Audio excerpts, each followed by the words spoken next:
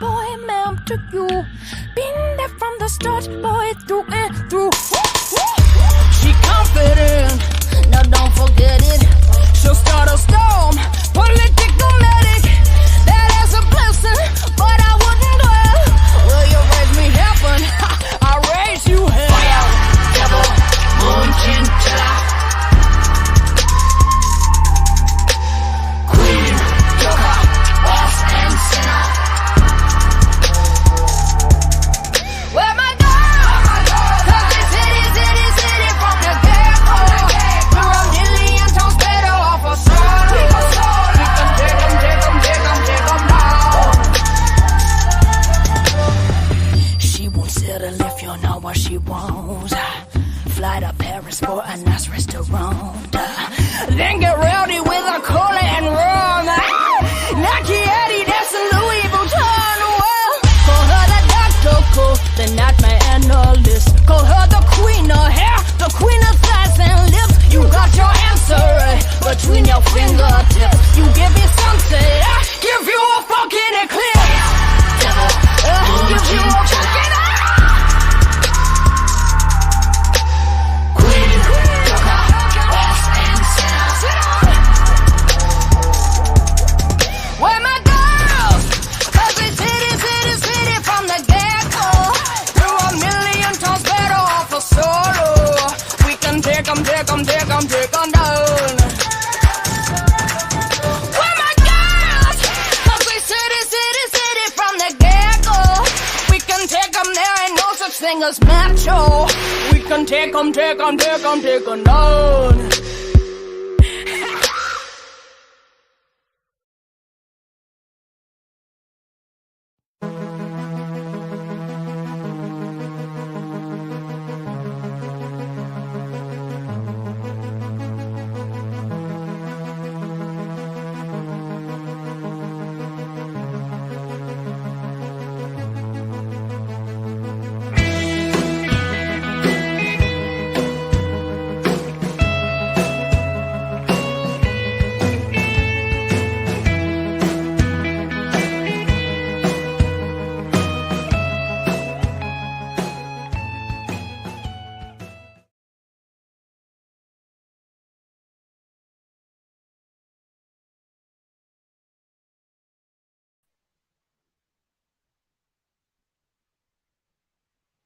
Hello everyone.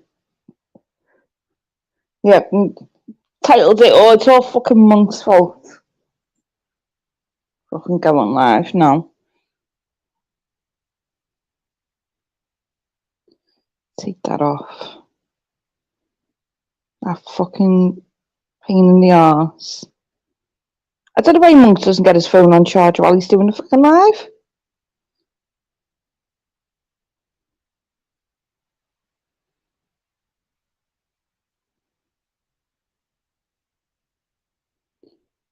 Let me get this link sorted. And then I'll read everything else. I'm fucking so unprepared.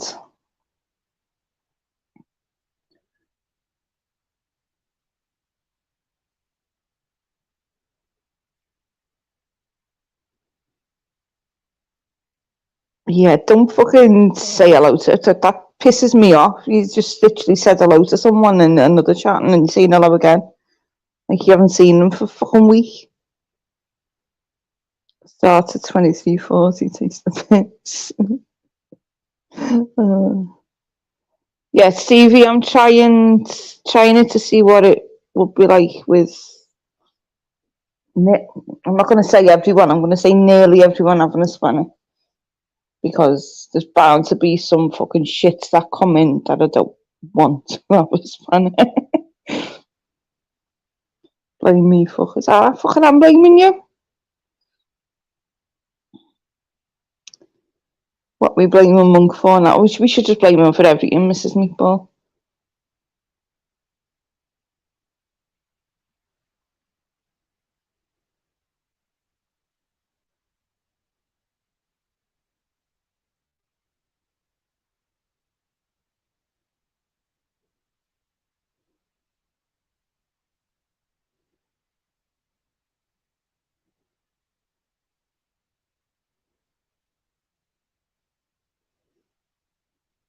You're not the only one, grey muggles. I have to go backwards and forwards between StreamYard and chat. Hi, NMB. Stay. Jim Star.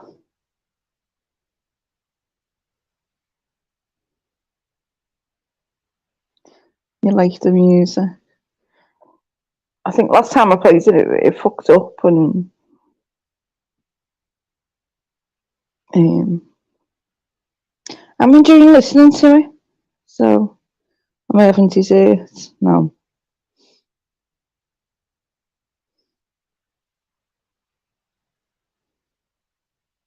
I'm just catching up with the chat. Hey, Suxy. You loved that intro. I had another song as well. I was trying to play them both the other day, but the tune is... If you just go to Chinchilla's channel, Stu, that, it'll be on there. I think that one was... Let me find it. That one is called Elements. And the other one that I played the other day was Little Girl Gone. And she's done a few songs with Ren, which I'm enjoying listening to that as well.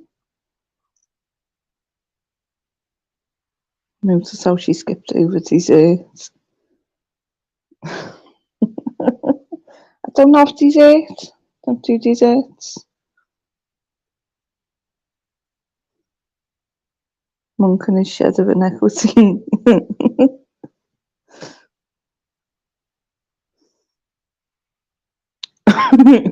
Sorry, Swan. I did think, well, what if new people sub? And I think, because last time I put it on for 20 minutes. So sorry.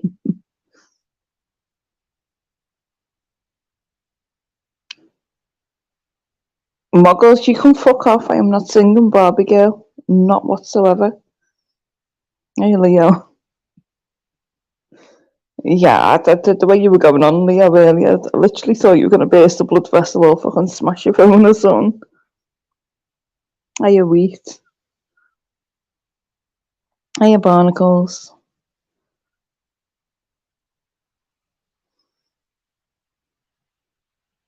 And to anyone ghosting and watching, that might have fucking watched the clip from me the other day. If you don't like what I said, I don't fucking care. I'm going to take a leaf out of Monk's book on that one. I haven't watched any of your fucking reply videos if you've done them. I couldn't give a shit what you've said. And you didn't have the bollocks to fucking come and say anything on my panel to me directly. You had to run your mouth on your own fucking panels to begin with, which is the reason why I fucking said what I said the other day, and I don't regret anything I said. In fact, I think I should have said a hell of a lot more. So there'll probably be a part 2 to that fucking rant somewhere.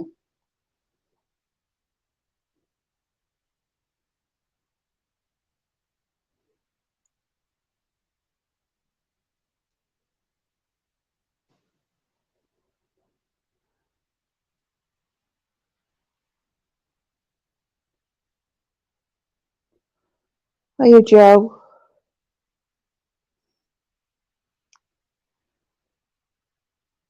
Yeah, Joe, if I think you're a cunt, you're out the door. It's as simple as that.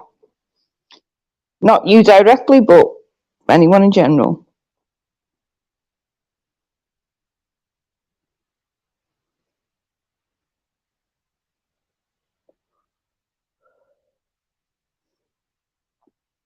Amongst the scouts.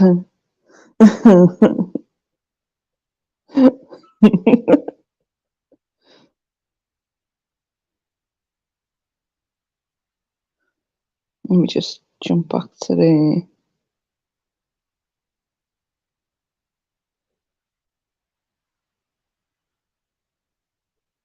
YouTube. Right, if any of you fuckers are jumping on, then jump on.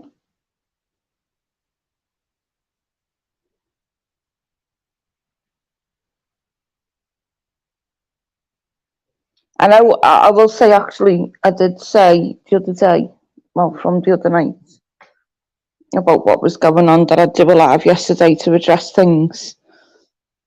All of this stuff with Beard and Monk and Tim and Shirley and whoever else, whatever else. But I had my own shit that came up yesterday, so I couldn't do that.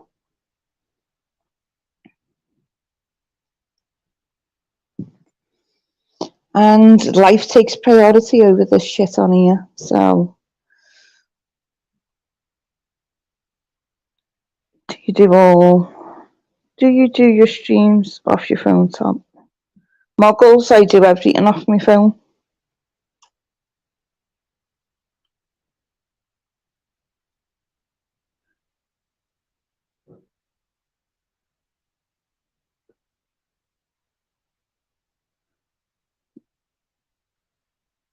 Leo, let me just say something before I bring it on, and then I'll bring it on. Yeah, all I was going to say, I'll hopefully try and leave this live up so people can actually see it, was the only analogy I could think of was you wouldn't disown your kids for the partner that they had, yet there's some fucking narcissistic twats out there that probably would, but wouldn't disown a friend because of their choice of partner, even if you had problems or issues with that person. It shouldn't affect your friendship with the person to start with. And be the bigger person. So, we've got our issues, but wish you well, quite honestly. But as I say, the shit the other night in the chat, that pissed me off. I asked nicely in the messages for it to stop and said I'd do the live. And then I consistently asked on the panel for it to stop.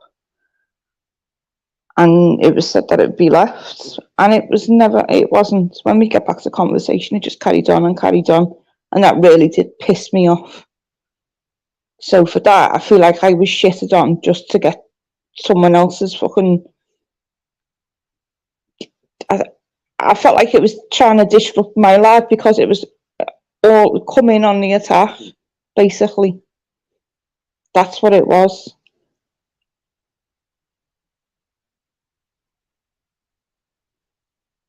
But anyway, that's just what I want to say on that. Right, Leo, let's get you on. Chill out, man. Chill out. Hello. Hello, can you hear me? Yeah. You alright? Yeah. Yeah, I thought I'd come up. I probably ain't going to last that long, but I'll just come up until a few other people join. Yeah, if you calm down from earlier, Yeah. I'm literally, like, when I do that, I can literally just switch to being calm again. Like, bang, I can do it now. I could just go mad now. Do you know what I mean? But I try not to do that. I've been to courses to stop me going mad. Like, I just pretend I'm nice on here. When you've had enough of something, you've had enough of something, haven't you? Hello?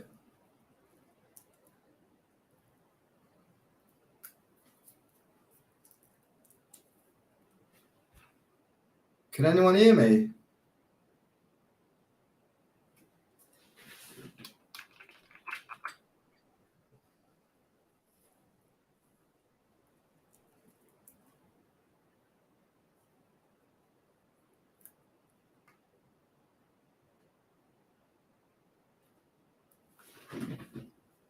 I think it's just me.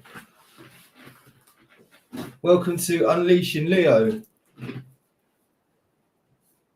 Nice to see everyone with us. Susie, Stokesy, Gibbsy, Outlaw King, Paul Chock, big up, Phil Graham. Mr. McGreedy, The Swan, Local Experiment. Hello, Anne-Marie, you back?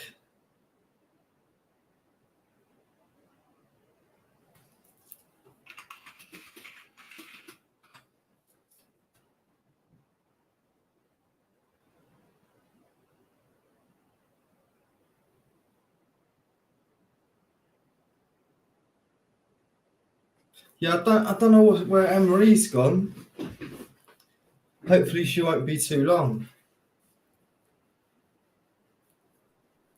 Nice to see everyone. Nice to see Outlaw King.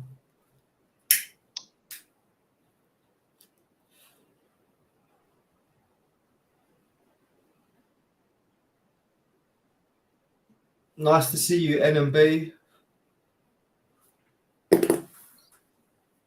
Yeah, cheers. I'll tell you what, I was just reading in the news. The Italian Parliament are now taking gay women's names off birth certificates because they don't like same-sex marriages in Italy. All right, Hello. Hey, Porkchop. Anne-Marie, why was you quiet? Can you hear me all right? Yeah, We can hear you, now. Marie. Yeah, no, something blocked my mic, and then I had to go out and come back in, and then all I can see is Leo's screen twirling. Hello. Is it me you're looking for? I can see it in your eye. I can see it in your smile. That's a nice rendition. I hope you're good anyway. How are you doing, Anne-Marie, Leo? I'm good, mate. How are you? Yeah. All good, the Porky Chop is sound as a pound, thank you. I seem to have this heart over my head. Are you trying to tell me something? Like, we don't want to see you. Who, me? No, me, I've got a heart on my head. There's nothing wrong with that. No? You're well loved. I was going to say, it just means we love you, yeah. Yeah. Oh, cheers. There you go, brother. And how's our Anne-Marie? How are you doing, sweetheart? You good? Yeah. You chilling? Well, to be honest, I feel better having me fucking rants. So it's been long overdue. You've had some rants, have you? I've missed your rants then. So I've looked at the title of your stream. It's all Monk's fault. Monk, it's your fault. Gibbsy, you're in chat. What have you done now? Fucking getting me to go live, the bastard. Has he? He's fucking bad, him. He you know what I mean? He's the type of guy that goes out, you know, like says, like, come out for a fucking beer with the boys or whatever. Yeah, you know, we buy all the rounds, and when it comes to his round, he'll fuck off. Probably. Yeah, I know what type of fucking guy Monk is. Don't you worry. I've clocked it there, Anne-Marie. I've clocked it. Can I make Pork Chops a new logo without the audits in it? I know. I need to do it. I need to get a new avatar. I do. You'd have to tell me what kind of thing, because I use the AI to create the images, so I have to put certain words and try and get it to fucking do what I want it to do. All it's got to say, Anne-Marie, is pork chop, innit? Pork chop. And that's all it's got to say. But do you want it still on a flag or certain colours? Or... I'll let you be creative, because I know you're good at them. So I'll let you be creative, and as long as it says pork chop, I'm not fussed. as long it doesn't have nothing to do with Man City in or out like that.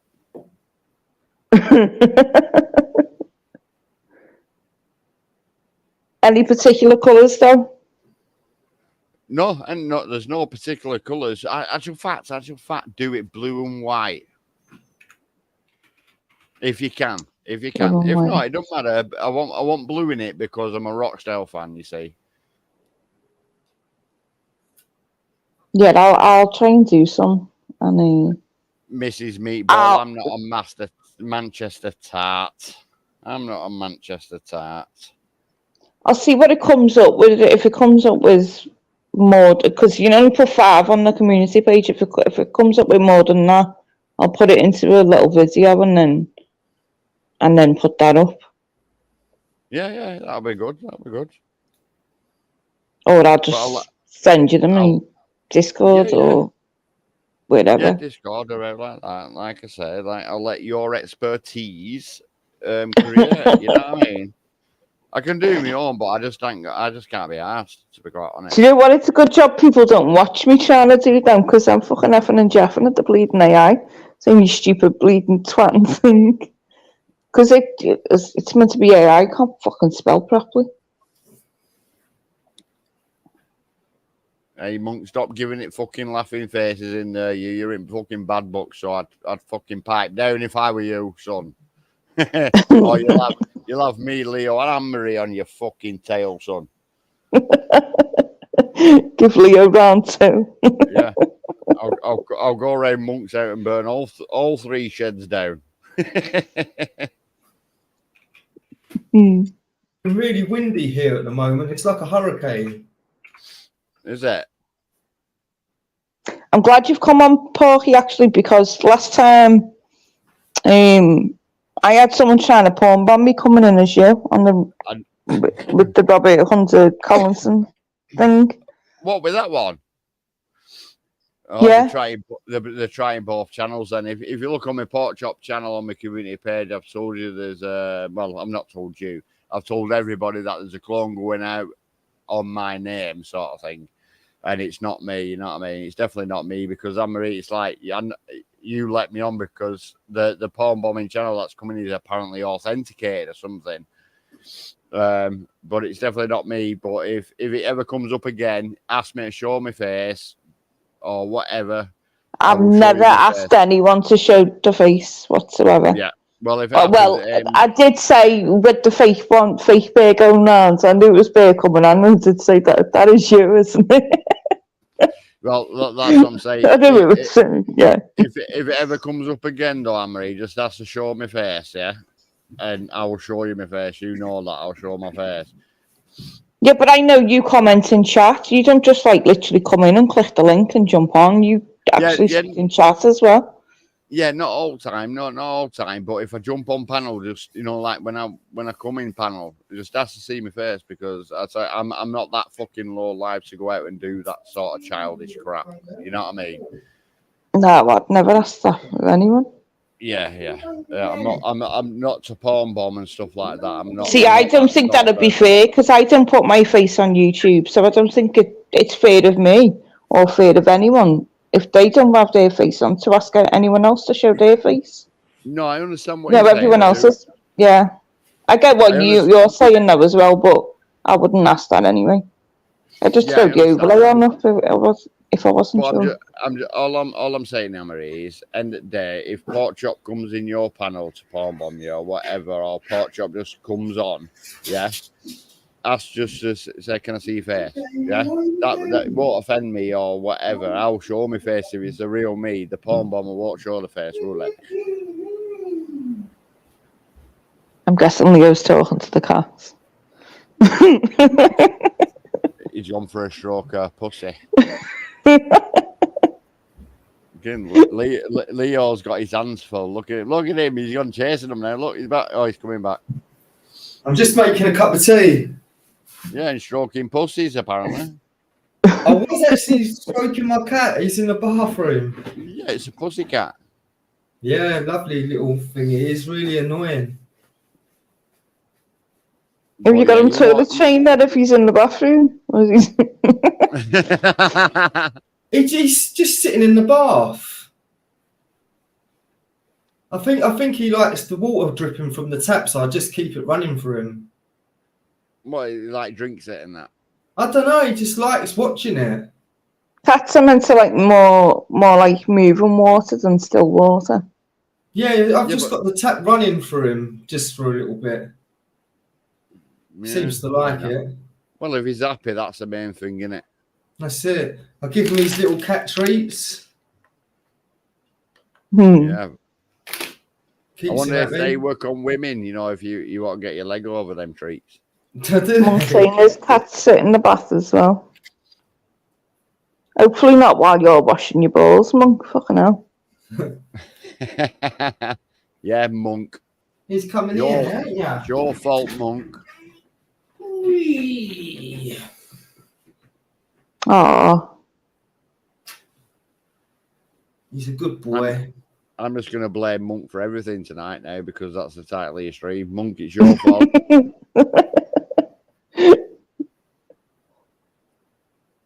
did Dobbs get home all right, Monk? Yeah, it's your fault, Monk, that cat's sitting in the fucking bath. It's your fault. If my cat starts sitting in the bath, I'm gonna go mad at you, Monk. I'm gonna do a live tomorrow if my cat starts sitting in the bath. He doesn't like water. He won't go in a bath with water, Susie. Susie says her cat sits in the bath when it's hot. Oh, no water in it. Oh, okay. Probably quite cool in there, isn't it? Yeah, because I'm not being funny. It's like cats, what they do. I've got 2 cats myself. You know, my eldest one, he were a bugger when he were growing up. Like, we had the litter tray for him and everything, but he used to actually jump in the bathtub and he actually pissed down the plug hole until we caught him. I'm like, you fucking ain't going in there again, you little shit. And that's what they do. It's like some cats, if you see them, they're on internet now. Like, they actually sit on the toilet and have a piss. Yeah, I've seen that. That's pretty good, isn't it? Yeah. Cats are intelligent, man. Yeah, my cat, he puts something over the food so it stays fresh. So I put like a little kitchen towel over it, and then he'd take it off and he'd put it back on there to keep the food fresh. Yeah. Clever, isn't you? Is a male, yeah? Male Yeah, cat. he's male. He don't. I take him for walks. He stays in the house mostly. Right, so he's an indoor cat, yeah. Yeah, but he loves climbing the trees and things like that. He should be an outdoor cat, but where I live, it's not conducive to let the cats out and roam free. I don't think. See, my cats are more outdoor sort of thing, because obviously I've got a big massive fields and like forests like behind my house and stuff, and they go out and do the hunting and stuff like that. And that, to me, to be quite honest, I'm a one because that's what cats like to do, go out and hunt and stuff like that, and they enjoy themselves. I find cats more happier like that. You know, and they come in and they get warm and they get fed. You know, relax, they have a sleep and stuff, and they want to go out hunting again. You know what I mean? So that's what I do with my cats. Yeah, he's a proper. Mine must be a hunter. I got him because I had mice, and he's really good hunter. But because of the roads round here are really sort of dangerous, and there's always posters of cats going missing. I just don't want to risk it. And he's happy. I know he's happy. Exactly. I was about to say, I ain't got a Chinese chip shop near you, have you? If they're going missing. No, but we've got a lot of new people in the area, and a lot of cats are going missing. Make of that what you will. I was going to say we had that round here in lockdown, like certain types of cats can constantly go missing. Yeah, a lot of going. I mean, for a while, a lot of the time it was like black cats were going missing. Yeah, a lot of going missing, to be quite fair. And then you get Monk there. He's got his cat asleep at the bottom of his Monk, bed. it's all your fault. Where's all these cats going? Monk's got a bit of pussy in his bed. You get lucky tonight. Oh, pussy, your feelings, son. My dog identifies as a cat.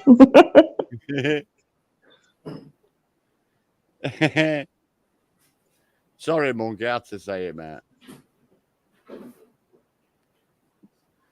Fucking Monk's got a bit of pussy in bed. Oh, bloody hell. I'm a cheeky bugger. He's pork chops. So what have you been up to, Paul? I've not been up to much actually, darling, and just chilling. I've actually took some leaves off my tobacco plants today, got them up drying now, ready for grinding and stuff. So yeah, that's all I've done really today. Where's the nice weather gone? It's in Spain, mate. Yeah. I don't know. I said earlier that we're supposed to have a 9-week heat wave. I like this weather like this anyway. This suits me. 22 Oh, yeah. degrees. Lovely. I hate it, mate. When it's hot, I've got all my neighbours and kids out. So when it's like this, they stay indoors. It's much better for me. Let it rain. Don't bother me. I quite enjoy when it's raining though and the sun's and all that, but I liked it the other night when it was raining because it's been so hot and muggy. It was just so nice hearing the rain, having my windows open. Yeah, it's lovely. The only thing I like about it when it's hot and then you get the rain, like a thunderstorm or something. The only thing I like about it is the smell. You get like a fresh smell. Yeah. yeah, I love the fresh smell. In my chair and have a cup of coffee, and you get the fresh smell coming through. But I hate it when it's pissing down and you have to go out to shop in it. God, try delivering pizzas in it, man. Yeah, sat that. Like I said, that's why I booked my holidays. Me end of September is because we get the British holiday. You have a bit of rain and a bit of cold time. You know what I mean? You end up with a cold. You know what I mean? A bit of flu. And then you get yourself over it, and then you're away back in the sunshine, man. It's good. Hey, Susan. Stokesy just said we've got a 9-week heat wave going to hit us soon. Sod Yeah, that. we have. Yeah, Nah. bring on the heat wave, man. Bring on it. Bring it on. It's all right if I'm not working, but when I'm working, it's just horrible. Well, Leo, I'm a welder, mate. I've got to work in it. You know what I mean? Yeah. I don't mind it. Mate. I'll work in it. Mind you, I might smell like a pair of fucking socks that have been on someone's feet for fucking a week. You know what I mean? But yeah. But are you doing that sort of outside or in a factory warehouse? I'm in a warehouse, mate. Is it hot in there then? Yeah, it's roasting, mate. We've got glass roofs, so it's like a greenhouse as well. You know what I mean? Of course, sod that.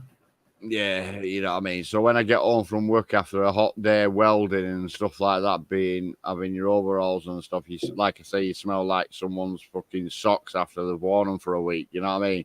You're getting a nice cold shower, and you can sit on your doorstep or in your veranda, and you know what I mean. Have a nice cold beer. It's so relaxing. I love it. I used to work at a precision engineering company. They used to do a lot of welding there. Yeah, precision. Yeah. Well, it's like me. I do a lot of combustion heaters and stuff like that. Proper qualified stuff and things like that. But the company need to sort it out with some fans or something to cool us down while we're welding. You know what I mean? Haven't they given you anything like that now? No, well, after the last bit of fucking weather that the heat wave like we've just had, we've all complained about it, sort of thing, and they're starting to buy them in to install them. Some fans on our welding bays. So hopefully, fingers crossed, it'll be done soon. Yeah, there's probably some like health and safety law, like where the temperature can't go above a certain. Yeah. There's two laws where if it goes over so many degrees, too hot, yeah, you're allowed to down tools and go home. Or if it's too cold, you're allowed to down tools and go home as well. That's a law that's been brought out. What's the too cold part? -1. Yeah, it's something like, I think it's -1 or something like that. You can down tools and go home.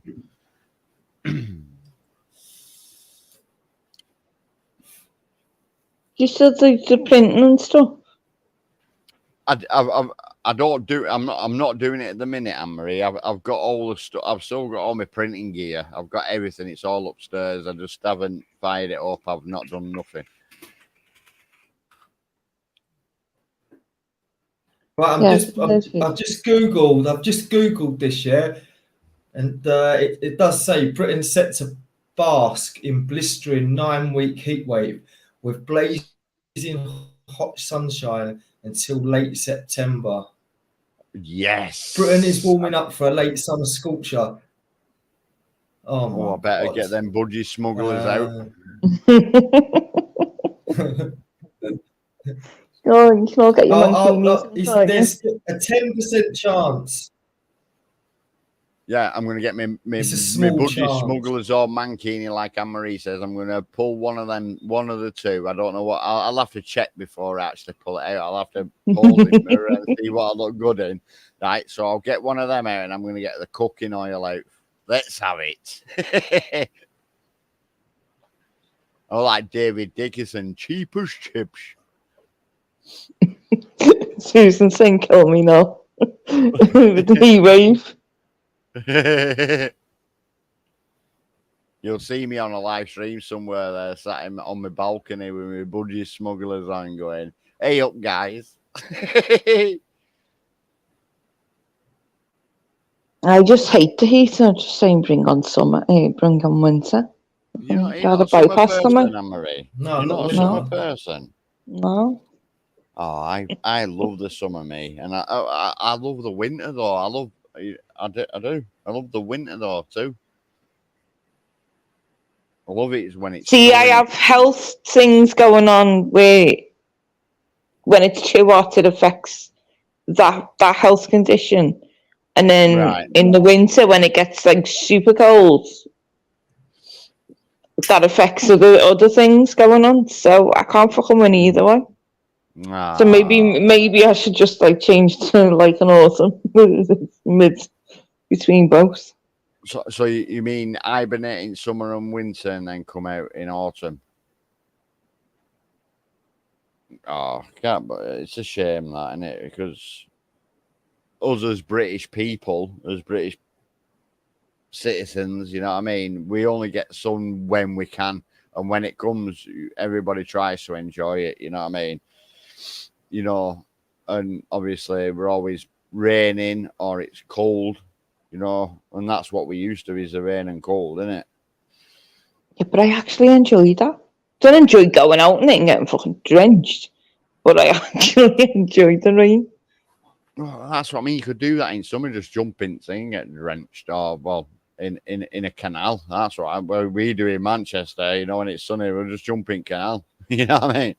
Stevie, I don't even think I'm fit for the scrappy, to be honest. I think I'm just fit for... Oh, bless you. It's a shame. But that's why, like I say, I booked my holidays at end of September, is because we have our British summer normally, don't we? You know what I mean? Yeah. And then it starts going cold over here, and then it's time for me holiday then, where I go and enjoy the sun, come back, then it's Christmas time sort of thing, where it's really cold, you know, and it's time to get used to that. And that's where I enjoy Christmas more, is because it's the weather. I don't like paying the energy bills in the winter. No, not in winter, no. See, I think winter gone, it was like the test to see how people, or if people could actually manage. And I think this one's just going to be a fucking nightmare. Emery, did you see Big G's comment? Oh, Crinkle's not in, is he? I kind of skipped over one. I thought you didn't read it out. He's the main fucking power bomber, that lad. He's a cheeky fucker. Oh, don't let that shit. But Big G knows more about the fucking women's side than half the women do, so I think he's trying to tell us something. Transitioning.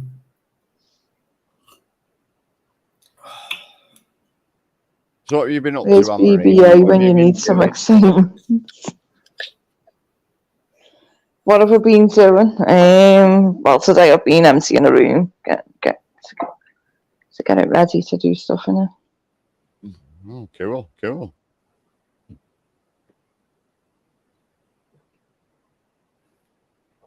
Not really, because I'm thinking of all the work shirts. You been up to, Leo? You been doing some more Lego and that? I've been working. I've been working out. I've been renting. I've been eating loads. That's about it, really. Ah, brilliant. Watching mate, YouTube. You know your rant's going to end up getting clipped, don't you? I'm not sure. Who you been ranting at? Who you been ranting at, Leo? Go on. I just wanted to become sort of just wanted to get my name out there. Do you know what I mean? Oh, so you had a rant, but who were you ranting about then? Check it out, man. I'll check it out. What on yours? No, go to Monks. I think it's on Monks, mate. Yeah, I thought if I want to rant, I'll go on fucking Monks as well. There you go. Well, I just had 2 of these Pro Milks. I think that sort of boosted me up.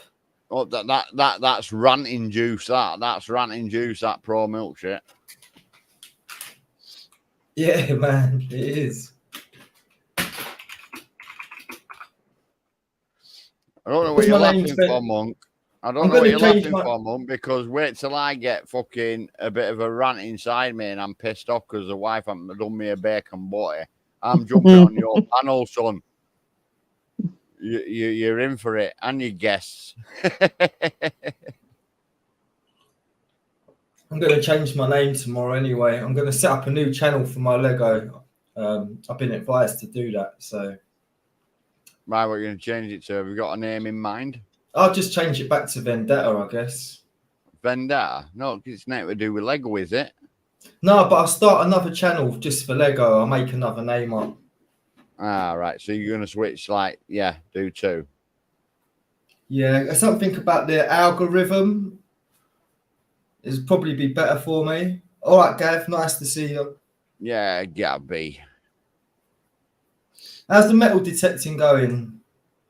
Well, to be quite honest, mate, I've not been out for a couple of weeks, so it's not been too good at the minute. But yeah, it will be. I'll be back out there doing it. You know what I mean? Getting out in them farmers' fields and finding the treasure. You know what I mean? Yeah, isn't it harder in the summer though because the ground's really dry? Well, it is. It's harder to get your spade in, but also you got to think about the farmer. If he's got crops on there, the seasonal crops, you can only go on certain farmers' fields. So if they're not got crops on. But basically, I always pick out people who've got livestock. Farmers who've got livestock. That's the main one because they're all season. Did you like that metal detecting program that was out with that Mackenzie guy in it? Yeah. Detectorists, yeah. I've met them personally in real life, yeah. What, when they were metal detecting? Well, they were. That's just a program, innit? But like us as metal detectorists, we had a chance to go and meet them of the detectorists because he's got Mackenzie Crook and that. Yeah. One of his relatives went missing a little while back. I didn't read about that, mate. No, yeah, he made an appeal. I think it was his auntie went missing. I think they found her in the end.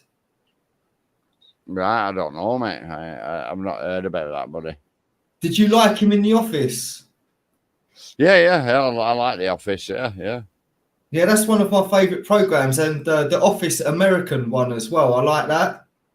Yeah. Yeah, that's well funny.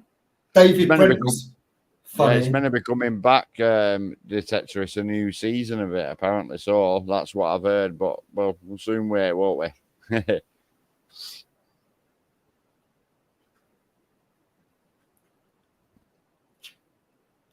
I'm thinking Monk's saying go live and he's fucked off. Who was? Monk. I'm watching Monk, the you chat bet. and thinking he's fucked up. Monk, you get your fucking ass back here now. I'm Bear. Yeah, BBA, get your fucking asses back here, you pair of cunts. I'll say it. I'll say it, Anne-Marie. I'll say it. Get your asses back here now instead of pussyfooting around the sink brushing your teeth. Get here now. Next time someone asks me, you're going to be told to fuck off. Hey, camera shy. It's all right. Next time I go on Monk's Live, I'm going to kick off for you, Anne-Marie. I'm going to make this a personal vendetta myself. Monk, don't be hiding. Don't be hiding. You're going to get pork chop if you're hiding, lad. Come on, Leo, tell them. Yeah, get your asses on here. Links there, links pins if anyone's going to jump on. Oh, sorry, Vinny.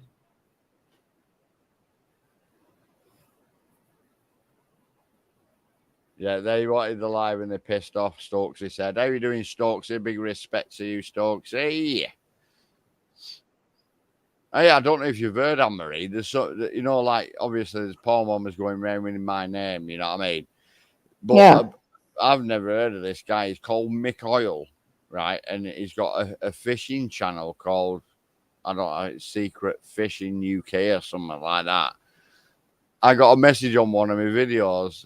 This guy's been giving me a load of shit on his live. And I'm like, I don't even know who the fucking guy is. Never spoke to him in my life. Don't know who he is.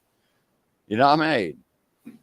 So I don't know if it's a personal vendetta between them two, to get me involved. But I'm not the type of person to get involved in vendettas and shit. I just come on to have a laugh and a talk, you know that. Yeah. So I've just fucking ignored it. So all I commented was, I don't even know the guy. You know what I mean? What else can I do? You know what I mean? If he is saying stuff about me, well, let him say stuff about me. It's not hurting my feelings because I've not heard it. I wasn't ignoring you, Susan. I've just seen the comments. I'm thinking, I'm going to move him to the bottom. Susan, how you doing?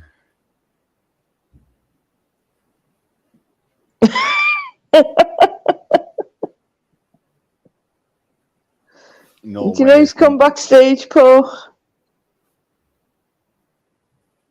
If you want to drive a pork chops, don't let him get to you. He don't get to me. No one gets to me, sweetheart. Thank you, Yvonne, anyway, but no one gets to me. Who's backstage? Who, Monk? Monk, get your ass on here, you little shit. Is he backstage? No, it's not Monk, no. Oh, let's Monk see this. Hiding. I'll probably fucking shoot myself now. Oh, no, I knew it is. I know exactly who it is. I've just made you a new avatar, mate. Thought I'd come on and fucking slap it. You on about just... Is he fucked up? Oh, look at that. It's my mate, Rob. How you doing, Robbers? All right, mate. All right. Just been surfing I've been, keeping up with all the wonderful things. Vendetta, you fucking... Do you even lift, bro? Fucking hell, mate. You were going savage earlier. That was fucking brilliant. Love it. Nice one. I missed everything, haven't I? I missed everything. Oh, mate, you have. You've missed it, mate. To be fair, I've literally, spent hours following all these people and things going on. I did promise you, Anne-Marie, that I was going to come on instead of, and make you fall asleep and shit. No, but hey, nice avatar, Rob, right? But can I just say that's a bit fucking girlified because it looks like glittery. I'm thinking it looks like fucking something Jerry Halliwell would wear. Yeah, Jerry Halliwell or fucking Boy George. Come on, well, I was going to find. there was heart ones and that, and I thought, oh, he's got that one. Then I was thinking, where can I put the pork chop? And I just had the in the middle of a flag, England flag. But yeah, the England flag could be completely different. But just thought the pork chop like that looks cool. Well, you think it does, but if you look at it like how you got the pork chop, it likes look like I've put my dick through a chop or something. You know what I mean? Come off it, Rob. Come on. You know what, Rob? Hey, Rob. Right, Rob, listen to me. Go in the corner of your fucking room, of wherever you are, and just have a fucking word with yourself and a think, and then come you back can't with see the something little better. letter in the blue in that top, but in the bottom it said pork chop is a twat. It looks like I've stuck my dick in a chop. Chat's getting confused. Is this real two talking pork chop? Hey, don't you worry, Susan. I won't hold back me. I'm not having this glittery fucking shit and then looks like my dick put through a fucking chop. Come on, son. Come on, give you a wobble. Go and sit in the corner of the room and have a word with yourself. You're lucky you're in a pride flag behind the. Yeah. I thought fucking so. I'll fucking change it. Fucking twat. Fuck it. Well, yeah, you nice try, but that were a bit fucking like Anne-Marie said, Jerry. You know what I mean? You could always do the same layout and put Rob Ronson right across. Fuck that. I ain't looking at twat. Fuck me. My children could do better drawings than that fucking avatar. I'm just trying to think what other words we can make up out of all those letters. What part of fucking job? Okay, now. Come on, even the chat agrees with me here. Come on. Oh dear. What did one pork chop say to the other? Go on. I don't know, I'm just reading Jim Starr's comment. Oh yeah, Jim Starr. That's it. Hang on. Pock it to me, baby. Pock it to me, baby. Rename the panel after a full English breakfast items. Need one more pork chop and a Mr. Wolf to complete the set.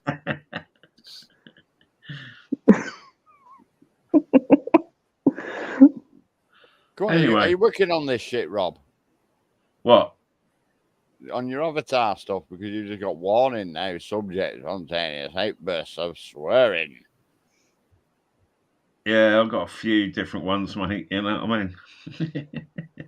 Go on, let's see your creative work. Come on, son. No, I've just blagged other shit. What? So you put a glittery pork chop one up?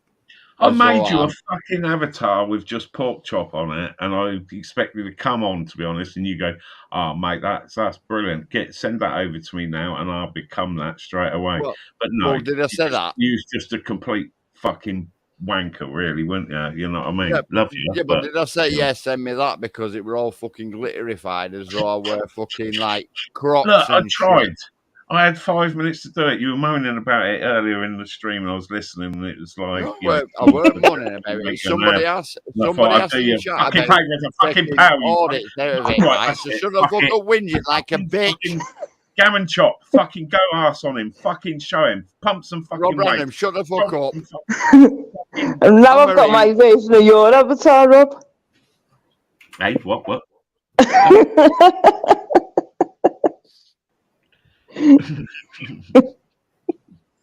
Fucking hell, come on, Rob, you can do better than that. I know you personally. I know you can do better than that avatar. That were fucking dog shit. Never mind fucking giggling. I tried hard. Okay, then. Right, well, that's someone that's said the last time I pork chops. can't do something nice. Gobsy. Well, Gobsy's ass can he smear you in apple sauce? No, there we go. There we. He can fuck off. Our Gibbsy monk can fuck off. He's not putting no applesauce on me because I know what he's after. You ain't getting my fucking bum out, son. Simple. Simple, son. Fuck you, Outlaw King. I want a participation trophy and everything. Fuck's sake. We didn't get that back in the day. Yeah, correct, Outlaw King. I agree with you, brother. Good night, Yvonne. I don't know if I got to say hello to you before, but sleep well.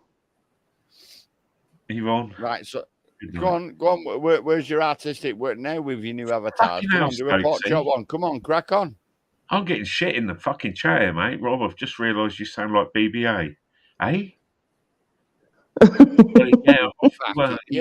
BBA's a bit southern to me, isn't he? And probably he's more southern. What's he? Banbury, isn't it? Banbury, Oxford. That's just, you know what I mean? Anything north of Oxford is fucking north as far as I'm concerned. I'm south. BBA is not Banbury. He come from Banbury, didn't he? No, BBA. I think he originally come from Banbury. Yeah, he's in Birmingham, but he's from Banbury. Yeah. What were monkeys? Josh, you don't know nothing about this. Yeah. So BBA is a fucking Banbury bum boy. Like now I get it. BBA's name out of your fucking mouth. That is why they're good friends, isn't it? Because they're Banbury bum boys. I love them, Bob. I love them. You don't know nothing. I can't believe it, mate. You introduced me to this fucking hellhole of a fucking... and like, you don't even know the fucking score on it. You don't know where people but I fucking knew it. And when I met BBA, me and BBA fucking met up and shit. Yeah, he was a Birmingham lad. But I knew Monk were from Banbury, but now fucking BBA's from Banbury, the same place. And I said it's a Monk's on Monk's channel, that Banbury Bum Boys. That's where they're both from. Yay! See, I'm just keeping up the chat. I'm not even fucking listening to you because you're not giving me any good info anymore. Random, you fucking southern furry. Fucking hell. Hang on. You know, you talk worse more than my fucking wife when I've not done a fucking job in the house, you.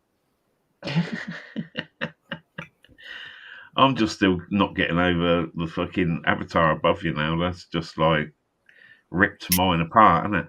Oh, yeah, that avatar's way better than yours. Cheers, Leo, mate. I like that. I was going to say, I just noticed Leo's as well. Gammon chop. The concentration on his face when he was drawing that, when he had his fucking camera up, was amazing. I was thinking, what the fuck's he doing? And then he's come up with that, and like, it just, made me look even fucking shitter than I already am. Yeah, but obviously, because you did all fucking like Spice Girl shit on your avatar. That were fucking dodgy shit. That. Just think he's slagging it off, you fucking. Yeah, and you thought you were, you thought you were cool coming up on panel. I feel like I've done you an avatar. Look at this one. Like Britain's Got Pork Chops challenge. This is now. Hi, Gregory. Even Anne-Marie don't like it. Gregory will say he don't like it. I agree. It just makes me think of a dress changes, basically. I think we should have a vote that if it turns out you have to turn into this avatar Big G. the rest of your YouTube days, if the chat whacks in either one or two, and it one for Pork's got to fucking wear this gay pride fucking avatar on that. You should try it on now, Pork. No, I won't try that on picture, mate. Anne-Marie, I'm not sure. It's like me. If I tried that on my avatar, it's like me putting on a fucking thong or something. You know what I mean? I'm not against gays or anything like that. I'm not homosexual and shit like that. But that is a bit fucking fruity. That. I'm Porky Choppy. Come off it, son. Come on. You can do something a bit manly, like put a fucking like Popeye in background or something. Mate, I just went on the avatar that you're wearing at the moment. I just thought, well, that's, There's nothing like it, you freaking idiot. That is nothing like gay, my avatar now. Mate. It's quite gay. Yeah, correct. That's why you done it, innit? Are you sure? I just thought I'd like emphasise your, feminine side. But I'm not being funny. My Anne Marie's a female, and she's a lovely female. I bet she'll make me one more fucking masculine than that fucking pile of shit you've got. Right, let's Good see night, if she can do it in Stevie. 5 minutes like I did. Fucking, you know what I mean? I'm fucking near tears at the moment, to be honest, mate. Yeah, you will be in tears when I fucking snot your Fucking nose for effort. that fucking avatar. Oh shit, Gibbsy's back. Gibbsy, Oh, what do you think Gibbsy. this have? Do you Hey, think King. this? Yeah. I'm fucking sure he'd His say yeah. pussy's fucked off out of bed, so he ain't got out of stroke, so he's back. Well, you can come back and jump on the panel, can't you? Yeah, Gibbsy. Oh fuck me, I'm Ministry of Madness now. Fucking hell. What the Ministry of fuck? Madness, where? Me? Pretending to be Pokey Chop. Yeah, this is fucking people's brains up as they're coming back in, isn't it? They're like, what? Hey, there we go. He's fucking. Our Is this a Leo's got form an or even better avatar there. Look at that. I like that. Oh, baby. now we're fucking talking. See, but he's taken my stuff. He's taken what I've done on board and thought, yes, this is the fucking way. Yeah, he looks has, like- but yours looks more a bit fucking.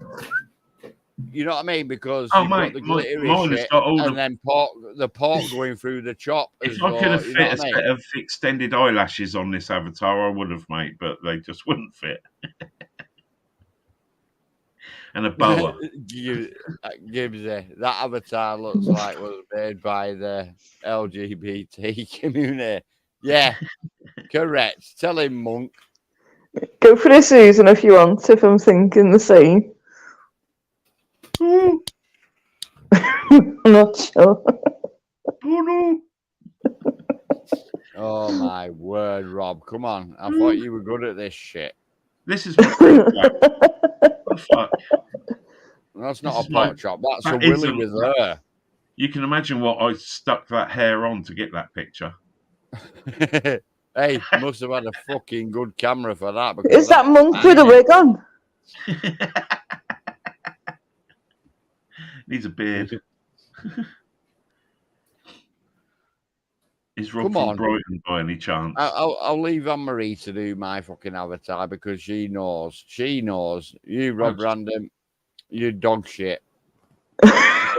So I'm going to say it's a no from me. Okay. Yeah, you could have just said no. You know what I mean? You didn't have to be so fucking hurtful and, horrible Well, and that's shit what about they it. do, don't they? That's what they do. It's a fucking no from me. Well, Dog I said, now I'm shit. going to make a fucking scene on the stage, you absolute cunt. That's a selfie from Gobsy from 2010. What the one of Rob Random said, yeah, in his shed. That's who I first come on as when I was coming onto these panels as Cesspit's in. Spanky. Film boy. With Spanky Av. There's Cesspit. I haven't spoken to Film Boy for a fucking long time. How you doing, bruv? He done a live the other night. Did he? I must have missed it. I arrived out on Razzle. You know what I mean?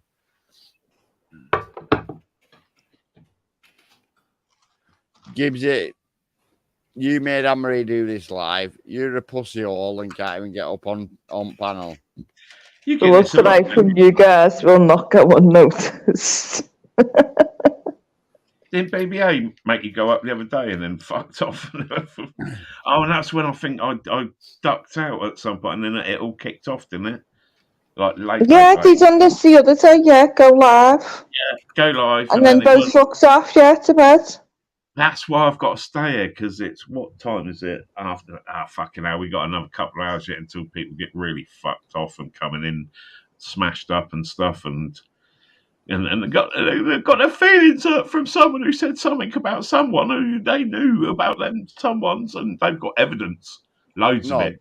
The Fucking feelings are only pictures. going to get hurt, Rob Random, with you putting fucking. There we go, pot chops. You putting fucking weird fucking Oh, my avatars. Leo. Now tell me you fucking didn't like mine. I fucking No, I prefer that one than fucking yours, Rob Random. Like I said, that's something like one you had is like all glittery and shit. You know what I mean? It's like, ooh, look at me. So this one, Yeah. This one's less gay than mine. Yeah. He's fucking sure about this, bro? Do you want to fucking retract that? That's more masculine. Yours is more masculine. I hate the fact I'm getting really close to my screen to see if that is actually you. You're a cheeky cunt, you, Rob. Yeah, look at that fucking posing pouch. You pack a punch, don't you? Hey? Yeah, too right. That's me when I'm fucking 16 with fucking Ted Bundy's, lad. Mate, I am looking so. Oh, damn, you've gone too far away. It looked like a stain. Right. On Hey, calm down, Rob. You're looking so hard. I don't want you fucking feeling like that. Calm down. Oh, man, you're all excited. Come on, we're all adults here. You know what I'm doing, mate? I'm going to put it out there that I'm gay, yeah. So then I'll get the hidden closet gays contacting me, like you did on YouTube. Right, well, I'll let you put it out there, man. I'll shut up now and I'll let you put it out there that you're fucking Clark Kent. Clark Kent.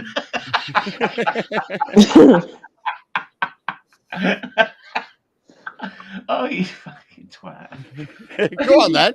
Well, I can't fucking hang on a minute. I'm skinning up. I'm skinning up. Yeah. You're skinning up. This will get clipped, and that's it. I'm going to get loads of people trying to personal message me, and then I shall out them all. Everybody in chat, Rob Random is officially skinning up. Oh, Jesus Christ. With just Gypsy. 2 fingers. Hey, Gypsy. Hello. How you doing, Gypsy? Hello, Gypsy. Hello, Porky Chop. What's it? Porky Chops. Oh, yeah. Forgot about that. Call me Chop. Hello, Chop. Porky Chop. Fuck it. I'm being a Porky Choppy Chop. Look at his LBT and shit like that. Shut up, you ungrateful cunt. You fucking horrible bastard. You've made me feel so bad. Even Gypsy will tell you that is shit. Do you know what? Isn't that shit, Gypsy? I don't know. I actually think it looks better than mine. No, fuck off. That's all glary and shit. Yeah, you're my new best pal. I like you. That's it. Fucking hell. Yeah. See, Rob, you just doing it to get at me. Oh, come off it, son. Gammon Look at Chop. the fucking state of that. You've got pork going through chop. You can't have it that way. So ungrateful. How is everyone? All good, yeah? Yeah, all good. Thank you, Gypsy, mate. How's your day been, bro? Good, man. Pork Chop, you don't auditing no more then? No, mate. No, I ain't got time to do it anymore, buddy. You know what I mean? I feel that pain. You know what I mean? I just don't have the time, bro. Not enough hours in the day, even for me. All the audits I've done. It's like doing whatever on top of it. It's just draining, man. Well, it's not that it drains me around like that. It's just that because I'm a full-time working and coming home, sorting the children out, then picking the wife up from work and then going shopping. And when I get home, you're talking like fucking 8 o'clock at night, man. I just don't have time to get out. The only way to do it is like you could be like, all right, maybe I can do it on the weekends, yeah? Yeah, you know what I mean? Fill it in. But that's what I have to do. It's like, for my audits, it's like I'll go out twice a month and I'll just get as many as I can in them 2 days. And it's still like... Yeah, that's good. Yeah. Yes, smash. There's a fucking chop and nice to meet you. That has got my vote. High five.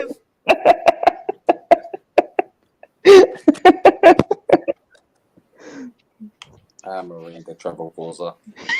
Yeah, but like I said there, Gypsy, mate, it's like weekend comes as well. It's like, you know, because my kids are at a certain age, they want to do activities where they've got football or something like that.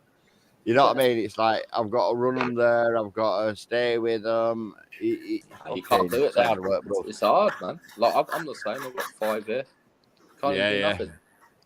I'm going auditing, and they want to come with me. Yeah. Crazy. Like, can I come London? Can I come London? That's all they say. Well, that's what I mean. But my children never say, "Can I come with you if I'm going anywhere or whatever?" You know, like they want to do their own things. They either want to like go and play football, or they want to stay on the computers. You know what I mean? I'm like, you know, like it's like we bought season tickets for our local teams and stuff like that. We do that on a Tuesday and a Saturday sometimes. You know, where it's just me and the boys. You know what I mean? Yeah. But it's just trying to get in there. If I've got the opportunity to do it, I'll do it. You know what I mean? If I've got that opportunity, I'll do it. With how busy you are, you're like me. Like for me, people think, oh, Gypsy just sits around all day doing whatever. Like, trust me, I'm grafting. I've got 5 kids. You know what I mean? I have to do what I've got to do. Yeah. You're 5 kids, you're doing more than grafting, you randy bugger. I'm nearly Good night, Stokesy. It kills you off, man. It does. It does. Where's the love poem then? Ain't you doing a love poem tonight to Pork Chop? No. Oh, I thought you were doing love letters. Have I got a love poem? No. Where's all the love letters, man? Oh, I can't wait for this, me. You know what I mean? I'm gonna reminisce it in my head. Where's mine then? She said she sent one 2 years ago. I'm still waiting. Literally 2 years I've been waiting Pork Chop for a love letter. Have you?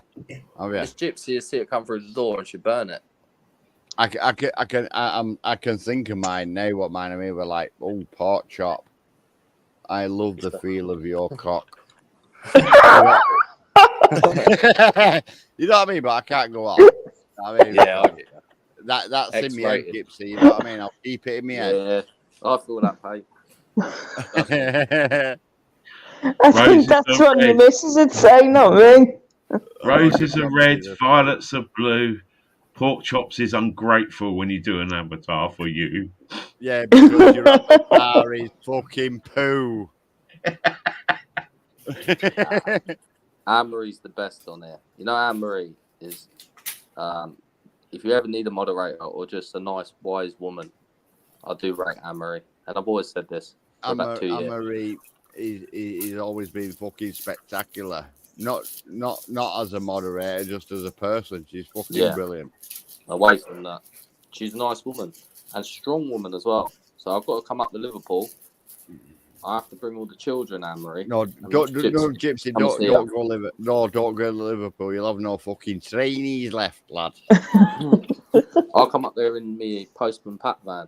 Well, I'll tell you what, if you go in Liverpool, mate, bring your own bricks because your feet will be on the fuckers. Now, do you know what, though? I feel Liverpool's beautiful. I don't have to It's not a rough place. It's certain parts, like everywhere you go, like Manchester. Certain bits that are going to be rough, but it's not all fucking bad. Yeah, of course. You go London, you go Birmingham, you go Newcastle, you'll go fucking Scotland, you'll go fucking Wales. Every place has a rough part. You know what I mean? Liverpool, but I was going to say, like, in areas, because I've lived in different areas, obviously through growing up and all that. Yeah. Until now, I've moved a couple of times. But there's like the area for the most part is nice, but there's always like that one street or that one part that all of the shit goes into. Yeah. So if you be clever and try and get your kids away from that street. Like where I am now, there's all of the shit is a couple of streets away. Oh really? And that's where we've had cars going up and down the road and shooting up the streets and everything because it's all to do with fucking the drugs and gangs and all that, people shooting up the streets. Whatever area you live in, when you've got kids, you generally know, especially if you've grown up in an area, what the schools are like, isn't it? I knew all the schools around Reading Way, and it's like, I know which one I want my kids to go. Where'd you say, Reading? Yeah, Reading Boy. I love Reading. Reading massive. It's not bad. I'm only You know what I from mean? People Slough, slag it so off. I'm always in Reading. So you know the Oxford Road then? Oh, I fucking do. I was in the hostel down there a few years ago, St Leonard's. It Oh, right, yeah. Nice. Yeah. Well, I say nice. Yeah, probably not. was all right. I mean, I love Oxford. We had a family business down the Oxford Road for since, what was it, 1978. What about Family Reading? I love business. Reading. Yeah. Yeah, you weren't making avatars, were you? Mate, to be fair, I did. I was making all sorts. I was like desktop publishing, printer, Oh, and yeah? Yeah, all I thought I printing. was all wrong. Do you And know that's why Reading? I don't like doing it, because I've done it for so many years. There's so many businesses around Reading that have got my, you know what I mean, signage and shit like that. Yeah, I've And seen your sign because obviously I travel everywhere, right? I'm only from Slough, but I've filmed Reading many times. But I absolutely, for me, I know I had to do the hostel there when I come out of jail. But like Reading, especially the Reading ABC Boxing Club, who I got family in there, but like not even just that, the beautiful boxing Oracle. club Yeah, I used to go there a few years ago. down by the IDR. Uh-huh. Fuck you me, know- we had some fucking good rave ups in there. The boxing club raves that they had there for a number of years in the yourselves a 90s. fucking room, for fuck's sake. All the pubs are getting shut now, so it's all fucking deteriorated now around there, isn't it? Oh fuck yeah, yeah! They just turned it all the car parks into flats and shit like that. Reading's a Sorry, am I nice talking place. too much, pork chops? Fuck you, your avatar, fucking slagging off shit. Do you know Berkshire, yeah? People forget that Reading, yeah? If you go through Berkshire, say you go Slough, Maidenhead, Reading, Bracknell, whatever, the best town in Berkshire is probably Reading. Yeah, but they can't read, apparently, can they? It's the most diverse sort of place, you know what I I mean? don't think it is. I think Slough is. Cool. Come to Slough, mate. Oh, fuck that. Fuck, no. I don't even like going there, and I live there. I don't like going there anymore. But you have got the studios up that way, isn't it? Windsor, Slough. I used to deliver to the Yeah. 007 studios. What's it called? Yeah, Pinewood. Yes, yeah. I used to drive around in the Pinewood studios taking the Oh, films and that in a fucking mental place. We were supposed to, like, way back in the day, set up a rave there. They was going to have one and it had all the aliens stuff You in set there. up a rave, Rob. Mate, I don't. You I'm not can't even gonna go fucking do avatars. Come on. Never mind, set a rave up. I might have to come see you, man. When are you living in Reading now? I live just outside of Reading. I'm in the countryside now. Not Caversham and all that, yeah. Yeah, you got Nah, kids not out that of side. Reading I'm the because other they side. can't read. I'm West Berkshire, so I'm literally on the edge of Reading, West Berkshire. Oh, so you're in the posh a bit, eh? Big up the Berkshire, I'm up near massive. the AWE, up near sort of like I'm in Burfield way, so I'm up by all the nuclear shit. Nice Rob Random got kicked out of fucking Reading because he's a private dancer. Dancing for money. Does anyone know English Patriot?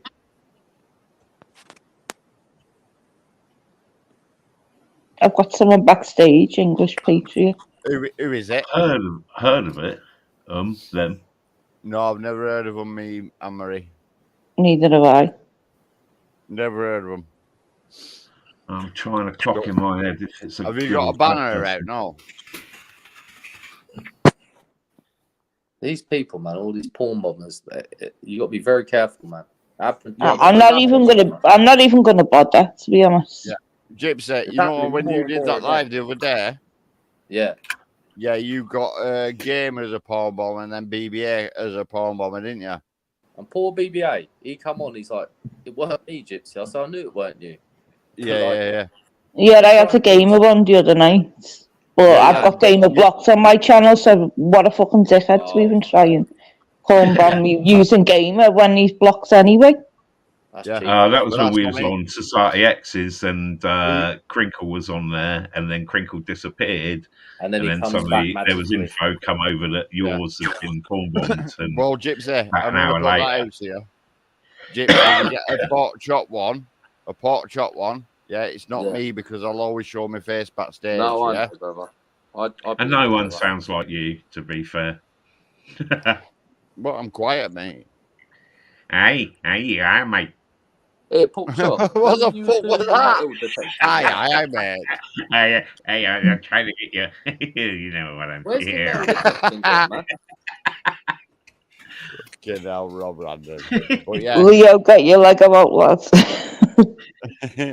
You a bloody northern. Oh, I'm going Welsh now. Fuck. Oh my God, no. I'm Well, not you, good at you this. Hey, in all bad sorts of dancer. languages there. But me, When I Yeah, try and do voices, I end up Jamaican. Simple as well, that. I was just about to say, you nearly ended up Turkish then. Who done that avatar with the finger up? Is that you? RR, yeah? Yeah, that was a Yeah, man. mate of mine Good, who man. done that. He used to do graphic design and stuff, and yeah, sadly passed away at the beginning of the Oh, man. epidemic. But yeah, we Rest spent in peace, ages man. on it. I wanted one that stuck out in the nice, squeaky clean metal detecting community.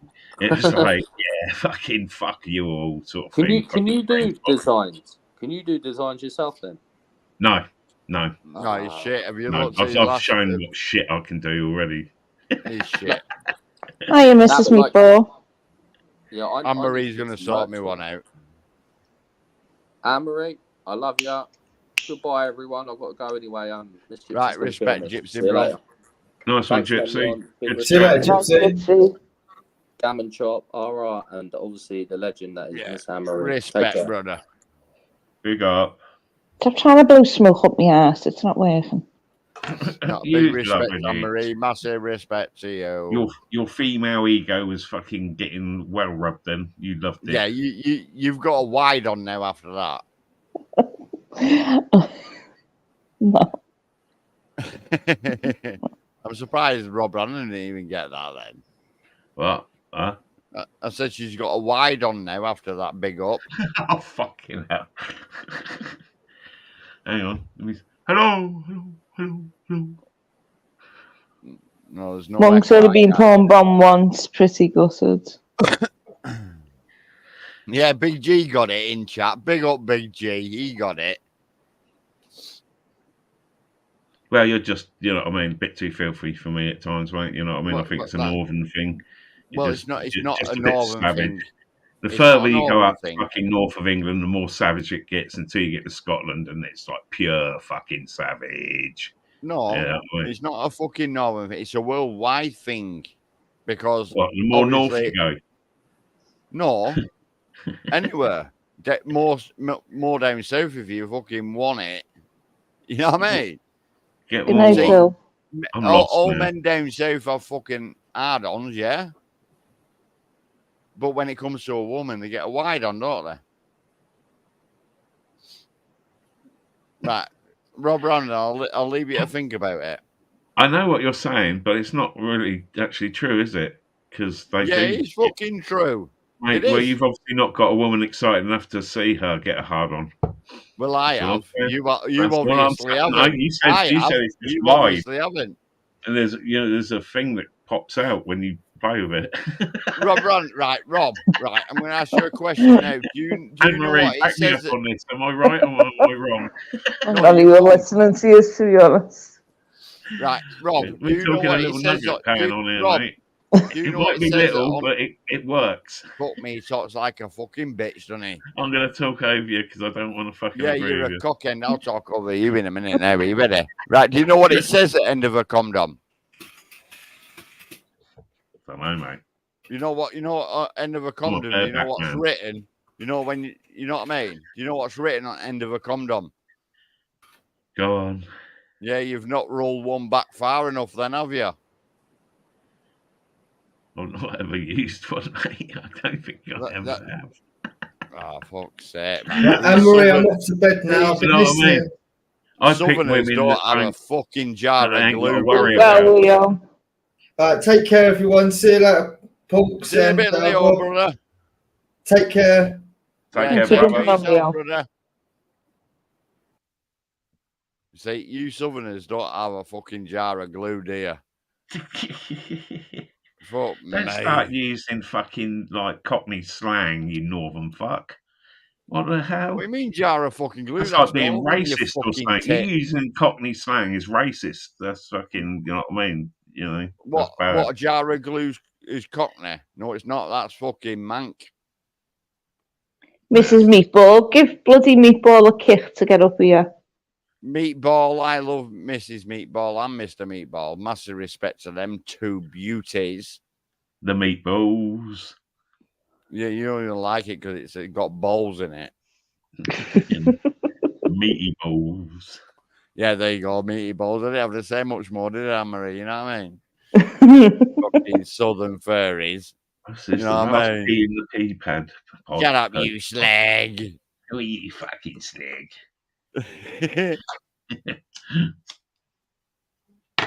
I think I'm too stoned for this. Is someone going to come up and cause some fucking grief or something? And like, you know what I mean?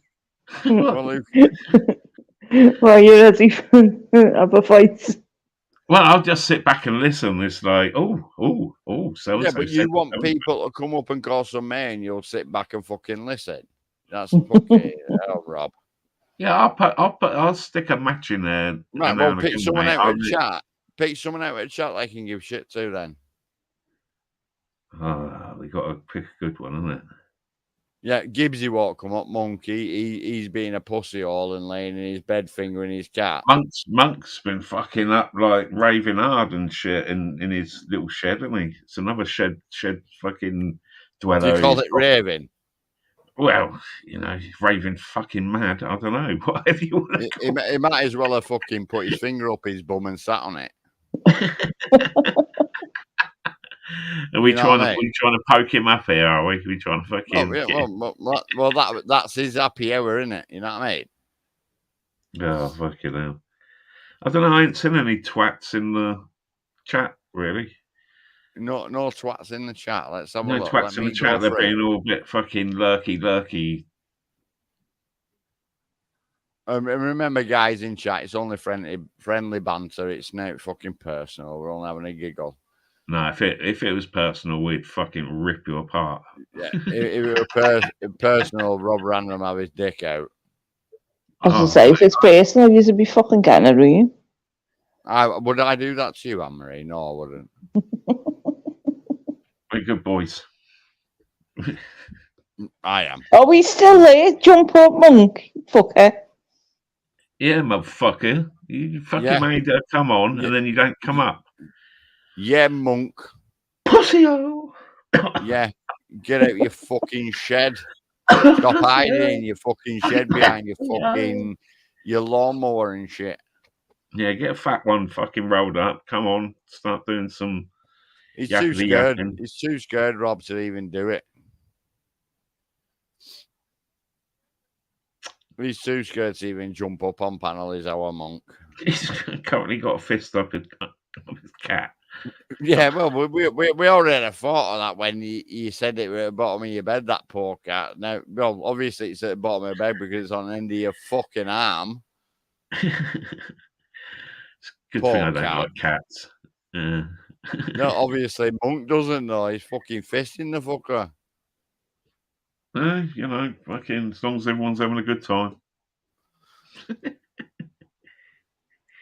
Meow, meow, meow, meow. I think that's the problem with all the shit going on. People are fucking scared to even jump up on chats. Do you know what, Anne-Marie? I nearly fucking give my pot chop channel up because, you know, like these poor mamas in my fucking name. And I thought, hang on, people know it's not me. I wouldn't do that. You know what I mean? It's you just got to take it as, you know.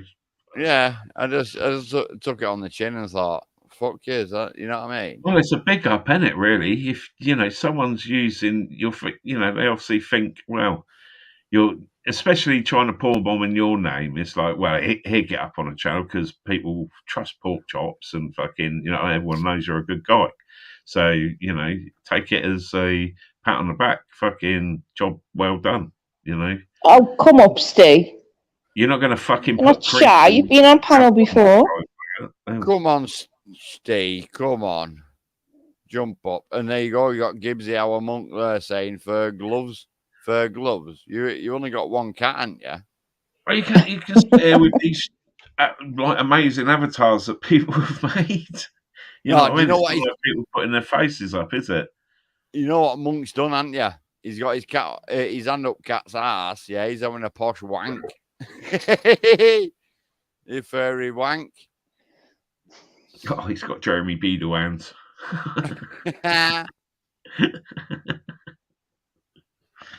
Oh, dear. Hey, I'm gonna ask the question. Monk, how do you know how big Jeremy Beadle's hands are? I want to know this shit now. This is BBC shit, isn't it? Hiya, Riff. You can't sneak in. Innit? Go on, Monk. Has Jeremy Beadle give you a Beadle surprise? Watch out, there's a Beadle about. You better watch out, cause Beadle's about. Okay, now, I think I get to fucking press soon with that What shit. the fuck happened to him? What happened to our fucking Beadle? Oh, he's in hiding, isn't he? He's in hiding, him. Is he even still alive? I think he is. I might be wrong, but Fuck knows. But he's not been on telly for. He disappeared, didn't he? Whenever, a fucking long time ago. yeah, that's what I mean. I don't know if he's still alive or not. I mean, I kind of always watching him. I kind of always had an iffy feeling about him. Yeah. Oh, he was a dodgy looking fucker. He's the sort of fucker in the 70s that would be hanging around the swimming pool or whatever in the fucking deep end, ready to save you. Yes. Jeremy Beadle died many years ago, right? Well, what can I? Did he? Yeah, apparently so. That's what the chat's saying. I did have a feeling that, you know what I mean, you would have seen something. You know, he'd been doing something. He's saying that he's dead. Yeah. We were just saying. He died many years ago. Rick Screwball guy just said, nah, died many years ago. Yeah, and Mrs. Meatball said, surely. Yeah, he's dead. So you're talking bad of the dead then? So you're just being horrible fucker then? Who's the next one do you reckon that's going to be called out of the BBC or shit? Oh, and then more that's come from this latest Hugh fucking business, weren't there? Some others. Yeah. I've got not a few. I know a couple I've got in mind. I think fucking that Peter, what's it called, Andy Peters. I reckon Eamon Holmes is another one. Andy Peters, he never changes though. Every time you see him, you know, over 20, 30 year periods. That was like that Pat Still Sharp. looks the fucking same, and it's like, are you stuck in a time war? Yeah. Noel Edmonds is another one. Steve said, yeah. Noel Edmonds is another one, yeah. Wikipedia said he died in 2008. I reckon the next to be called out has got to be Mr. Blobby. Yeah, Mr. Blobby. Blobby! Legend. But it's like with Philip Schofield and shit, weren't it? Even fucking the golfer come out, didn't he? And said he's been fisted. Live. Yeah, live. And you didn't all see it, but he was fisted. I don't know. I think everyone that's at the BBC is probably fucking either the wrong one or covering up for them. Yeah, the BBC. Yeah. They're all fucking guilty. Yeah, they're all not just the presenters. It's all the fucking higher up guys in the in the offices and that. They're all fucking hiding shit. Yeah, all my childhood faves have turned out to be wrong ones. Fucked it up, hasn't it? You know what I mean? But it's not just the BBC. There's that other place, wasn't there? The ITV. What was the one? It wasn't that ITV? Or was it BBC? The one where they had all the big sort of like costumes that they wear and then running up and down. They go around all around the country and just have people turn up and do all those. What's it? Sort of like through bowling alleys or stuff like that in massive things. What was that Is called? that a southern thing? No, it was fucking northern. I'm pretty sure. There was a bloke on there, and he was a nonce. Fucking got caught. It's a knockout. That's Like, the fucker. Yeah, That's it. It's a Steve knockout. said it in chat. It's a knockout. Yeah, that's it. See, fucking people know what I'm on about, even when I'm fucking talking stonedness. Yeah. But yeah, I'm sure the bloke who presented that, he was caught out. You know what I mean? One of those things going around the country, fucking all teenagers and stuff, running around the 70s. Fucking, there was all Stuart that. I Hall, swear. he said. Stuart Hall. That's it. But that's what I mean. Everything's going to come out soon. It's like I say, Andy Peters and all I'm that sure shit. his just got tucked away. You didn't really hear fucking much about it. Another one that just got sort of, left over. And I bet there was fucking loads of people that got touched up by the dirty old bastard. The first one that I remember of when I was a kid was there was some star who was caught in a swimming pool sticking his thumb up some girl's fucking swimming costume or something, and he was a famous actor back then, in maybe Emmerdale or fucking one of those sort of programs, or Kids One or something. But he got caught fucking doing something like that, and he disappeared off telly. But yeah, again, nothing. You know what I mean? Come about it. Didn't go to prison for it. Fucking. See, there's got to be a lot more to come out from my TV because half of the shit They're all that together. I'd watch as a kid, they're all got hidden sexual meanings and references in it, and it's all supposed to be in kids' TV. The ITV and BBC all work together. They have power. When you're famous, you've got power over people that sort of idolise you or whatever. And back then, people, you get crowds of people outside pop stars' houses, like thousands of fucking kids and stuff. And Right, Mrs. Meatball. If they were a bit fucking wrong in the head, mentally challenged, which I think anyone that's, thinks about young people like that, there's something fucking wrong with them, then they're going to take advantage with their stardom and like fucking act. I mean, Savile. I mean, that's just. I mean, you couldn't write it. I mean, it's the most unbelievable thing ever. Well, like I said, BBC, the ITV, they're all fucking linked together anyway. Because they're famous or they're doing this and that. They still go out and fucking drink together, so they're all fucking linked in all this shit. I mean, I always say, and I've got nothing to prove it or nothing, but it's just my opinion, that because Esther Ranson started Childline, that she either started that to knowing full well what he was doing to help the kids, or to identify kids that he could actually potentially do that too in whatever areas. Yeah. And it was like in my local town, we had a local councillor called Sir Cyril Smith. That was a Rochdale councillor in Greater Manchester, yeah. He were good friends with fucking Jimmy Savile.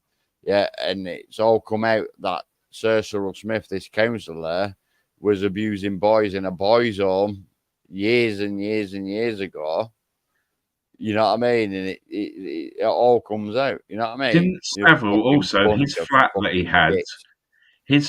he had that was sort of like penthouse flat on top of a building, I can't remember where it was. One of the Urban Explorer channels I went there and was sort of following up on stuff. They'd done his Scotland place, which was his main home. And the park over the road from his flat was one of the places Peter Sutcliffe killed or fucking tried to kill a woman in that park. And apparently Savile knew fucking Peter Sutcliffe, had spoken, you know what I mean, knew him well. Yeah. So, you know what I mean? How many things happened that we'd never know about because the poor victims are fucking dead somewhere, you know what I mean? Well, Jimmy Savile, like he said on like documentaries and stuff like that, he was fully involved in the prison system, weren't he? Where he had child killers and paedophiles and stuff. Yeah. Didn't you have keys and stuff to walk around the hospital freely as well? Yeah, in hospital it were, yeah, like a prison, but it were a prison, but an hospital, yeah. He were free. He had keys and everything to get in, and he could go and talk to any inmates and stuff like that. Mad as fuck. He had his own room in the one. No, he had an house on the grounds. He had an house on the grounds of the prison where he lived. Most of these places were just very happy to take his charity money, which he disguised his perversion with, wasn't it? I mean, at the end of the day, whenever you see the cunt on telly or anything, he was a weird motherfucker. You know what I mean? Anytime. The shell suit fucking king. But yeah, all he done for charity and that to sort of cover up his crimes, that's all a lot of these. I mean, I think back to Jim will fix it as well. Yeah, he did. And he'd have all the kids sat on his knee. Oh, yeah. See, it pisses me off that I know some of the good top of the pop shows with certain artists on there and that never will ever be seen because he was feeling up fucking teenagers on the stage, wasn't it? There's that clip of him and the girl next to him sort of like trying to pull away and sort of like a face of shock sort of thing while he's groping her. So any of those that you do see on the old Gold TV or whatever on Sky, you're never going to see a load of them because that fucking old perv was like doing the presenting. Mad. Fucking mad. Yeah, definitely. Right, anyway, Anne-Marie, I'm going to have to jump off now. Right, Paul. Big respect to you, sweetheart. Thank you for letting me on. Rob Random, you be a good boy, as always. I'm scared now. I want to see a proper avatar of you. Bollocks, mate. I hate doing that shit. That's why I got Colin to do this one. I've spent most of my adult life doing printing and graphics. I knew I couldn't count on you because I know my Anne-Marie will be able to fucking sort me out with exactly. I mean, Anne-Marie's one. You know what I mean? All readable, you know what I mean? Really nice, crisp and everything. That, I'm old school, mate. I used to do it with pencils. So at least Anne-Marie won't make me out to be too old BGT and shit like that. You know what I mean? Where it's all glittery and going like pork. Show your Britain's Got Talent sides. You know what I mean? It was like, oh look, there's a nice flashy flag. I'll give that to Porky. That just suits him down the ground. You know what I mean? No, we're a bit glittery. Like I say, it's like something my missus would have on a fucking handbag or something. You know what I mean? Come off it, son. Cheers, Anne-Marie. I'll wait for that lovely logo off you. Thank you, sweetheart. I'll have to see what it comes up with, yeah. Yeah. Not a problem, darling. Thank you. And I'll take and everyone take care in chat. Rob Random, you fucking behave yourself. Yeah, whatever. Oh, I might just jump into the chat. I don't know. I'll bore you. I don't think you bored me, Rob. I bore myself, so it must go further.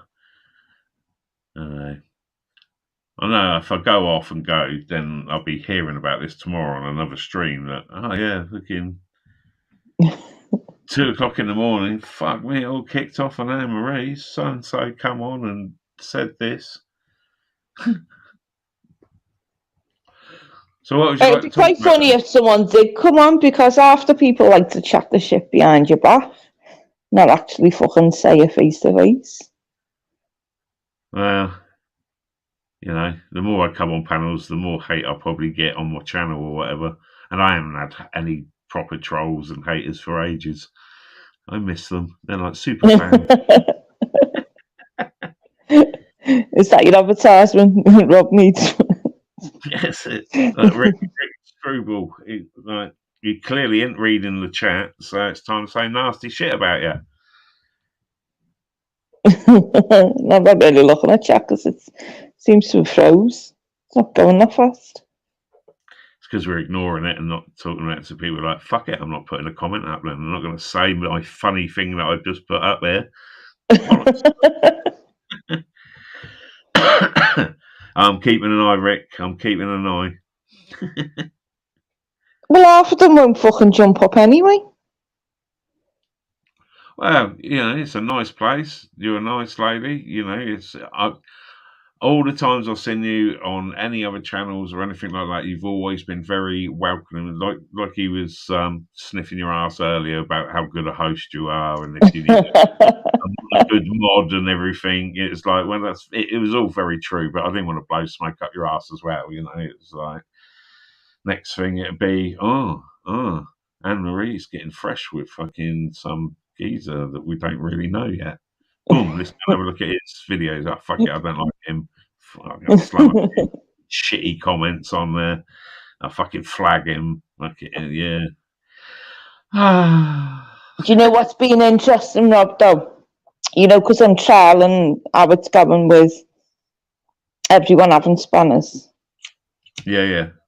It's quite funny seeing people come in to the chat purely probably because of that reason. When they haven't been in my chat for God knows how long. Yeah, but you got mostly, yeah. See, I'm not on about right now, but I'm on about people the past few nights. When I say I used to run all mods so people could share on that, especially when YouTube changed it so you couldn't sort of like click onto people and find their channel easily. They seem to have sorted it that everyone's sort of used to it now. But yeah, if you got everyone as mods, then when a troll does come in, I mean, we used to get those like Russian trolls that slam on like advertising porn sites, like XXX, click on this sort of thing. And so everyone would literally be slamming it straight off.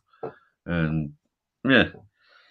I think the worst thing they had coming, it was like a bot thing, and it started at 1 and went all the way up to 100. And I think Rick will remember it.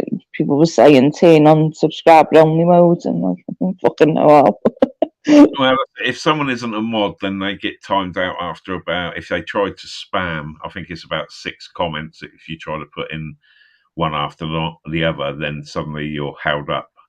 But yeah, these ones they used to literally copy paste, and try and get people to go to that channel to get a porn link, or and that went through its stage. But I haven't seen them for ages, and now it's just your good old trolls that come up with some funny old fucking names, and you think, ain't seen you about. Oh, new account in the last month or two, 6 subscribers, no content. Gotta love them. I'm a mod in yours, and I can't be arsed showing up. I haven't seen you go live again today.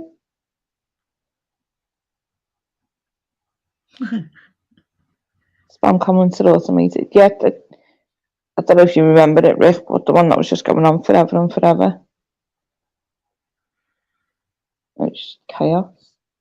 That would have been easier at that point if you had the ability to block it through StreamYards as well. Which I'm glad it's there now, but I wish it had been there back then.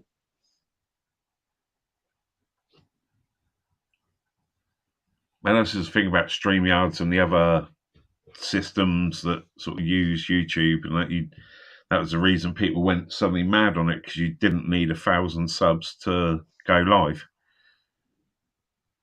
And that was when they changed it all from when that geezer went round shooting everyone up on a live. So they, you know what I mean? It's like, right now you've got to have at least 1,000 subs to go live. And then StreamYards and everything like that appeared, and didn't matter how many subs you had, boom, you could go live. Yeah, I think when I come on, I had to get, I think it was 50 to activate it. Yeah. And that's it. I think it was, I remember 100 subscribers, you got something, and then, I don't know, it's just all these little mile marks on it. See, I know people that have said that, doing it through a laptop or something, you didn't need any subs. But then I think it depends maybe on your device or whatever, because on your phone you need a 50. was that you would have thought YouTube would have caught up. I mean, I was using StreamYard's OBS, not Stream, yes, whatever the other system, and it was really good for being able to put up different backgrounds and all sorts of different things, so you could run different, loads of different sort of things going on, made you look very professional. But you couldn't have guests on, and now you can have one guest on. But it's like, StreamYards have got it sort of wrapped up, haven't they? And I'm surprised YouTube haven't sort of enabled it that you can have guests. And, if you wanted 12 guests or whatever, they would probably charge for it. But they got the whole platform already, so why haven't they done it? See, I've never done a live through YouTube itself. I've always use StreamYard. Yeah. I'm not sure if it gets... I'm not sure if it gets advertised more if it's direct when you go through YouTube or the app, if it's on your phone. I mean, I would always do all my stuff mainly through the laptop. Unless I'm out and about, then I'll go on the phone.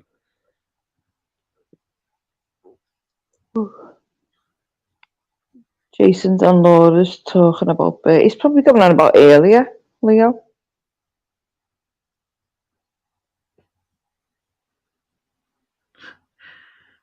I wasn't really about yesterday, Steve, so that's why I missed it. Who's going live soon? Rick is going live soon. Is that Rick the Screwball guy going live soon, or another Rick?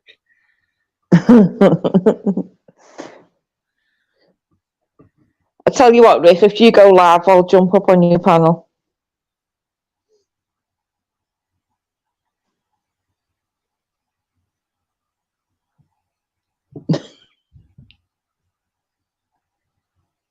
Yeah, he was for 1 minute and they ignored him, really.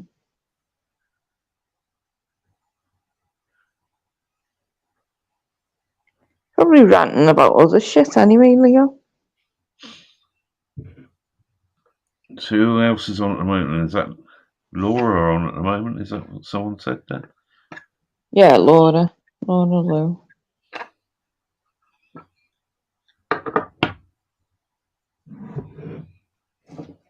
I couldn't really, the last time I was on theirs and I fucking got on the panel and had to go a bloody spunkfish. And then the shit I got for after that. And then the time after that when I'd gone in and she took all spanners and the attitude she was, as she was saying stuff. I thought, fuck off then. If you want to welcome in all the shit to your channel, then fucking feel free. I've seen her in very different moods when she does lives. Very chilled out, some, and all happy. So it don't take much to suddenly change the vibe. To see her go off on someone. Yeah, well, I remember the first time she was ever on a panel. And my first thoughts when she came about, because the first panelist she jumped on was Bears. Right, yeah. And she jumped on crying about how the community's changing and everything going tits up. And she'd been there for 3 days. And I thought, you've literally just got here. What the fuck do you know about it?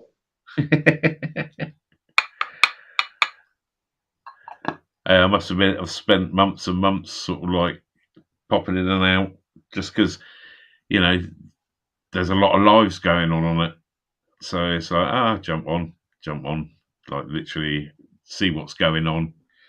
And you tend to get to know the way people are or who's going to cause problems. Who's going to bitch about this, bitch about that, all these sort of little gangs that form up. Yeah. Bit of drama. People seem to love it. Yeah, well, you notice all the numbers going up, don't you, and all the drama starts. Oh, yeah. Like when fucking Leo was going off on one on monks, all the numbers climbing and climbing and climbing, and the arguments between Jason and Bear. Oh yeah. That's it. But that's it. At the same time, it was just the truth getting spoken, and people don't fucking like the truth because they can't handle it. There's a lot of Chinese whispers sort of thing that goes on it. I mean, like Bear, everyone wants to focus on what he's actually said, but they don't highlight the shit that got him ranting about whatever to start with. So it's always a half story. Oh yeah, and usually the subjects are absolute bollocks. Like amongst the community, it's not like the community acts together to sort of like take on something that does matter. That should be highlighted. Whether it's immigration, these hotels, stuff that does matter. But no, it all gets into personal shit, or he's doing this, or he's doing that. When they could be looking at stuff that's either happening local to them or national shit or whatever. Talk about that. Get some exposure for things that don't get put on the BBC and stuff like that, or it might be on a bit of local radio, but doesn't get the shout outs things should do. Well, that's it. With people going on about on the lives, 15-minute cities and all that stuff, which you didn't really take much notice of. I just remember that. And then I see something from the Echo saying about Liverpool being separated into 13 mini neighbourhoods, and I'm thinking, is that the start of the 15-minute city thing? Well, they're supposed to be trialing this. I haven't looked into it because, to be fair, yeah, it's sort of like quite a scary old thing. I don't know how they would implement these things. I mean, how do they track people and track these times? If it comes down to sort of like number plate recognition, because they rely on that. I mean, one of my cars has got the flip plates. It's a sort of show car. It's old school Escort. And yeah, I have actually got an Escort. I'm not like hearing about some people. I won't go into that. But I did buy when they first sort of like come out. They've got like a shutter so it can come. A little curtain comes down in front of your number plate, but you can also get stickers that are other number plates or put whatever you want on there. And it's like, they use tricks like ANPR and stuff like that. So fuck it, we should be allowed to use tricks to trick their tricks. And yeah, if everyone had them, and anytime you're in a Camry area, you can just flip your switch, buy number plates. What are they going to do? Well, that's it. They're doing the face recognition thing as well, aren't they? As you go into shops, and then they can always track you through the phones. Bring back masks. So I'd probably say if you don't want to be tracked, leave your fucking phones at home. That's it. This is it, isn't it? But then you've got all the other shit out there that can track you as well. CCTV. Well, I suppose if you can only pay via your phone or whatever, you've got no choice to take your phone, stuff like that. They make it, if they want to track you, then they're going to make it hard work. I mean, it all goes on films and stuff where, and what is that whistleblower that America could look at literally anybody's messages or anything, because everything, all the internet run through their systems. So they could literally go through every text you've ever done and shit like that. Turn your phone on and off, put the camera on and off, and all that sort of shit. That shit was all real. It's like, fucking hell. Scary stuff for some people. I'm not particularly bothered about it. It's like cookies and, internet shit and that. I don't do anything that I need to hide. You know what I mean? If I go and look at a bit of porn, it's only normal porn, and I'm only looking at it for about 3 minutes. That's about all I need. I mean? There's nothing in my history that I've got to hide. I'm not a bomb maker or something like that, or just, fucking, yeah. So I'm not that bothered personally, but overall, it's a bit fucking scary, isn't it? Having someone looking over your shoulder the whole time.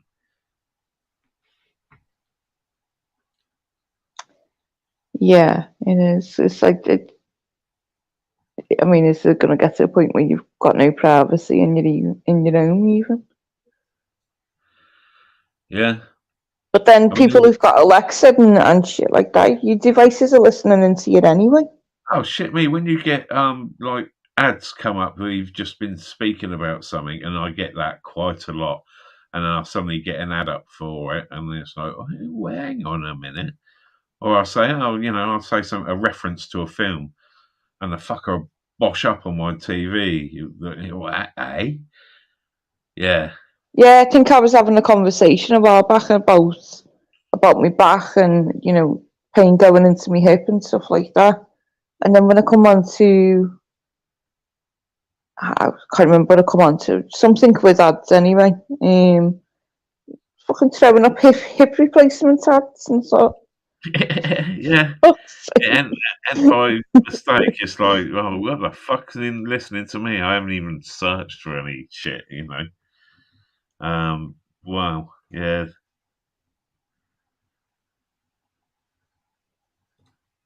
I need another haircut. It looks like I'm mulling. You have to get your RCA dresses then, right? Yeah, live on the air. Pop on. Shave it.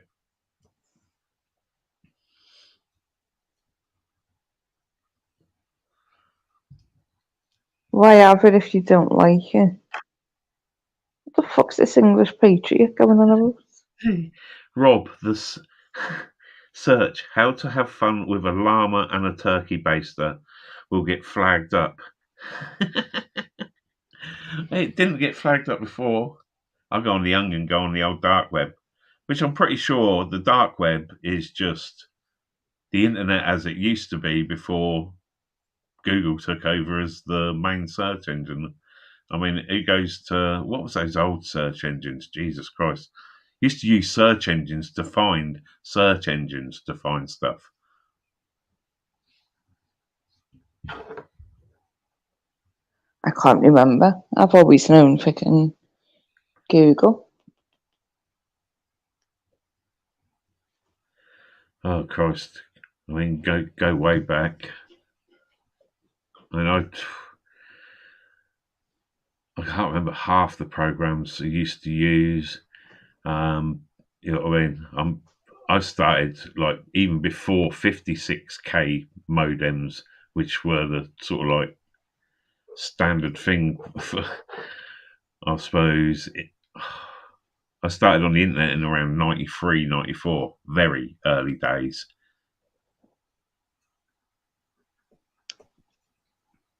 And it was so slow. So slow. The days if you picked up the telephone, all you heard was and your connection would go down and you'd be shouting, "Get off that fucking phone, I'm on the internet."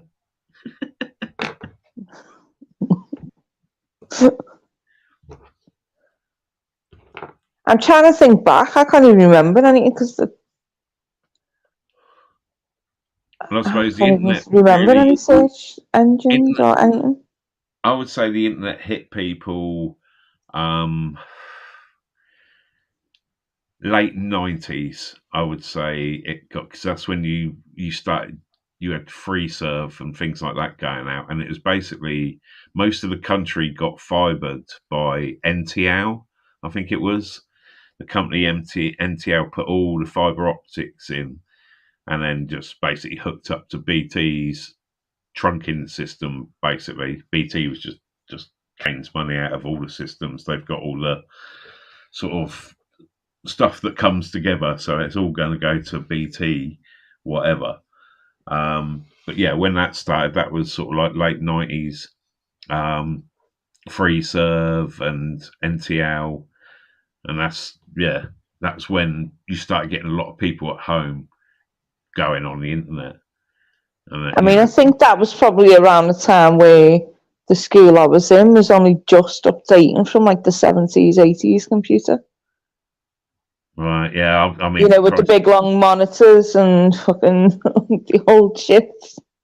they started computer studies when I was at school. I can't even remember if they started when I was like in the first year or whatever. I don't think it was. It was probably about third year, something like that. So getting around the mid 80s when we had computer studies, and it was the BBC B computer, big chunky keyboard, 10 go to 20, 20 go to 10 or whatever, that was the programming. Fucking proper back in the day. But I got kicked out of that. We used to have food fights and shit in there. We really didn't think computers were going to be anything. And it was the first time I ever hacked. Was we got the teachers like network passcode, so then you suddenly go on and you're on what's sort of like one side of the class, and there's someone doing the proper work on the other side, and then you just sit there, take over their computer, and then delete all their work or fucking copy it and slam it on your own sort of thing. So if you got that the code, so you could go onto it and take over any of the computers, it was great. But yeah, that got me kicked out. That was, I should have been proper internet hacker, white hat or whatever. Not the bad sort. I wouldn't do bad things, obviously. But yeah, the teachers should have seen them. Well, he's interested in the networking and being able to control things from a distance and stuff like that. Let's, put some time into this disruptive little bastard. But no, they just booted me out. I mean, that's it. You look back at school.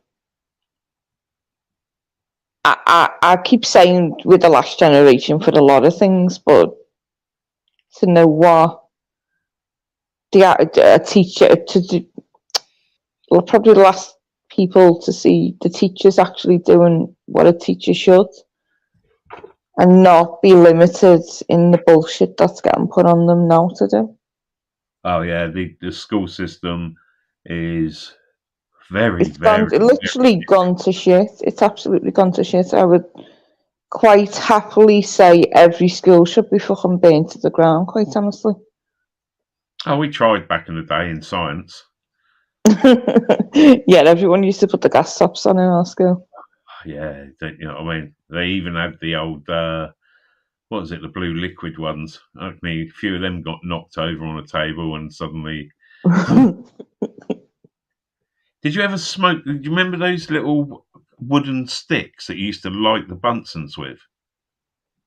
Do you remember those? They were like a long lolly stick.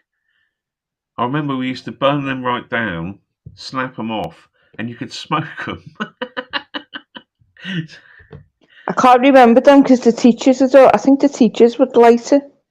I can't remember ever lighting the Bunsen burner. I think she would go round and light everyone's, but there was like one or two on, they were all in the middle of the table. So all the gas taps were there. But yeah, that would be the thing, at least probably once a day. People would put the gas taps on as they're leaving the class. And then the whole part of that building would have to get fucking emptied.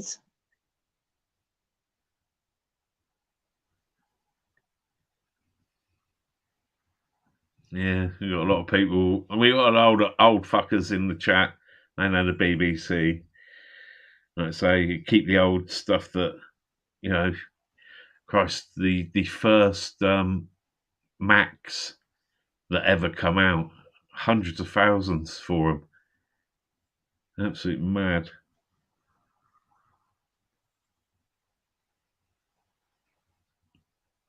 I think we probably would stay. We kept everything in the box and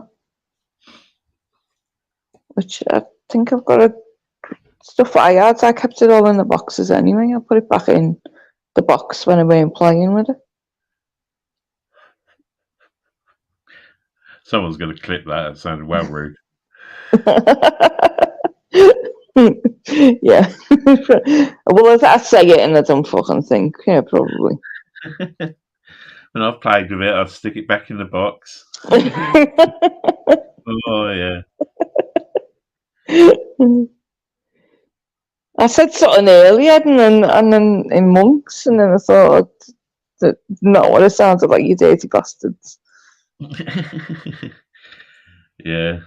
There's a large amount of like mad male minds, and it clicks to one thing straight away. Still got my old Matsui 14-inch telly. From 1993. Can't even say I've ever heard that name, right? Yeah.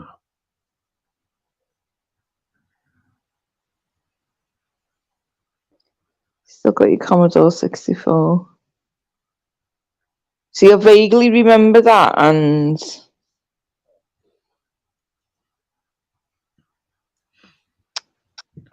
big, like Atari, like all the computer games and Atari and things like that.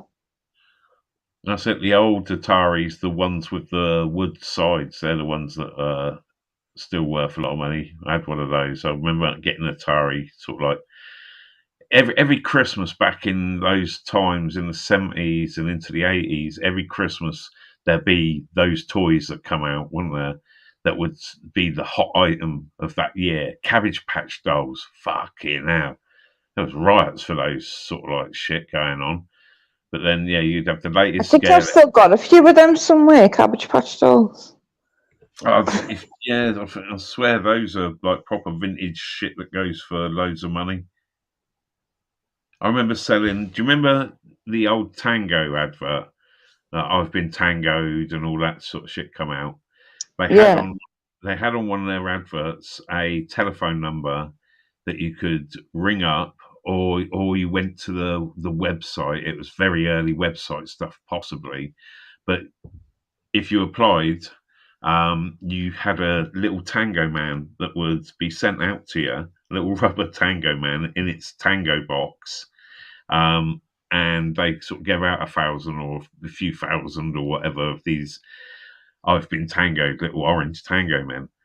You know, I got a couple of those and flogged them on eBay years ago, but they went for some silly money. You know, it's like because they were boxed, and one was boxed and unopened.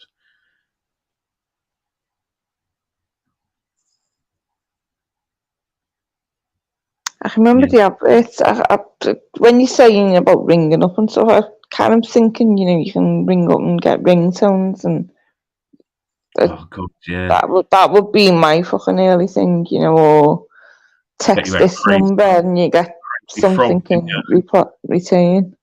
Ding ding ding ding ding ding ding ding ding. I remember that as a ringtone. Oh god, yeah. Price of original Space Invader machines. Yeah, I think there's a few Space Invaders and a few others that are worth a good bit. But the laptop ones, as they were called, that you used to get in the pubs that had the glass flat top, and used to pay. I think it was Bomber Jack was a fucking good one, but I'm sure that had you had what was it, Pac-Man versions and all sorts. I think they could be reprogrammed, but those go for a lot of money. You used to just sit there one side, one the other side, and you know, you got to put your pint on the table and you're just looking down. Quality. Space Invaders was fun on my granddad's Amstrad. Yeah, Space Invaders on the Atari, I think, had 112 levels that you went through, or 112 different versions or something. I remember that, going through all the different ones. Dun, dun, dun, dun. Yeah, I do remember playing Space Invaders. I can't remember. I'm trying to think what I used to play, you know. It was probably the Atari, because that was the original one that Space Invaders come out on. And you go, Because oh, I was the kid who started playing a game. I would be the kid that would sit there until I completed the whole game. And then if I'd missed something or had to start again, I'd carry on until I'd finished the whole game. well, that's it. You got your money's worth out of games back in the day. And you didn't have all the shit with CDs loading up and that with the old Atari system because it was just slot it in the top. Cartridges, yeah. Yeah, if it didn't work straight away, you pulled it out, blew in it, stick it back in. Yeah. I've still got some of them for like the Master System too. Oh, the Master System 2 was cool when that came out. And then when the Sega Mega Drive come out, now that changed everything with Sonic, really. I had the speed out of all my session mates back then when that first come out, because we had a mate who worked at HMV, I think it was, in Reading, and he managed to sneak out 20 Segas and flogged them. This was just before Christmas, and I think I brought my first one for about 45 quid. I think he was flogging them for 40, 50 quid. And they were, good 100 to 200 quid, I think, when they come out, weren't they? And you always got Sonic and I can't remember if mine was a special edition. You got some other game of it. You got an extra game or something. I can't think. I know with the Master System, you had Alex the Kid built in. So that thing when it SNES was all about old the old plumber. That was their main sort of like sales thing, wasn't it? All the plumber fucking shit. Mario, Luigi, that shit. And then Sega had Sonic the Hedgehog. And then Sega was the games people, basically, until PlayStation come in and started kicking their ass. But and then the Game Gear come out not long ago. That's it. I mean, with the same, my mate had every system, and I think there was, there was one like after the, what was it called? And it had an extra bit that you could plug in top and play like these super duper games where you're riding dragons or whatever, and the graphics was just fucking unbelievable. It was like I think there was the 3D something or whatever. Can't remember. But he had all of those, and anything new come out, bam, he was buying it. Total addiction to games. So I just popped around the ways, play the shit, and that was it.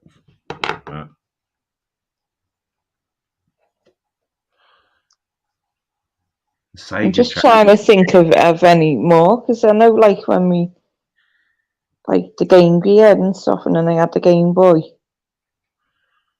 And then see, you're just a pup, ain't you, really?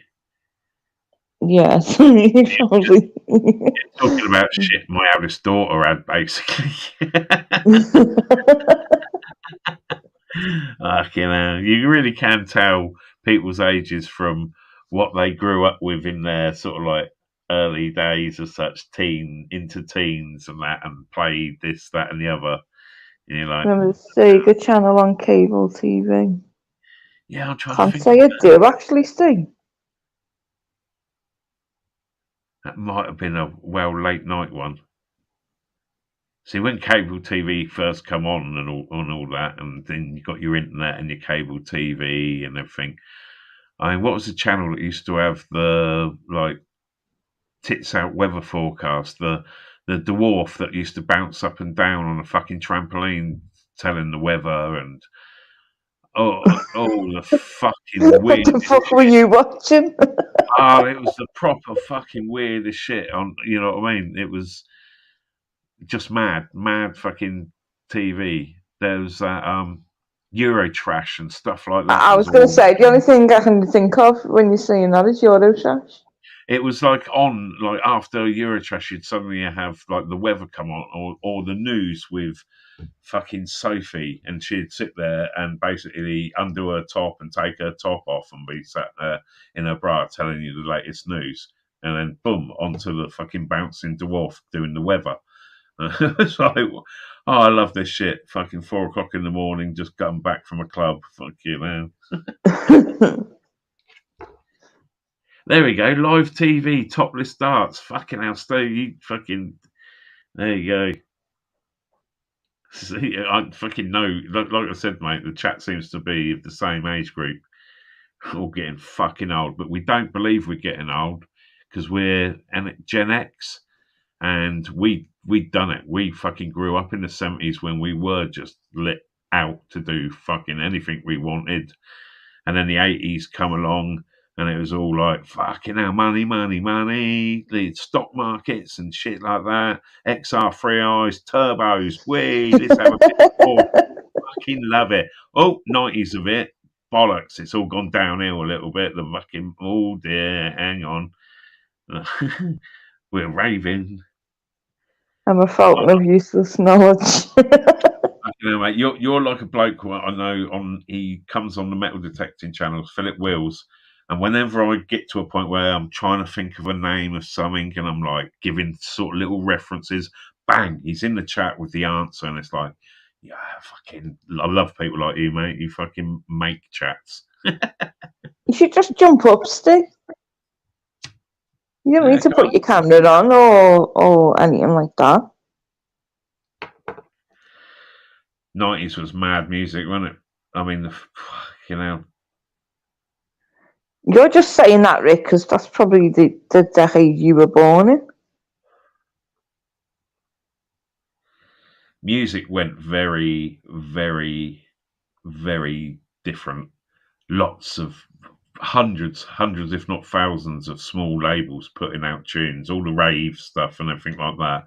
All the dance music era started late 80s, early 90s.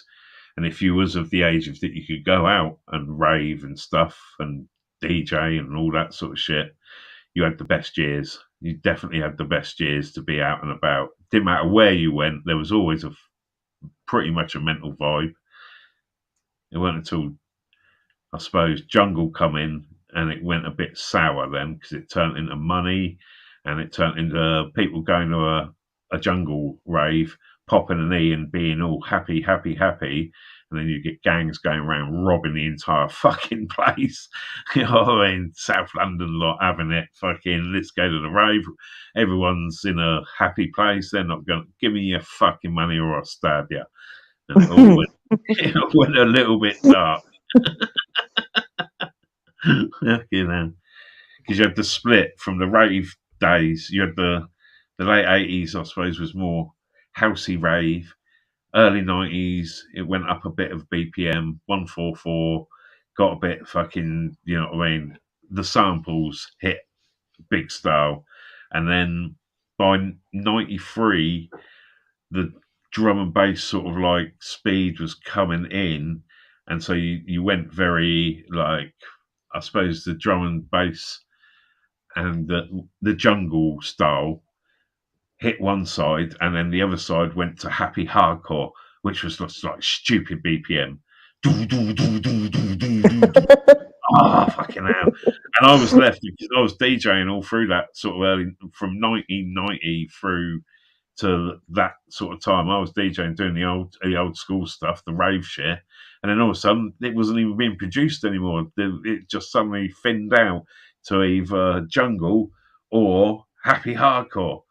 And it was like I was supposed to go the happy hardcore sort of side was still ravey, and the jungle went dark. You know what I mean? But I couldn't. It was just like, fuck off. I like the drum and bass beats, which happened with jungle, but the scene was two different places, split it all. And then you got the criminal justice bill, which just fucked everything for three parties. Anything over 180 BPM can only be heard by a weird breed of cabbage. There we go. There we go. Exactly. There we go. Oh, fucking hell. I think Steve's my long lost brother. I'm thinking like all of your older ones, like, if you were all on a panel and going on about stuff you used to remember, more so from when you were kids, it'd be like a fucking Uncle Albert moment during the war. You know, that's it. We're that generation that when we're talking, you know, we're not the war generations and stuff. We're sort of like, oh yeah, fucking hell. When I, you know, talk to my own kids, she knows what fucking dickhead their dad's been in the past with doing raves and shit. You know what I mean? Fucking hell. They were, my eldest was what, sort of 4 years old when I sort of got introduced into the rave scene and the pirate radio scene and stuff like that. So Where's weekend, the oldest one of everyone? Sorry. Go on. Grim Reaper Network, how are you doing? Morning, Grim. People, very good morning to you, sir. Sorry, I interrupted what you said then. I was saying. I can't remember what the fuck we were talking about. I've Said about your daughter and your oldest daughter was. Yeah, I suppose. I mean, I don't know, her She was age and born in stuff. 91, so it was literally in my DJ years. I was like 21. So yeah, I'd become a papa and I'd done the right thing. Unlike very much so in the early 90s and that it was, yeah, get pregnant, get a flat, fucking bloke can fuck off or whatever. That was the thing. But I couldn't be having kids brought up without me, you know what I mean? I couldn't think of Yeah. having a kid out there and stuff. So yeah, sort of like I was rave. All my mates were going out to raves, doing fucking pills and doing all sorts of shit and that. I was going out DJing at them, so they're coming on to like our small raves in Reading, and but I couldn't get smashed up. I used to just smoke because I'm carrying like at end of the night, taking the speakers back, shit like that. You know what I mean? Having to try and keep your head on. So I didn't really do mind expanding shit in the rave days. I was literally pugging and grafting, earning money because I had a fucking young family suddenly. But at the same time, trying to go out with my mates, trying to do the rave, trying to holding my job down as well, plus doing other dodgy jobs. Busy years. You've got to do all your shit. This is why I think I'm so fucking wrecked nowadays. Is back in the day, I survived on 3 hours kip and like sometimes no kip over a weekend, and then go back to work, my normal job, the old 9 to 5 sort of thing in the weekday. But then every night and weekends was just full on. So you're saying, did you get pregnant in the 90s? Yes. I had my first babber in the 90s. Fucking hell, man. Just when it all went, like I say, we had massive recession. Fucking massive recession around that time. Getting money was hard. See, that's it. Money-wise, I think, think back to probably the amount of money we'd get, or the income, household income as a kid. I think that could stretch. You could make that, actually work, and that would fucking go nowhere today. Oh yeah, I mean, my parents are of the generation. Well, both my mum and dad worked all their lives, but they, it was that thing having a family, house, family, working. It was a family business, so my mum worked within the family business, but small hours because school and shit like that, and she basically would be at home in the morning, cook dinner, and then go into work in the afternoons for a few hours doing the accounts and stuff like that sort of thing. So I was a good old latchkey kid for quite a few years coming out of school. That's what they used to call it, wasn't it? Latchkey kids. Get home, unlock the door, straight to the booze cupboard, have a few swigs of that. About an hour later, your mum will be coming home or whatever. Yeah, out with your pals.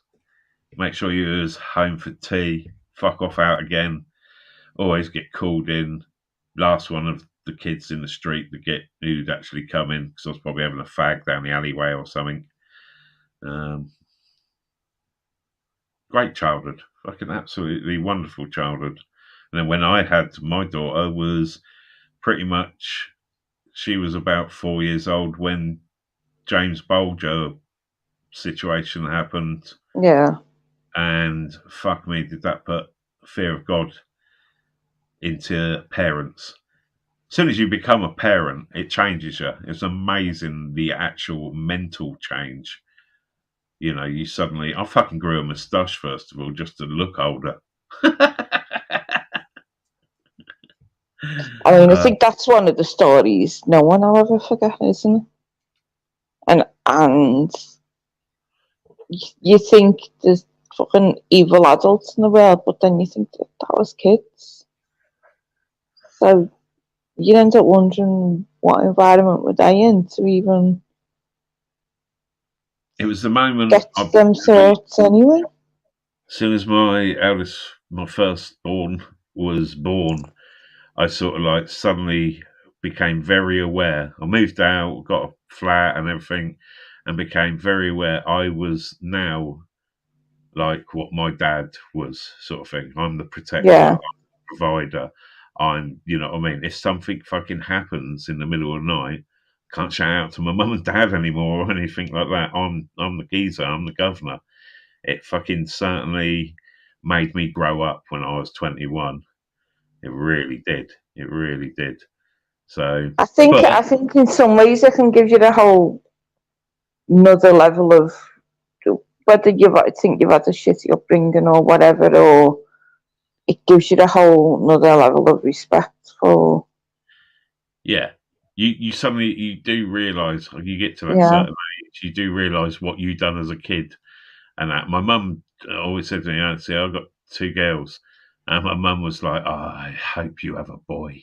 I really just to fucking know what it was like to have you." You know, I was that kid that would fucking run off in the shop and hide somewhere, and take it too far until the shop would like, "Well, Rob, please come to the so and so desk. Well, Rob, please." I mean, I can't say that to mine now. I can't wait to see you have your own kids, and then I'll just be laughing. Exactly. I guess the best time to DJ back then it was, but I must admit, as I like as the years went past, and I was doing a lot of the old raves and that back in the 90s, and then I gave it up. I don't know, mid 90s when the music scene split. A mate of mine carried on, and I supported him, and he was doing all the jungle stuff, and then we started making some tunes and that, and then it weren't until I suppose early 2000s I got involved with pirate radio. There was pirate stations that were banging across Reading and sort of like all the way up to the M25 sort of thing. And being a printer, I can't remember tuning into them. Yeah, I think. Yeah, which sort of, I mean, if you remember any of the names, I mean, the I one can't remember shit at names, shit at remembering people's names. Never mind fucking anything else. I fucking worked on loads of different pirates all the way up and into some like West London pirates. I didn't get right central, but yeah, it was like trying to remember half the names. There was the first one was Too Hot FM, named Too Hot FM, which I found out first time I turned up there was because the studio was literally too fucking hot. It was fucking unreal. It was basically, to be fair, where I live now It's about 2 miles away from me, and there was a very small car garage next to a pub. And out the back of this car garage, on this sort of annex that had been built on the back of it, it was literally like a 2-3 car showroom, and then they had a few cars out the front of that. So they were quite nice cars, but in the back, the Pirate Radio built a breeze block, well, just a breeze block box from top to bottom, sort of thing, completely encased. Because the thing with sound is the only way sound escapes from studios is through air. Yeah. So the less air, or any gaps or anything that you got, the least there. It had a drug dealer's, or basically like a prison door on the front of it. And as soon as it opened up, the first time me and my mate walked in there, it's just like a blast come out. 4 black guys come fucking, like, we're in there. We've like walked in. Now this was a tiny little studio, so we are literally crammed up together. They've all got puffer fucking jackets on and shit, but they've obviously just put them on. There was a fan in the corner. Next to the fan is one of those like temperature like gauges. The what's its name ones? What was that? Oh, like the glass tube type temperature gauge with the mercury in it, innit? So a mercury. Yeah, the thermometer, yeah. Yeah, that had popped. The top of that had popped off. That was how fucking hot it was in this place. And like this black guy, he's fucking like one of the MC. He's like got my mate and me, first time ever we've like done something like this. And he had the crate of records, and the guy sort of like, right, who's the MC? And like my mate's just turned on him, and so it's a fucking mic shoved in my hand, sort of thing. I've done a few wedding DJs and shit before, but nothing, you know what I mean? So suddenly I got to be on the air, and you know what I mean, my mate was like straight away into the records, like, yeah, I'm fucking DJing, you can fucking go on there. Yeah. But we stood there, and then literally on the floor around us, it was just soaking wet, where you stood there dripping sweat on the floor. You just constantly, it was that hot. Fucking hell, that was. And like I say, back in the day then, you took records. There was none of this, you was on decks, you was on 1210s, mixer, and, lucky, if you was lucky, if you had another little soundboard that had the adverts or sound effects or something like that on it. But yeah, it was all vinyl, and that was a pain in the ass because vinyl's heavy, really heavy. Nowadays, it's just all on a fucking stick or whatever, innit? Bang it on. You don't have records. I do envy that of the DJs of nowadays, the sync button and things like that. I mean, when you're stoned, smashed off your tits, and there's people bouncing all around you, and there's fucking strobe lights and smoke machines, and you're trying to keep 2 records at the same BPM, and you know what I mean? And then you got some pissed cunt fucking coming up saying, "Pat, Prodigy on!" Fuck off! Fucking hell. Oh dear. I kind of think some of the old music, or some of the music sounds better on the old things, though, rather than the modern day shit. Oh, records will always sound better. You just get a different, especially when you're playing on big sound systems. Digital stuff on big systems, probably a lot, depends how they're tuned up. But back in the day, set of 1210s, 10K's worth of like amplifiers, 2 massive stacks of speakers that were pretty much all bass bins. You know what I mean? Big cone bass bins and stuff, and boom, people would just go mad. You have people laying in the bass bins just because they love the vibe. Fuck knows what happened to their ears. I don't know. You didn't get robbed by Uncle K, did you? Oh, you mean Killer? Steve, fucking hell. Killer, who put a video out a while ago, right? If you look on UK Pirate Radio's fucking YouTube channel. Oh, shit, now it's got me going. Fuck, I'd like to get him on the auditing fucking channels. Mate, Killer right? He must have taken me off while I was in the middle of a set, right? Because we used to do fucking all-nighters and shit on it, me and my mate. We used to do the Saturday night, then stay there with the guys that run the station when they'd done their drum and bass till about 1, 2, and then sometimes fire off until 7 and 1. The amount of times that cunt took our fucking rig and like fucking stole our rig and is literally, oh, fucking hell. Oh, fucking hell. You know, this bloke called Killer, he was a London pirate radio station. I can't remember, but they made a fucking TV program. Big-headed cunt, fucking proper big-headed cunt. But respect to him, he did put on some seriously good pirate radio. No, you know what I mean? But personally, he took our rig so many times when I was in the middle of a set. It was fucking annoying. Funny, but annoying. And he did do a interview saying basically about a car chase where he got a brick through his window and that, which was our station manager, and that chasing him around after they had gone up to London because they'd heard he'd nicked a rig through this other crew that were 87.5, London's finest. He was on probably the longest out of the whole fucking lot.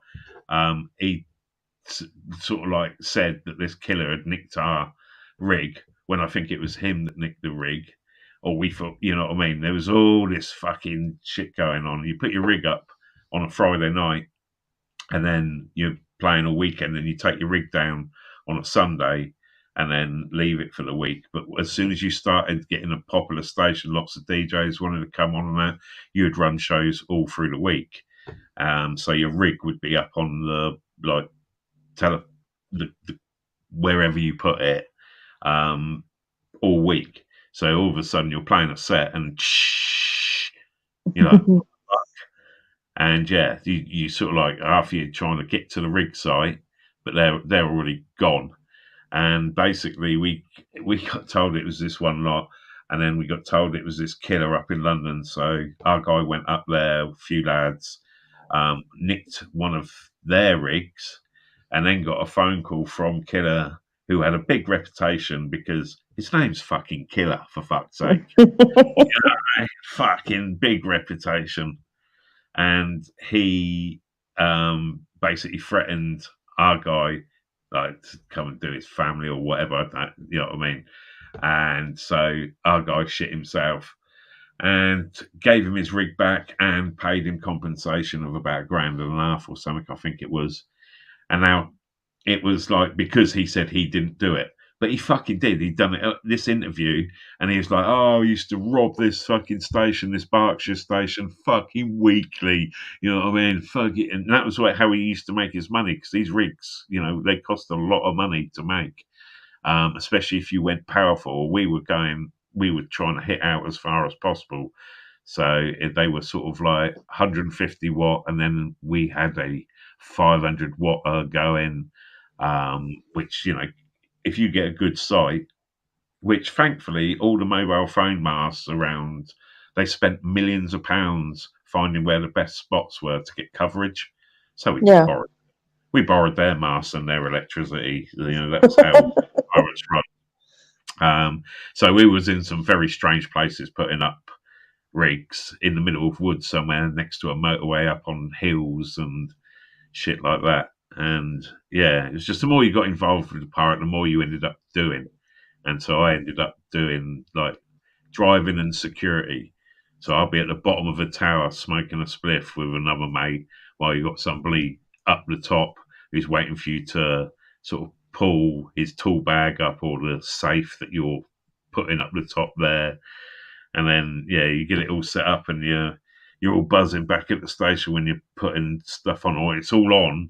And as soon as you click it on, you know, someone's got a little radio on them and you hear, you know, your tune suddenly starts playing.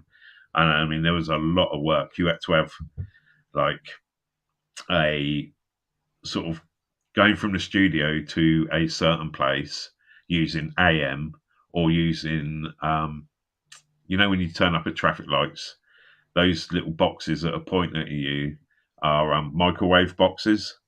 So you can point a microwave box like miles away at, say, a tree or a tower that will pick up that signal, and then that will, from that one, throw a signal out of another aerial to another one, which will then have the FM transmitter on there. So it's picking up the signal from a completely different direction to the studio.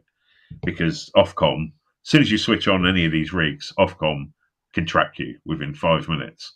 They can triangulate, and they basically used to give you about 3 months before they would hit you. So guarantee 3 months you get hit, you get a rig taken, and you're like, right, okay, we've got to put a rig up, and we'll probably get one a month, couple of months we can take them. Well, it was getting weekly with this dirty bastard kid. Fucking. Whoa. Good old days for the old young ones. Are you jumping off, Grim? Oh, Steve, it's difficult with STE. Is it gonna be Steve or Ste? I fucking my mind is stuttering when I say his name. But I want him to come up. Stay, yeah. Well, Steve's been on panels before, so he's.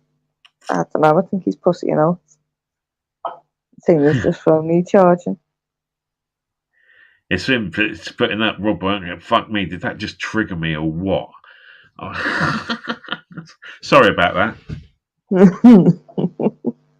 It was just when I see it come up about, I suppose maybe a year ago, where he'd done this interview with like this pirate radio station or this, quite big channel, and it was all to do with, going on the TV and stuff like that. And he's like, well, I come out with the truth. It's all old stuff now. Yeah, I did fucking, our guy was called Tablet for various reasons. And, yeah. Hey, Graham. Morning, Rob. Good morning. How you doing, fella? I'm all right. It's interesting listening to the youth and what they see as tall stories. It's you're reminiscing in an area that not many people would remember. Even today. It still feels like yesterday to me. This is the trouble. My fucking brain won't grow up. I think that's the best way to be, though, to still be in touch with your younger self. Well, they were such good times, to be fair, that, you know what I mean? I mean, if you think there's times where you get to a mental age and you just stop there when you think, you need to know everything or whatever, but your body just carries on. Yeah, I mean, I got out of the DJing game long before you started, probably. But I bet when you was DJing, you had the double decks, the tape deck, and the old disco. I didn't have a tape deck, but did you have the bendy light, the cool bendy light where you could point it on your records? Yes. Yeah, that's proper fucking. I mean, as far as I was concerned, mixing with vinyl, so that you got the beat right, so you could swap from one record to another, and the drunken audience wouldn't give a shit anyway. But the worst thing is when you put a record on and you got it on the wrong speed. Yeah, that's hilarious. That you're playing a 33 at 78 accidentally, of course, or whatever you were able to do, but it was all manual. Well, I was going to say, you saying 78 showing your age, because like most modern-ish decks are only 45 and 33, 78 and even on them.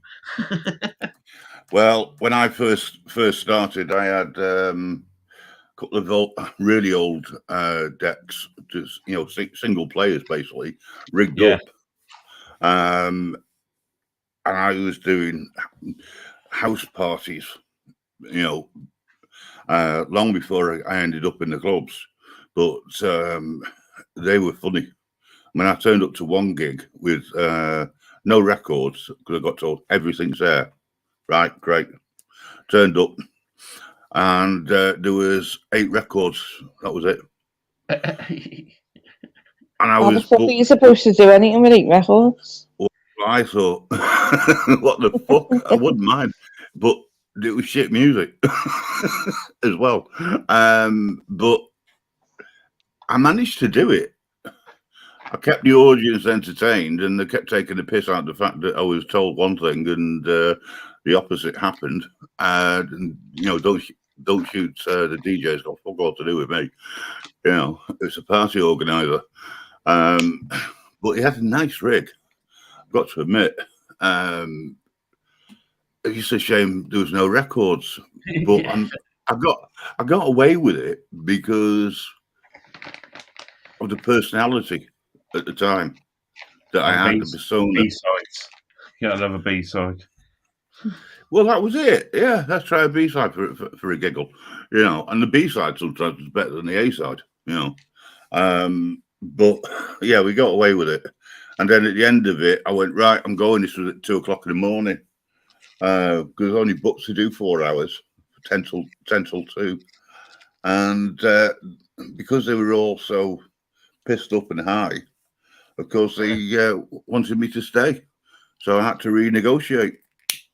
And I ended up staying there till something like 8, 10 o'clock in the morning. And the guy who turned up to give me a lift back turned around to me and said, "Are you ever going to finish?" And me being as drunk as hell at the time, I went, "I don't know. Ask them lot." But yeah, that was a good night. That I got paid a nice wedge. House parties were always really, really cool. Used to do a lot of sort of Rasta-inspired house parties around Reading down the Oxford Road. They would have an house for a couple of weeks, and every weekend would be, you paid like £2 to get in, and it would be like a mini rave. And they'd be selling their beer in there and that. And we used to do a lot of that, or turn up after doing our own gig, and then turn up sort of like 2 o'clock in the morning with an extra speaker and an amp and a box of records. Well, when I worked the clubs in Manchester, there was about 4 or 5 clubs that I ended up on a Saturday night going around doing an hour spot. So was you DJing in the good old famous? I never got sort of involved, but a DJ mate I knew was big into the Northern Soul. I hated Northern Soul. I hated it. Worth a lot of money. The old 45s that they were playing, because I sell a lot of records, and fucking hell, the prices on some of that shit, mad. Yeah, well, I was surprised you can still get vinyl, but it's expensive now. I'm sat in a flat with about possibly 10 to 15,000 12-inch size records.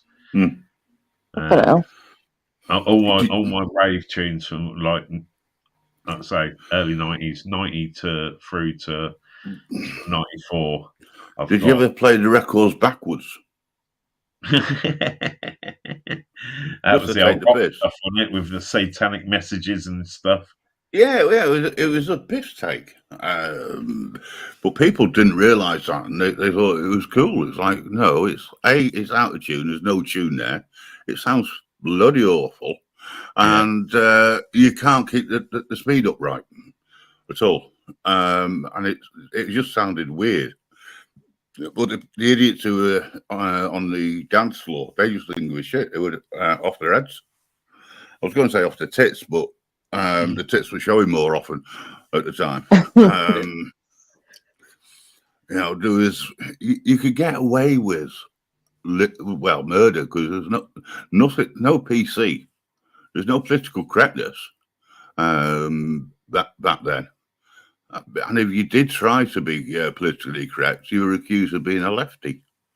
Yeah, it was a very weird time. I mean, I got out because children arrived, and the ex turned up in my life, so to speak. So I mean, I gave it all up.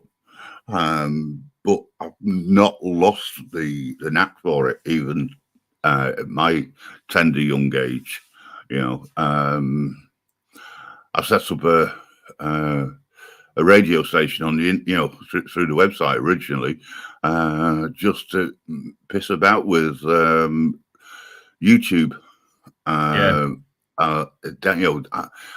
Because technology is turned up, you can get anything you like now, and you can just download it as an MP3 and just stick it on, as you say, onto a thumb drive. You'd have different folders for different events. I bought a very cheap rig compared to what it was. I mean, it was crap, but I went out to do a couple of gigs, came out of retirement, so to speak, and I couldn't believe the stupid money that was being offered just to do a wedding. Weddings.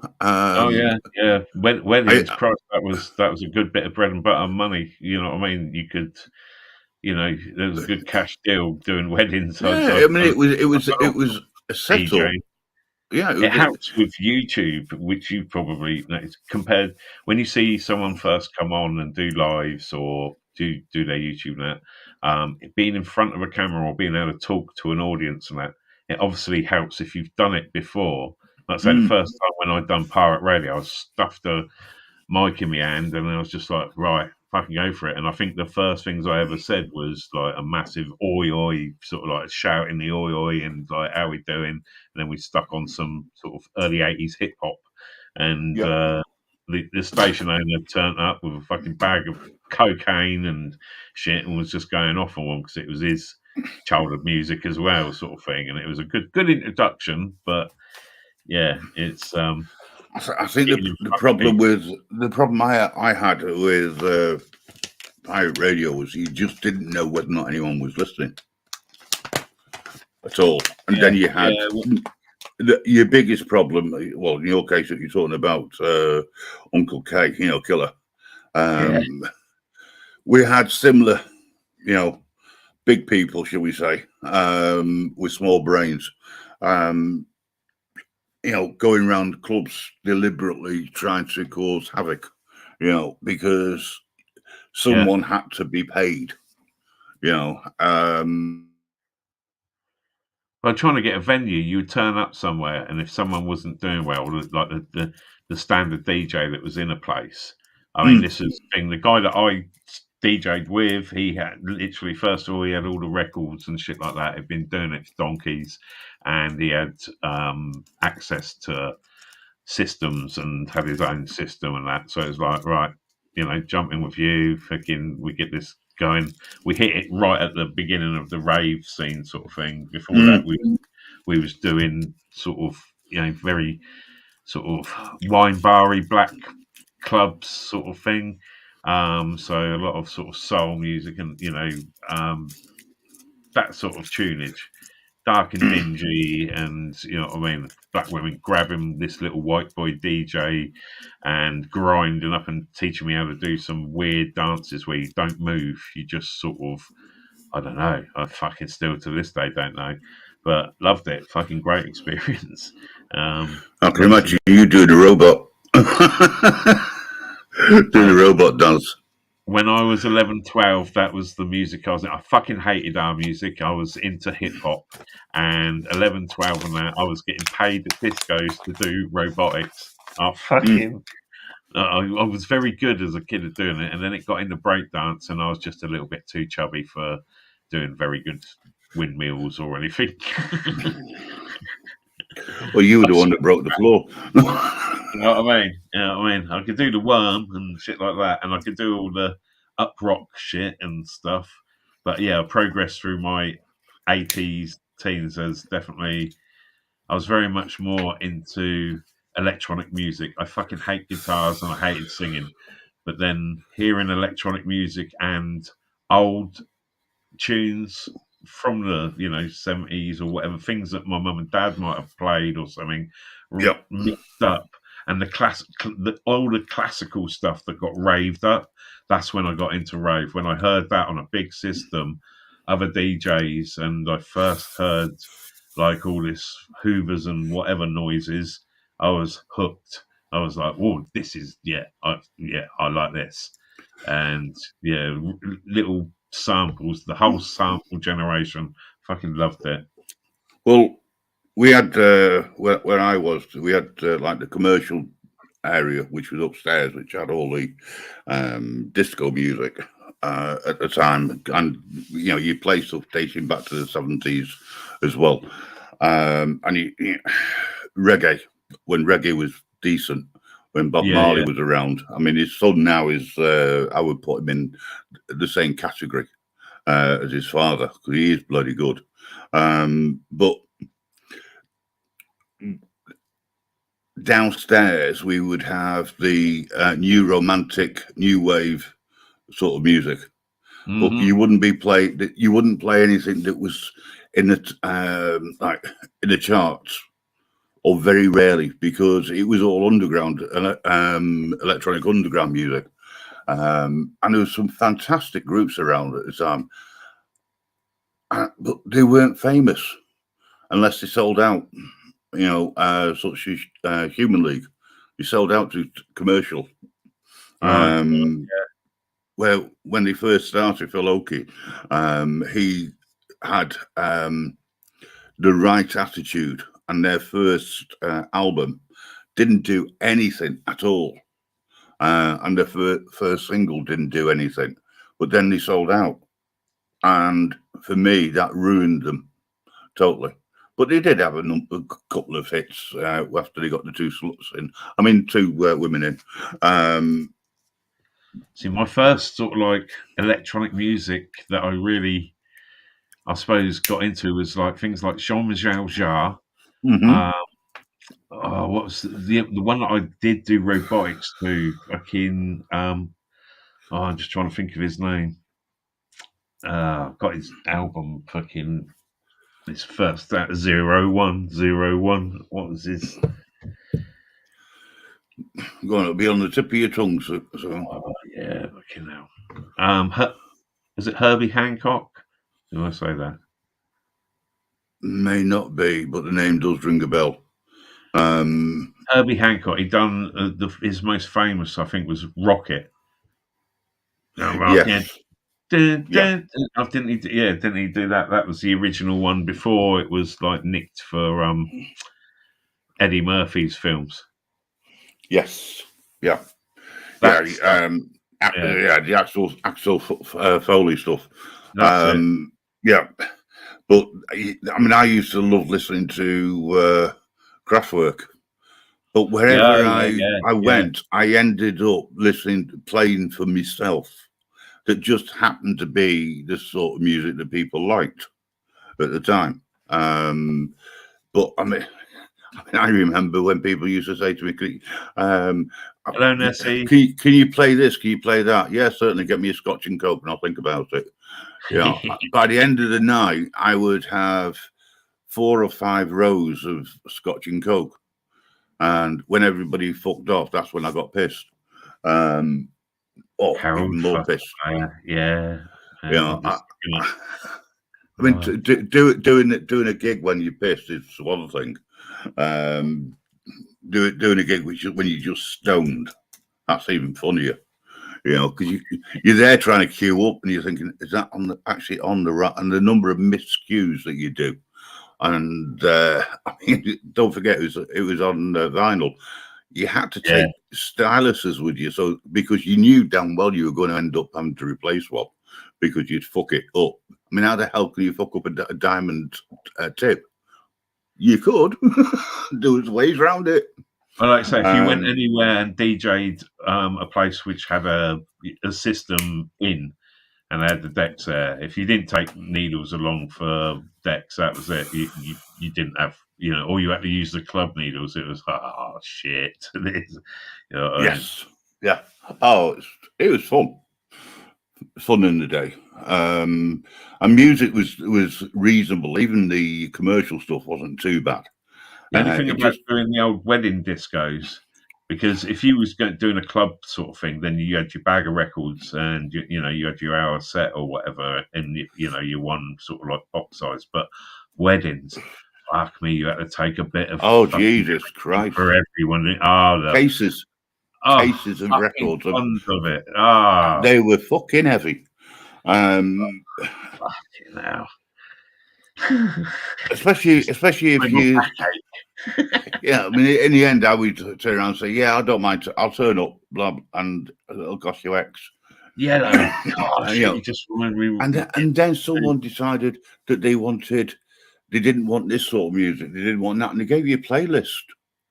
There You was know, always the one fucking fucking idiots. grandma or the cousin or the uncle or whatever who would come up and I demand this. I'm the fucking uncle of the bride or whatever. And you're like, all right, okay, yeah, I'll play that after the next one, mate. And, I'll get that lined up. And then they come back up again. And it's like, oh, yeah, that, oh, it's that one, was it?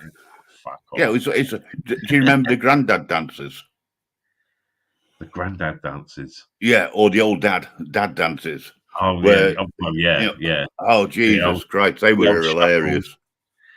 Especially when they've had a few beers and they got their pint up in one hand, their fucking collars all gone, the ties hanging round the neck, and the wacky way. Here we go. Come on, Arnie. Oh, Arnie. Yeah, that's all they knew as well, So, yeah. But if you did it right, you could turn the volume down, and you just hear them all out of tune. Yeah, and miscuing everything. So they would. You'd think they would get the tune and they'd know what to say, sing or say or whatever. 19. Remember Paul Hardcastle's 19? 19. That's the one. Yeah. You don't think you get that wrong, could you? Oh, you put that on in front of a pissed audience. Queen Nessie's come up with one, and I will tell you a tune that I always used to play at these things that literally had everyone up, like all the ages, but upside your head, every fucking sat down in the pissy fucking dance floor with the beer spilt and everything, doing the old fucking road dance. Yeah, that's it. But the one that, if all else failed, I always had one record, and it was Russ Abbott, Oh What an Atmosphere. Oh, it literally worked every time. If you just couldn't get no bastard, you get 3 or 4 up for their tune that they requested, and you just couldn't get the whole room up. But it's oh what an atmosphere, and everybody in a happy atmosphere. Well, when that sort of thing happened to me, I used to turn around to them and go, right, I've seen more life in the fucking funeral. I thought this was a wedding. Or is it? Where's the shotgun? And 9 times out of 10, the bride would be wide. Because she's already up the duff, And you get the first dance, and you had to get it right. Oh, Nessie, do the okey cokey and you turn around. Oh, Jesus Christ. Queen Nessie. Oh, kids' tunes were fantastic to play in some circumstances. You can get away with it. I mean, I've had people dancing to Rainbow. Like, what the fuck? But you can get away with murder, literally. We always used to finish a guy had a big lighting system, so he used to go along to these raves and DJ, but he always insisted on one tune at the end of anything that he put on, and that was the old always look on the bright side. So you imagine you're just smashing out 160 BPM rave, it's all fucking rah, rah, rah, and then all of a sudden the lights would come up and everything. You got all these people that were chatting shit to each other and being all off their faces, suddenly becoming super paranoid. And then you got that rinsing out as the last tune. And they would all sing it as well. That was a funny bit. That's it. Yeah. I mean, yeah, like I say, good old, bad old days, so to speak. But yeah, I'm glad I've lived the eras that I have. so Yeah, far. well, you by the sounds of it, you carried on after I stopped. You know, I mean, I could have carried on, I suppose, but having children, they're rather demanding. So, And they. you know, you have to find other ways of entertaining yourself. You know, I ended up with 3 kids. Nessie's still got all her vinyl. That's good. That's good. That, I mean, it'd be worth a fortune now, anyway. Yeah, massive resurgence in vinyl. Jesus. Yeah, absolutely. Yeah, but you can't. It's very difficult to get the decks to play them. Twin decks these days. It's all computer based now. MP3. Your mixes are totally different, and you can do that. You know, press a button, it does this. Press a button, it does that. There's no art to it. It's gone. You know, it's the only made art it is very easy for people to be able to put a slamming mix together. I mean, the first tricks that I saw when I first started DJing, so that early night, when me and my mate started making tunes, we wanted to play like tunes that we had like made on the decks at a party or whatever. We had one that involved our pirate radio that we was on, had a whole sort of like step up to it. It was quite a funny tune. And we wanted to play it on the station, and it didn't. You know, there weren't no fucking MP3 players and stuff then. So we went up to London. Can't remember where it was, and got dub plates made, and like of a load of tunes. I've got about 10 dub plates here. So they're the proper old fucking records. So every time you play it, it wears it out a bit. yeah. You know, so I've still got those, but when we was there was DJs there, and they were big DJs, and they were getting dub plates made of basically mixes of rave tunes, sort of like pre-done in the studio.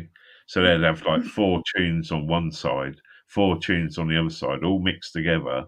So when they went along to raves, they could literally survive for their set off of about 4 records that were all pre-mixed with banging mixes. And it was like, because sometimes you're there and like, how the fuck is he pulling off that mix sort of thing? That's banging. And oh shit, he's got that in it. What is he playing, 4 decks or whatever? Yeah. And yeah. And that was the first time I see that when we was up there at the studio and getting the plates cut while it was in there. It was fucking. It was like, oh, okay, so there is cheating going on, you know, because yeah, of course there was always. fucking hell. It was. I thought It my was mix good. was so shit compared to the top boys, and then I found out, oh, you fucking blaggers, you know?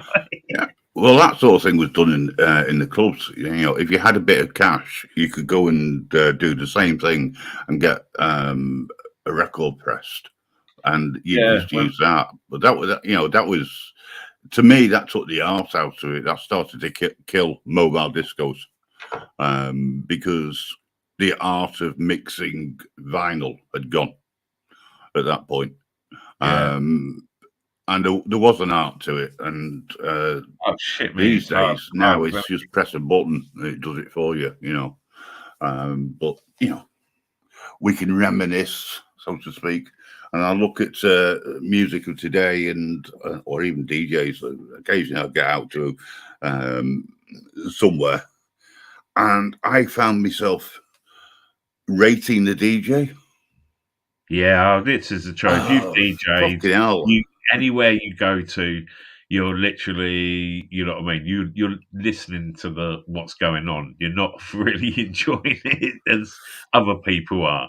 And you sort of like, you see people dancing around you and you're like, did you just fucking hear that shit to fucking mix? What the fuck are you dancing to, Stu? Yeah, but the art of bringing your audience involved has disappeared as well, because DJs forgot how to talk. You know, see, this is a bugbear of mine.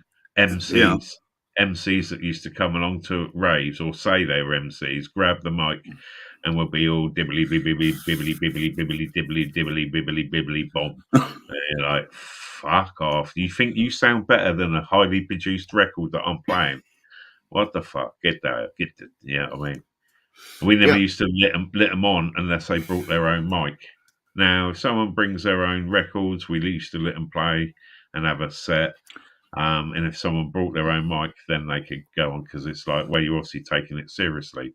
But 99% of the times at raves, when someone thinks they're an MC, they ain't got a fucking mic, and it's like, well, you ain't gobbing all over mine, mate. So get the fuck.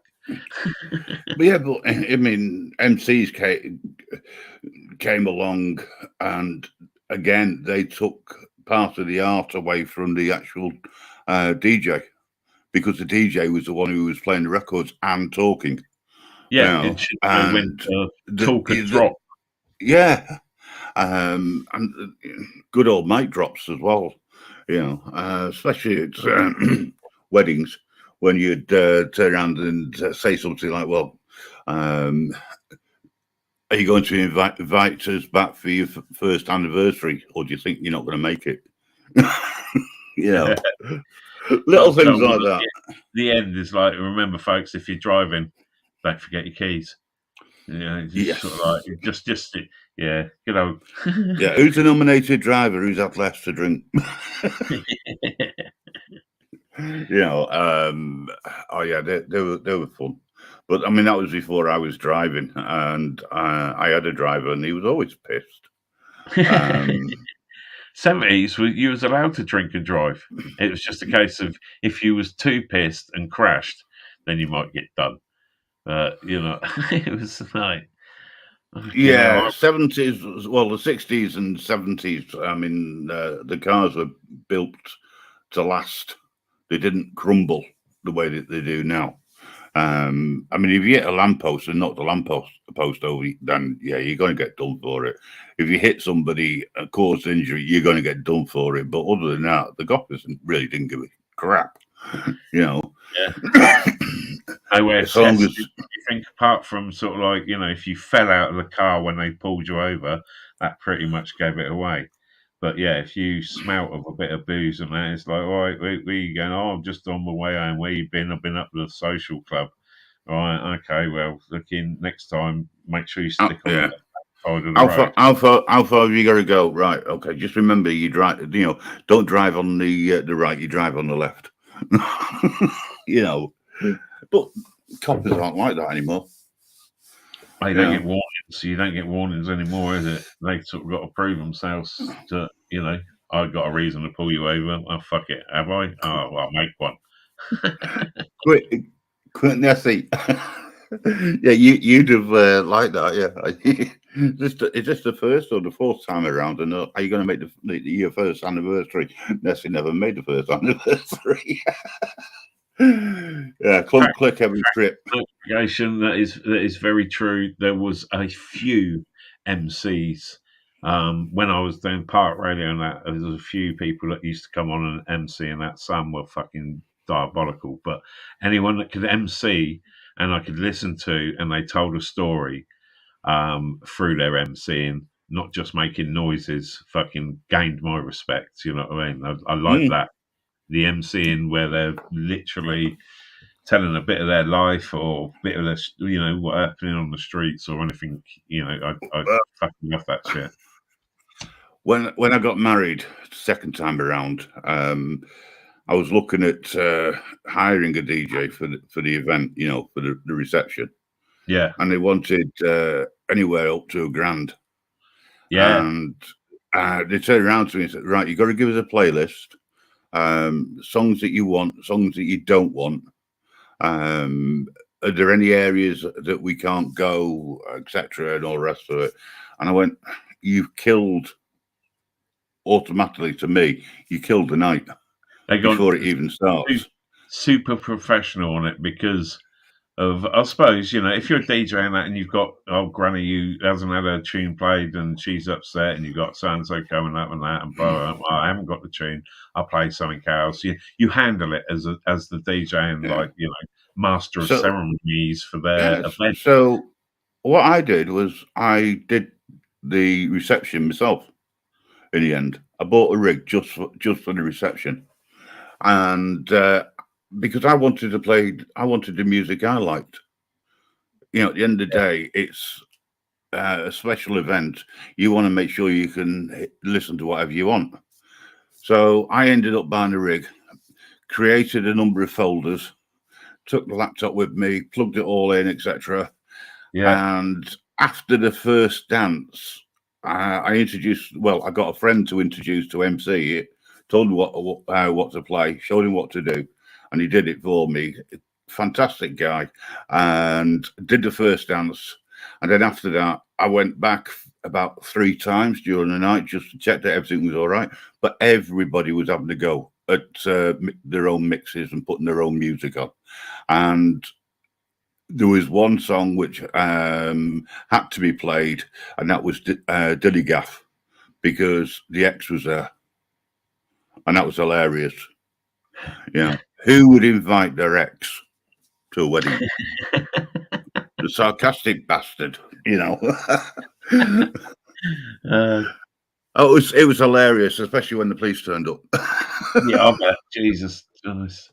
I think the last thing I'd done, and I put on, used my laptop and had the playlist and everything, was my eldest daughter's 16th, and that was at the social club. So she had all her mates there and that, and it was literally her playlist of music and her mates sort of thing. They was all into the same music, and the whole lot of them just danced the entire night because they had all their tunes, you know, all that. What they wanted. Yeah, exactly. All the sort of Reading rock stuff of, the 20 whatevers. Yeah. My Chemical Romance and, you know, sort of stuff like that. Rocky. Yeah. If you knew the music, it was all right. You know, I had it all in playlist, you know what I mean? So it was just like, bam, stick that one on, stick that one on. I think one tune got played about 6 times because they just kept all going fucking mad for it. And like, play again, rewind, didn't it? How old were they? 16, did you say? Yes, it was her 16th birthday. So it was a sober event. Yeah, just cake. Yeah. I think there might have been a few bottles of beer going around. I'm not sure, but you know, it's that thing. It was at the social club, the local club sort of thing that had all, you know, the discos, and they had their own Christmas parties and shit like that sort of place. Yeah. The so working man's club, as it were. Exactly. I think my mum and dad literally helped fund and build it way back in the same. It was like the place where all the footballers go. It's like right on the corner of the local park where the local sort of like 10th division team played. You know, you had your darts teams there. And as a kid, I would be there in the hallway playing Space Invaders with my bottle of Coke and a packet of fucking Smith's Crisps, probably. And then trying to nick a fag off the table from somewhere or something like that. Well, it is something Queen said. You know, we had 3 sets of parents at the top table. What? Nightmare. Oh God! You got that was the other thing as well. Where do you put people? You know, and do they get on with such and such? I remember having a discussion with the friend who organised everything for the wedding, and I got told that I had to behave myself, and it was the only time that I ever let it go, because I said, well, why can't I turn up in Mr. Blobby? Yeah, or turn up as Frankenfurter, or you and me. It was. So I'm throwing out all these ridiculous things, and all I can see is the wedding planner, who took it really seriously.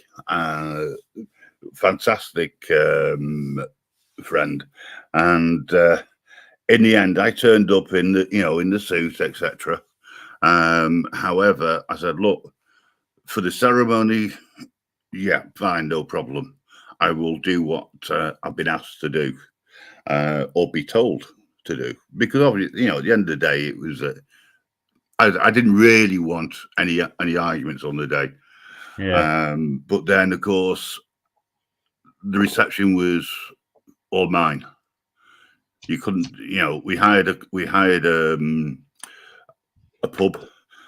It had just been renovated. We were the first, if you like, booking that they had after the renovation, and there was about 300 people there.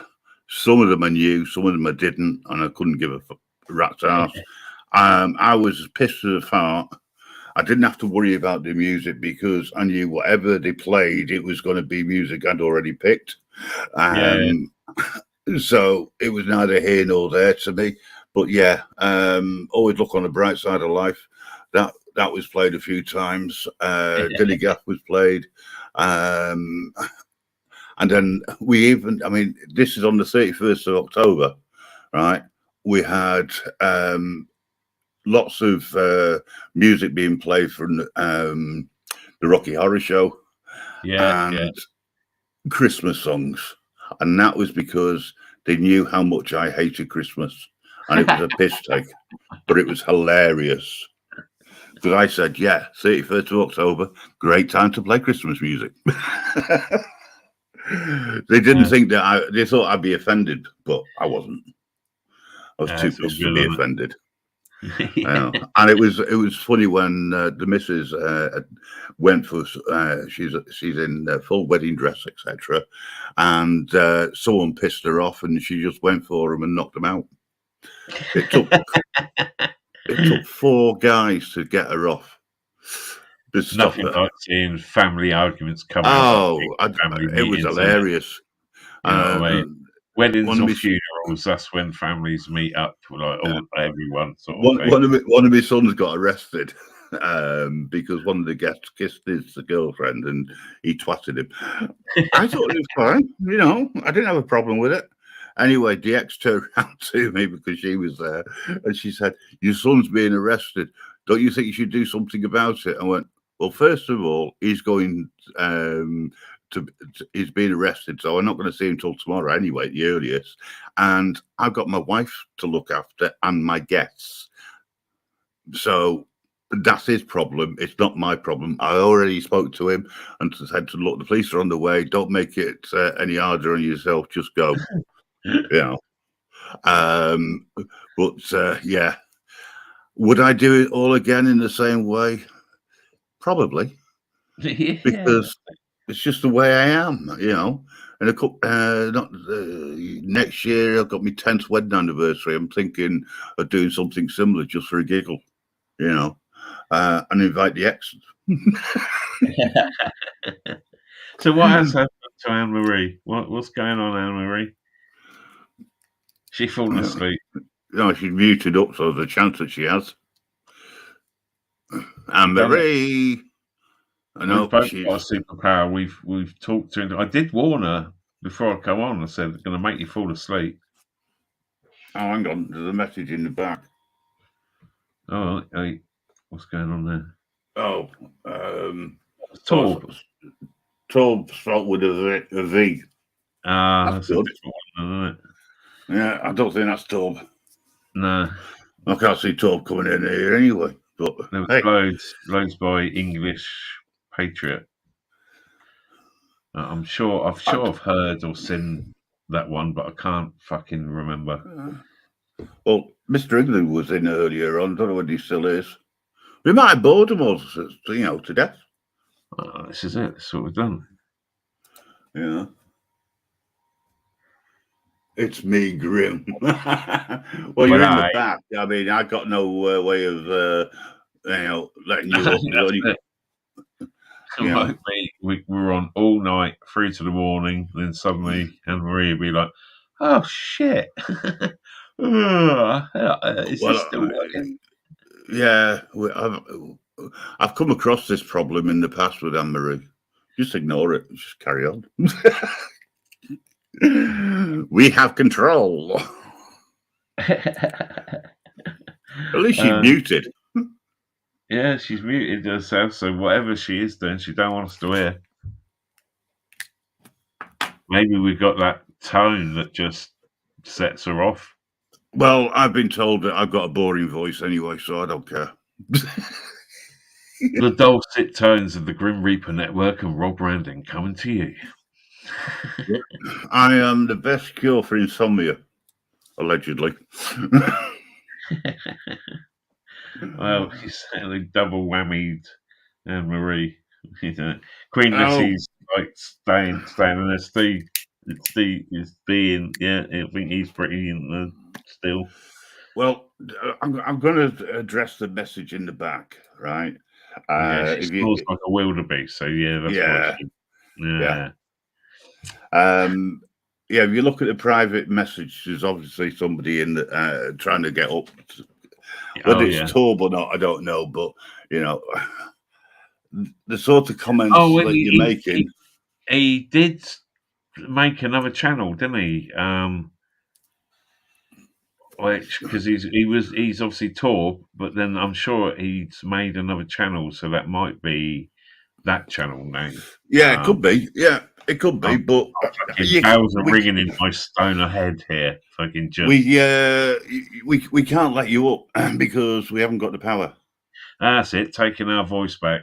There we go, mate. See, I need a score. I keep my eye on the community. I've not heard of that one, but see, I knew there was something. It just took a little while to register. Taking our voice back, right? Yeah. Well, I what?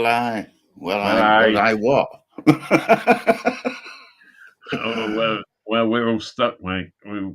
That's it. We got no control. Queen, I fell asleep and talked into my laptop on a live before. On a live. Gee, that's dangerous. That is. Keep talking. Yeah, what do you know what I mean? Is it like whatever you say? Could it been a dream or is it reality? What the fuck? What? Well, either way, it's virtual on here. Right, Well, if I were to drop off, you'd have to talk on your own. Oh, fucking don't you be doing that. You know what I mean? Rob, that's as rude, if I'd do something, as if I'd do anything like that to you. That's just be funny. It would be funny, though. I'm just hovering my... Yeah, there we go. Get it over Leave Studio. I'm ready. Giving all your secrets away, Nessie. I've only been on a few lives where the host has fallen asleep. So I've been lucky. And I think each of those times I was on Anne-Marie's. Oh, God. She's got a, history of this then. Damn. Yes. Yeah. She's learned to mute up, though. Not that she snores loudly, but it's good fun taking the piss. I was going to say, you know what I mean? That would be great to have in the background, though, wouldn't it? A bit of snoring or something. Yeah. Well, we're trying to wake her with things people put in the chat to say, to do, or shout at. Whole new dimension to the live. Well, I'll tell you what, sometimes if it wasn't for the chat, we wouldn't have anything to talk about, Well, this is it. I've got to keep an eye on it. It's moving. I like watching I like reading out the chat, and I also like look at. Sometimes you get somebody in the back who comes up with some funny one-liners, and some people call them trolls, some people call them creators. I just say, just do what the hell you like. I don't care. Just don't bring me into your shit, because I don't want to know. Leave the crap at the door, as I say. But whether or not people do is entirely up to them. I mean, we've got Steve, who's a good all-rounder. Nessie, I have seen you around in chats before, so yeah. And we got Torbs in the back putting the occasional private message up, and so I'm not ignoring you. Well, I what? I mean, it'd be all right. Actually, it's great because he's typing, so I can understand what he's saying. Normally, I'd have to ask for the subtitles. I do that with Anne-Marie all the time. You know, Oh, especially any of these proper fucking northern accents and stuff that go on. Oh, if they get upset, and that's it. I'm sort of like, right, I'm catching keywords here.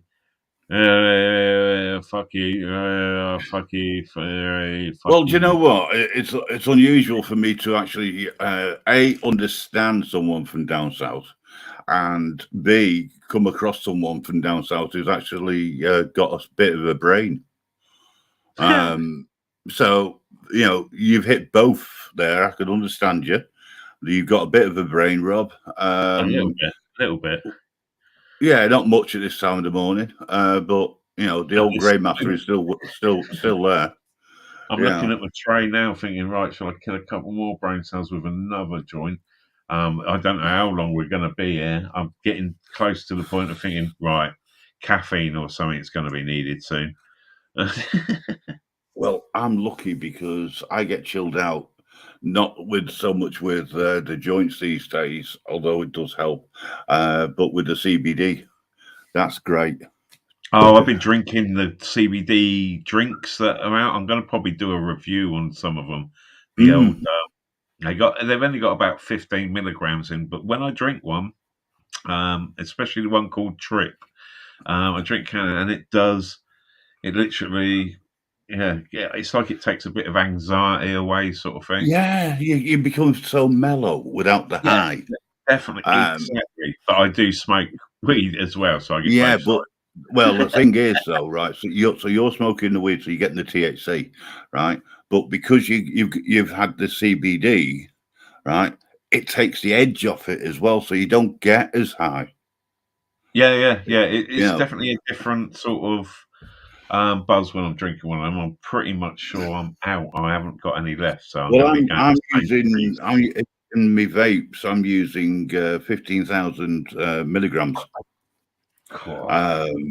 And it doesn't take a lot to chill you out. The problem that I've got is because it's a vape and an oil. If you don't get the temperature right, you get the taste still in your mouth because you get the fluid coming up. Right. So you got to get the wattage right so it burns properly. But yeah, at times it's like smoking old rope, but it feels like it anyway. But the missus will walk in with a joint, not today because I'm driving later. But she'd come in with a joint and I smoking. I go, well, that's not done fuck all. And then it dawns on me, yeah, that's the reason why is I've been vaping CBD all day. See, that's it. It's, I haven't taken great quantities of CBD yet, but I do fancy possibly getting some of the drops, or you know, the more edibles. Yeah, that's it. Thing is, though, it's perfectly legal, and if you get the hash or the flower, you can roll it and walk up to a copper and smoke it in front of them. And if you get it right, it smells like cannabis as well. It's great. It's hilarious. Yeah. Driving on CBD, you just, even the nutters on the road don't wind you up because you're so chilled. Oh shit, I took a wrong turn. Never mind. I've got that now. It'll get me somewhere, wherever I need to go. I've done that a few times. All roads connect one way or the other. Exactly. All roads lead to Rome. So to speak. Yeah, I should look into doing that more. But I enjoy the effects from both sides, I must admit. I sort of plan a little bit more. So if I wanted a night where I'm high, then I'll leave the CBD out. Just have a few joints and hope that I make sense, because the brain doesn't work properly. It doesn't communicate with the gob. So I might think something and I'll say it without even realizing it. And sometimes I upset people. Yeah, And I then tend to be other a bit times I more don't. chilled. If I'm stoned, I'm a bit more chilled, especially talking with people and stuff. I think like while I've smoked for a long time, against drinking, which I still have a drink or whatever, social one or anything like that. Maybe you know what I mean. Have a couple of I'm more of rum and coke sort of geezer, not a beer man. Cider, that I used to be a right nutter on cider. So yeah, when I sort of like just stuck mainly to weed, it's kept me out of prison. It stopped me doing a lot of things where I could have gone off and like proper. If I'd had drink inside me, it would have gone a completely different way. Yes. If I didn't stop and have a smoke through advice of other people, sort of like have a fucking chill moment, mate. Think about it, have a smoke, and then think about a situation and what it will incur. Yeah, I think it's kept me a lot, safer, as such, that I would have done something in certain situations, that would have probably put me in prison. Yes. Yeah, I'd I say agree. even just a bit of fucking road rage. Back in the day, you used to get out and have a proper fucking rumble with someone. Yeah, they were good Cameras and days. shit nowadays, that don't happen. Yeah. Shit used to get sorted. There was nothing. I don't know. If you were driving, if you're silly enough to drink and drive, then you would end up with all sorts of issues, shall we say? Yeah. But since I've been kicked the hard stuff into touch, so to speak, right? I no longer have those problems. Queen Nessie, I just put your link in just in case somebody wants. I've always been a petrolhead, since I could get on from 16 on a motorbike to 17 getting a car and that. I've always been a petrolhead, not a pisshead, because I was a petrolhead. So I loved driving, still do love driving. So I don't drive intoxicated because I respect my lovely clean license. Yes. And I, you know what I mean, and all the insurance fucking benefits and that. I've got a track day old Escort, an F-Reg Escort, that is a 1.3 popular 4-door, and it's completely converted to RS turbo, track day suspension, engine mounts. You drive it, it's like being vibrated. You don't want it on bumpy roads as such, but it is a road car. It's my toy from when I was that age of that car, and that was the sort of thing you'd done to your car as such. You know what I mean? You had a 1.3, so you uprated it to a 1.6, and then you stuck a turbo. When someone's turbo went missing, you suddenly find someone with a turbo engine in it that they didn't have before. Yeah. Those back in the days when insurances suddenly went up because of all the RS thefts and shit like that. I love that shit. Got that in my garage and have spent fucking silly money on it. Well, I had a Xantia, probably 20 odd years ago now, and my son was into going to meets of all these kids who got cars and whatnot. So I'd turn up, and the thing with the Xantia was you could get the suspension to go up and down. Yeah, that's it. Little lever, right? It was hilarious because I'd turn up. Is this fucking big sod-off vehicle, and it's just sitting there going up and down. Was it they didn't get it. It was hydraulics. Yeah, it was hydraulics. They had a weird panel that covered the rear back wheel a bit as well. It was a weird sort of like like extra arch on the wheel arch, wasn't it? If I remember Yes. rightly. Yeah. Fucking weird looking vehicles, but yeah, a mate of mine had one of those and was always up and down on it in the car park. Yeah. Yeah, well, the kids are cut. I mean, I say kids. I mean, it was my son's age. Majority of them, and maybe a little bit older at the time, but they couldn't get their head around it, and they wanted to know how it was done. I said, "Well, it's simple. Just flick a switch." Well, that's it. Or Nowadays, move the you've got lever. all the cars and that, anything that's like properly modded up has probably got air ride on it nowadays, which, Yeah. you know what I mean? That was like pre-air ride set up on a car. Yeah.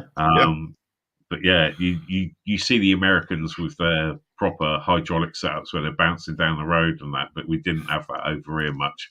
You might see one at a car show every now and again.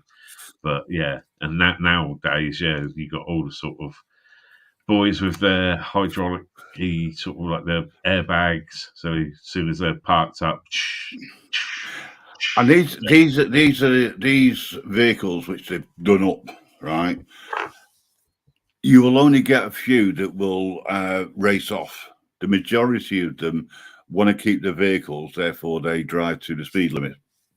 You know, and I must admit, it was funny seeing them being pulled over.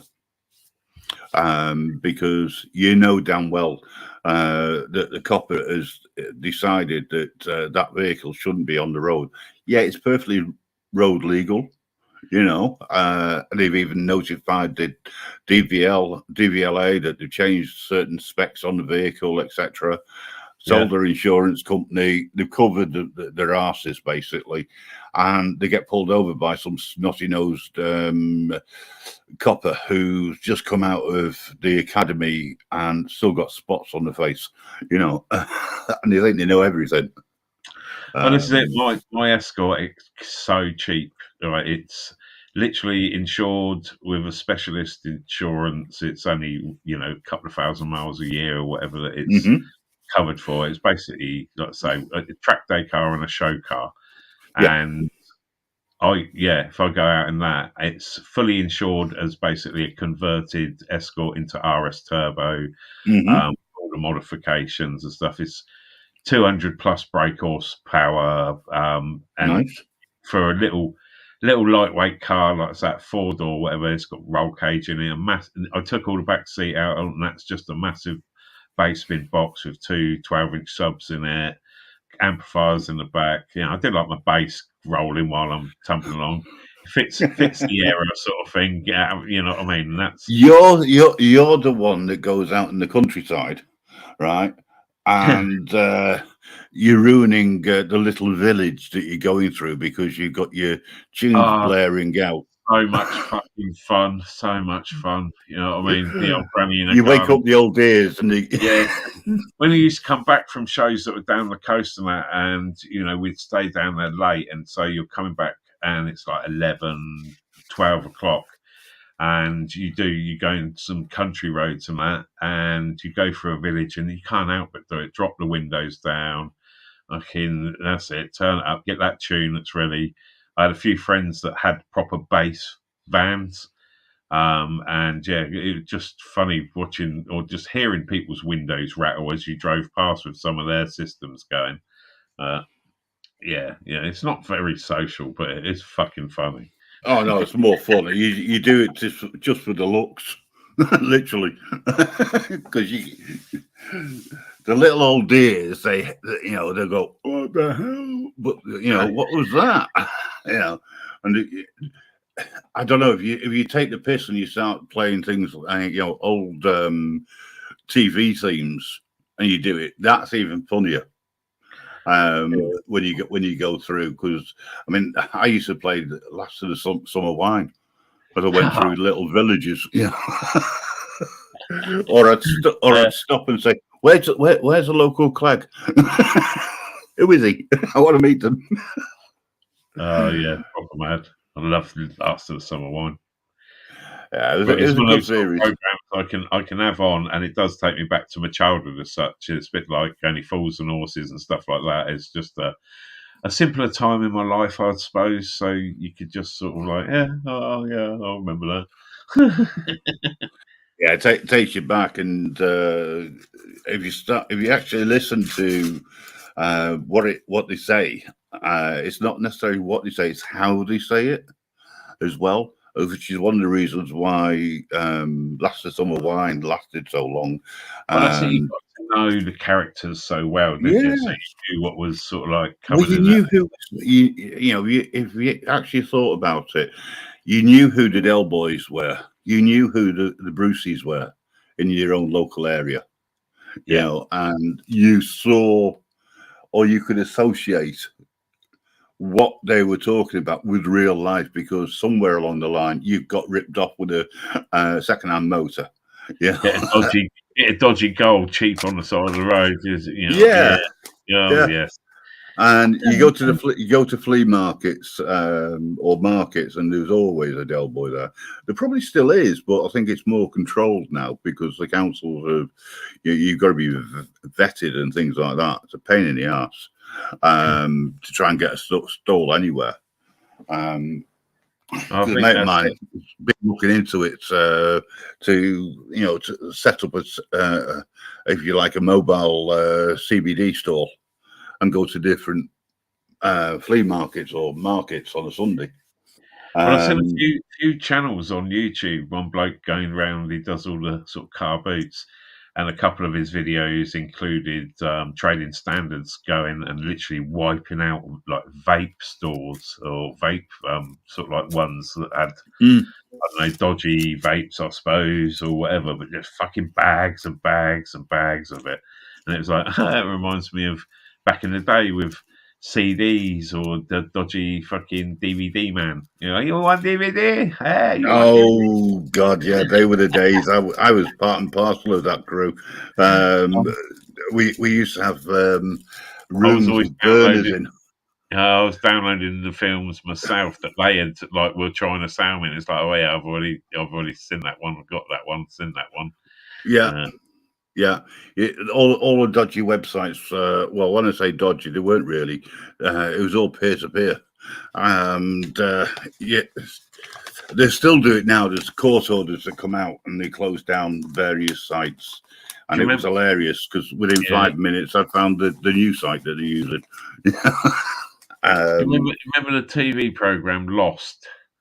Oh God, yeah, I got lost in that. Mates of mine were running a sort of dodgy eBay one in the early days of eBay, basically when that come out, and they were ripping and selling them as box sets. So they were selling the first seasons as they come out, and then there was a writer's strike or whatever. So like the other seasons took ages and everything, but they were flogging them on eBay. And the other thing they used to flog on there, which was allowed, you couldn't sell porn or like porn films, but you could sell gay interest films. Right. So you could say the film was gay interest and it would be a fucking porno, but because it's got a dick in it, they would say it was gay interest and they could flog them. They found all these ways around eBay's rules and they were making a killing. Especially, like I say, with the lost box sets and shit that they would put on there on a dodgy account. Yeah, well, there was Lost. There was quite a few TV series that came out from America, and if you did it right, you would sell the series just as the new series starts on TV over here. Yeah. And it was all about timing. Yeah. And the people would go mad for it because it would be cheap anyway. So they'd be selling them cheap. So people would be like, fuck it, I'll spend a £5 or a £10 or 15 quid or whatever. So they'll be flogging it all over the place at different prices. And it's amazing how many people don't search through. They find it their first one, see it's got 350 buyers on there already, and it's 15 quid, instead of going and searching for it and getting it half the price from, somewhere else. Yeah, exactly. Good old days. It's harder and harder to make a fucking honest buck. I mean, fucking hell. Well, these days you can't. The only way around it would be to set up an alternative Netflix, put all the latest stuff on, and charge a low subscription rate. The trouble is, you would get shut down so quickly. Yeah, and this is it. Yeah. This is it. It's not worth doing it. Believe me, I have looked into it.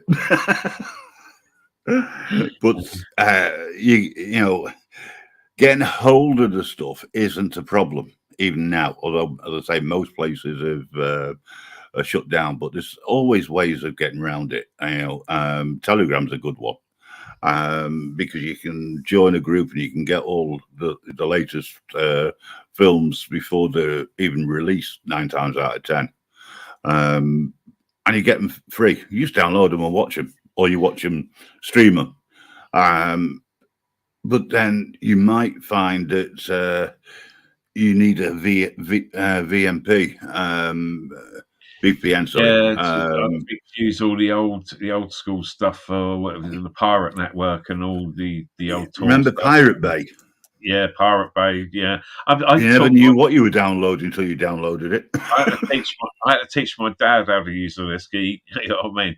For me old man, I taught him how to basically download all the films. So, you know, in their front room there is like shelf with free, just stacked from floor to ceiling in these shelves of all the ripped CDs because he got well into it. It was like, you know, old stuff that he liked, and then all the new stuff. He'd be like ringing up saying, "That new film that you sort of said, I wasn't that impressed with that one. Fell asleep halfway through it, sort of thing." But yeah, taught him how to do all the old rips and then rip it onto CD and that. The conversions. Yeah. Now, that's it. The hardest films to rip back in those days were Disney's, because Disney didn't put anything, didn't encrypt them or anything like that. They just took one scene out. That's all they did. And anybody who downloaded it and tried to rip it, it wouldn't rip, it wouldn't convert. So you had to search for a codec that would do it. But eventually, they found other ways around it to stop you from doing it, allegedly. But there's always a way around it. I used to work in the cinema industry and basically convert films, the sound on it, to DTS from, like, basically you have the Dolby Digital as such, or Dolby, which was basically included on the side of the film as a sound wave, which got picked up on the thing. And next to it was the DTS one, which was more dot code. It was basically invented for Jurassic Park. When Jurassic Park come out, DTS all like formed from there. So I used to sit in a studio. I'd have to run the proper camera with the film, and then make sure everything was in time with our DTS discs. And if it was wrong, then I'd have to go and like adjust it, play it again, and everything. So I'd see the latest films, obviously, before they come out. And within that industry, they did have watermarks as such that we had to put watermarks that went on films in the digital sort of part of it, so that they could try and trace where, like, the proper sort of, like, if you where the master was that's it. Where it come from and that, because they would obviously they'd give out like fuckloads of discs, like 300 odd discs, to all these different journalists and stuff like that would watch these films earlier on. And so it was, those discs were always imprinted or whatever with just a clip scene or something in it that was watermarked it, and that they did used to have certain ways to try and find out, right, who's actually getting these, and then fucking copying the disc, giving it to whoever, and they then get multiple. I used to love watching the cams. Oh, the cameras where you get someone who'd stand up in fucking front. Yeah. It was hilarious. It was like Cinema 3000, that fucking Space Cinema 3000 program, where they used to sort of like have them sat in the cinema, an alien and this bloke, and cut reins, and there be talking over the black and white film that was playing on the screen behind them, making funny comments about it, and that's what it used to remind me of. Good old dodgy days.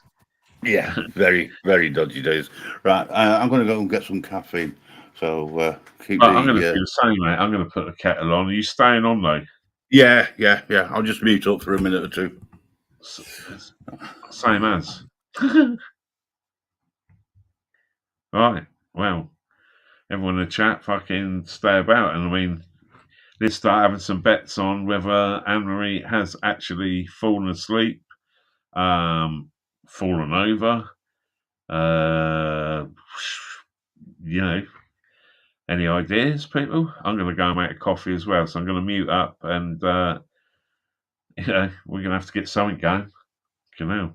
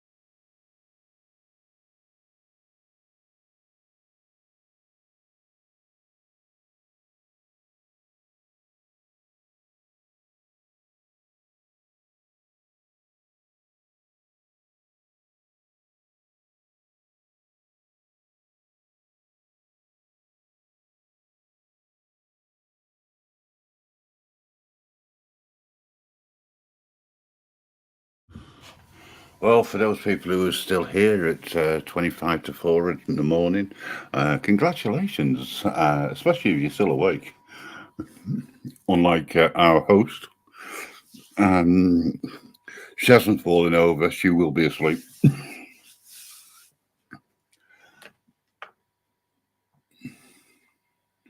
I'm going to wind Anne-Marie up.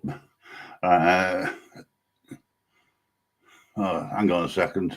I'm just waiting for the kettle to boil, so I'll be backwards and forwards. I just heard. Yeah, no worries. I'm just having a look at the chat.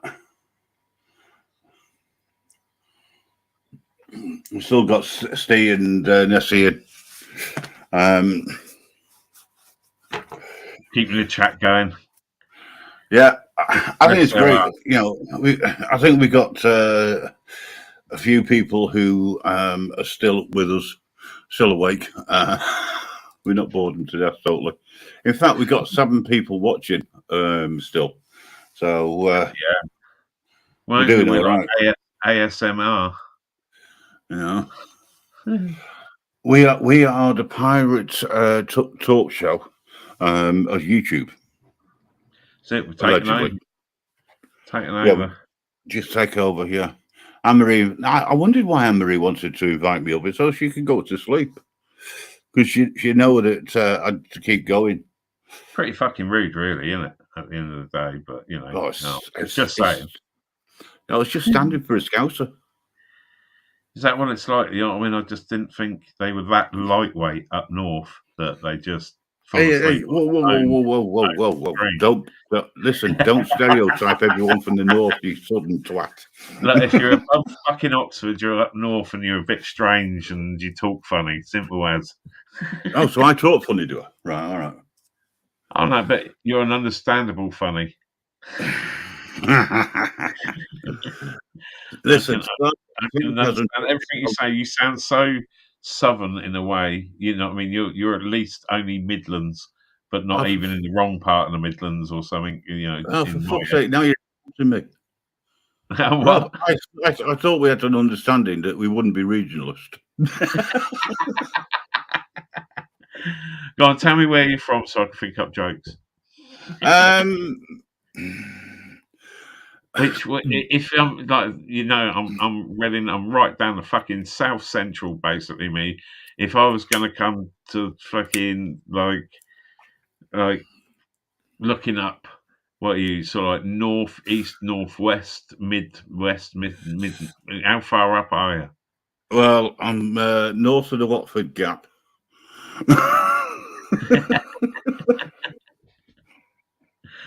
I'm actually. Listen, mate. Listen, there's, you know, I mean, I move between heaven and hell, moving people, well, souls. I never know where I'm going to be, but officially the residence is in the Manchester area. Right, I know that's. But I don't have a Manc accent.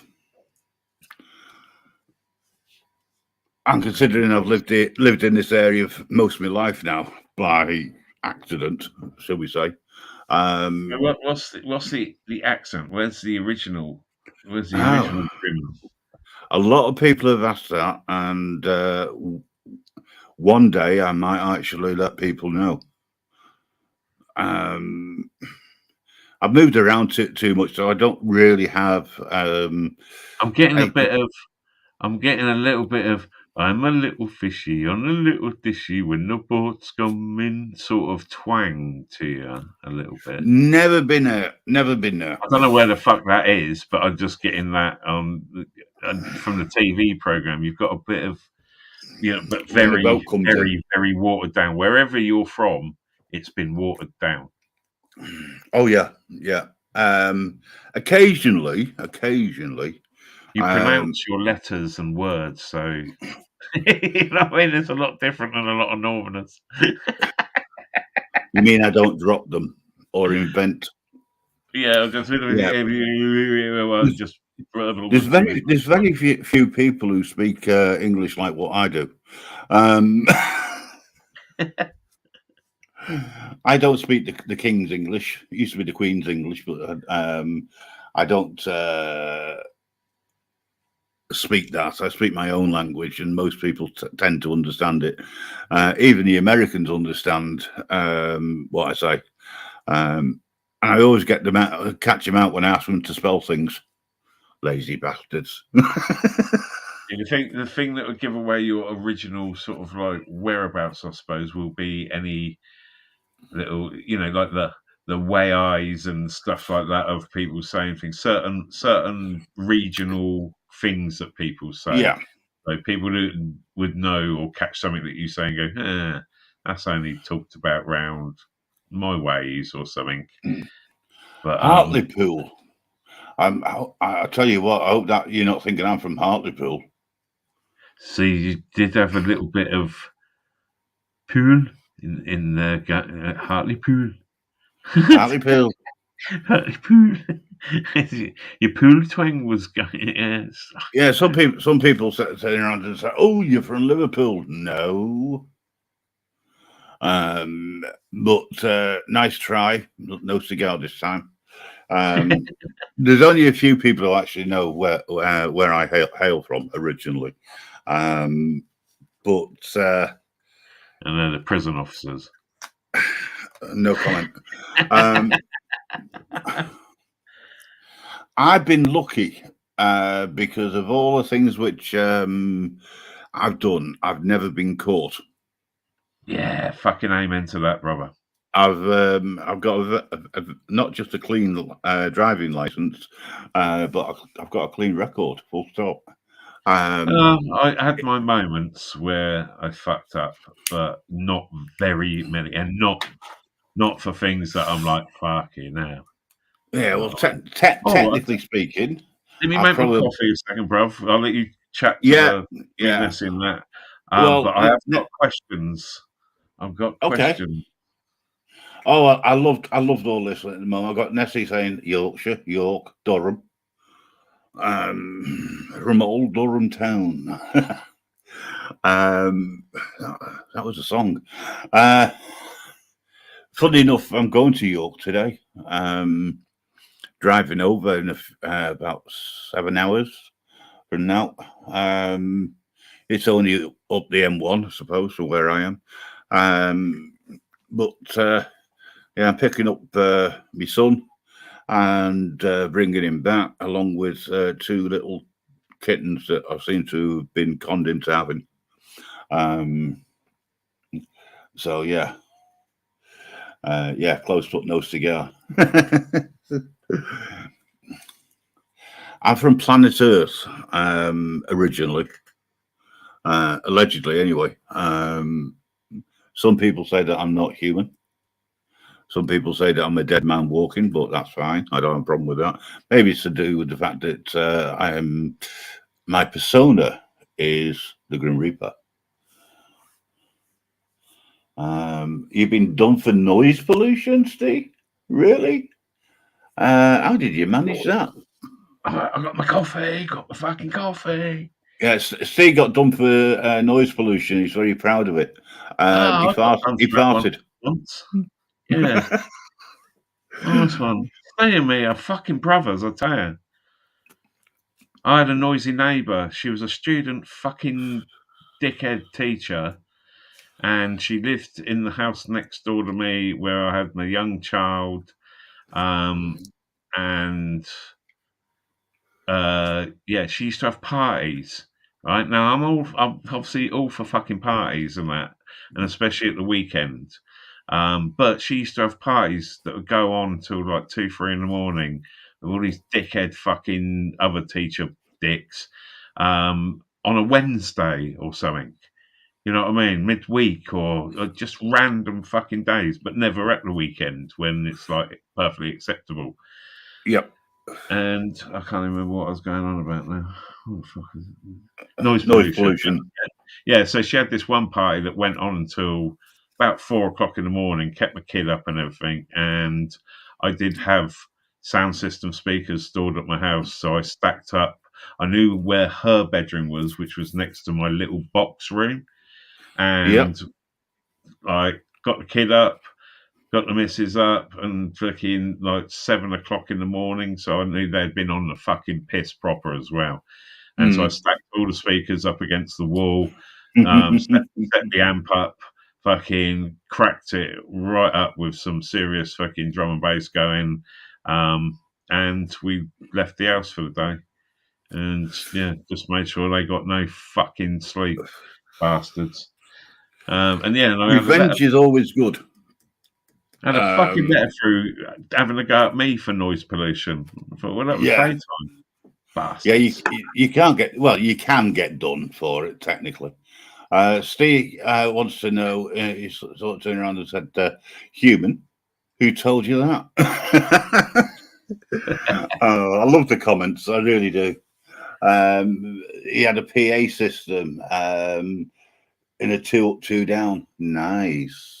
It rocks, doesn't it? When you've got proper like sound system speakers in your house, even if you just hook it up to your normal like amp, you know what I mean?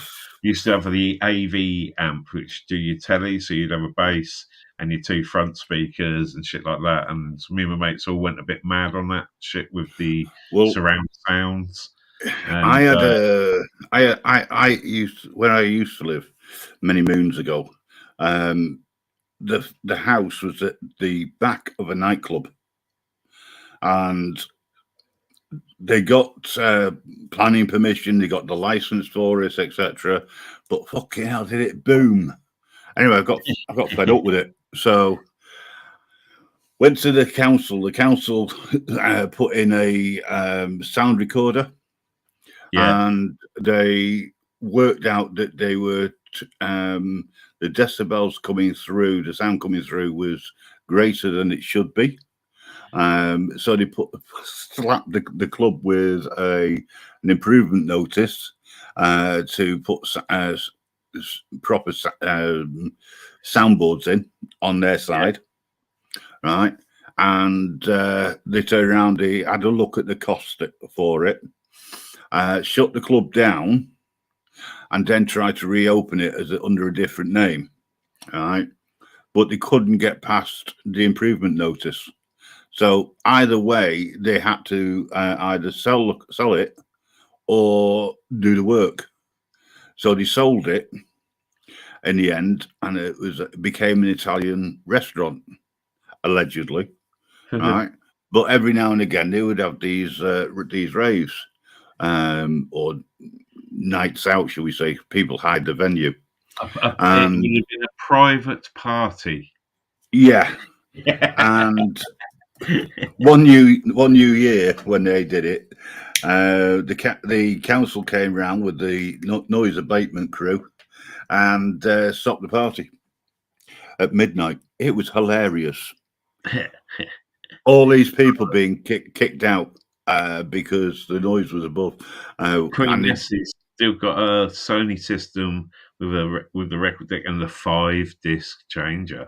Ooh. Jeez. And a double cassette deck. I wonder if that was a Record 2 one as well. Yes. I had the first. Is it Sony? I'm trying to remember now if it's Sony or not. But they were basically CD ripper, and you could rip sort of like CDs with a special audio CD play and everything. But yeah, ripping CDs with that and stuff. I used to love that thing. That was great. It was great for ripping my tunes onto, so I could play them on CD as well. Yeah, especially in the car. If you had a disc changer in the boot, oh, that was great.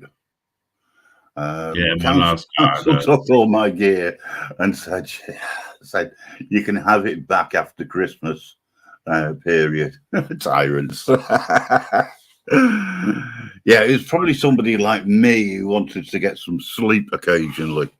I mean, where I am now, there's a war going on between a couple of tenants locally, and it's they play records, music in the early hours of the morning just to wind each other up. Now, it doesn't bother me because I have, as you can tell, I'm awake during the night when most people are asleep, and I jump onto panels like this. And the only time it pisses me off is when the music is so loud the mic picks it up.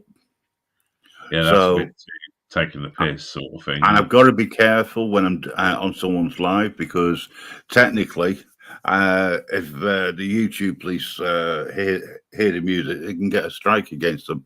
You know. Oh, you can have some. I had one video where my mate was basically videoing him changing the turbo on my car, and I said, "I'll stick this on your head, put the GoPro on there and that." And right at the back of his garage, he had some jungle tunes playing. You couldn't really hear it in the video at all, but all you got was the bass line slightly, and it was like the worst time that I got hit for copyright on it. You know, it didn't matter. You don't get a strike, but it was a case of I can't even fucking hear it. It's literally just a no tune at all sort of thing. But yeah, fuckers picked up on it. I like modern day music as such, so I get a lot of mine from SoundCloud, where people remix modern day tunes, even the latest, sort of like tune that's out there. There'll be a remix of it, which they don't clock or anything, and so their fucking algorithm shit or whatever that does clock these tunes. Most of the time I get away with it, so it's a nice bit of drum and bass or something going on that fits the video. If I try to go and find something that has something to do with the video sort of thing. So it's just like, yeah. But I hate the fact that they, you know, especially when there's videos on YouTube of tunes, but you can't use that tune without getting struck or whatever. Any monetization will go to the artist, and it's usually not even the artist, it's some fucking random fucker. There's a group of people in the metal detecting that have used a logo from one of the shops, and they got the logo done on one of these like Fiverr sites or whatever. So it's like a swish round, you know, nice bit of graphics, the company logo, and the sound on it got hit by. Basically, they all got hit by this Indian company that had the sound on before, and the graphic sort of like 5 years before someone blagged it and then remixed it for fucking loads of people on Fiverr, and then they all got hit with copyright strikes. And it's like, fuck it out. It's annoying when things like that happens. Hello, Gypsy. How you doing, mate? Yeah, Rob's been going a lot longer than I have. Anne-Marie's fallen asleep. So, well, Gypsy, was on earlier. Welcome back, mate. But we can't get anyone on. We did have Torbs in the back room as such, or in the private chat part. I think he's probably both off. But yeah, Anne-Marie, we are now sort of like starting to worry. You know, has she just fallen asleep?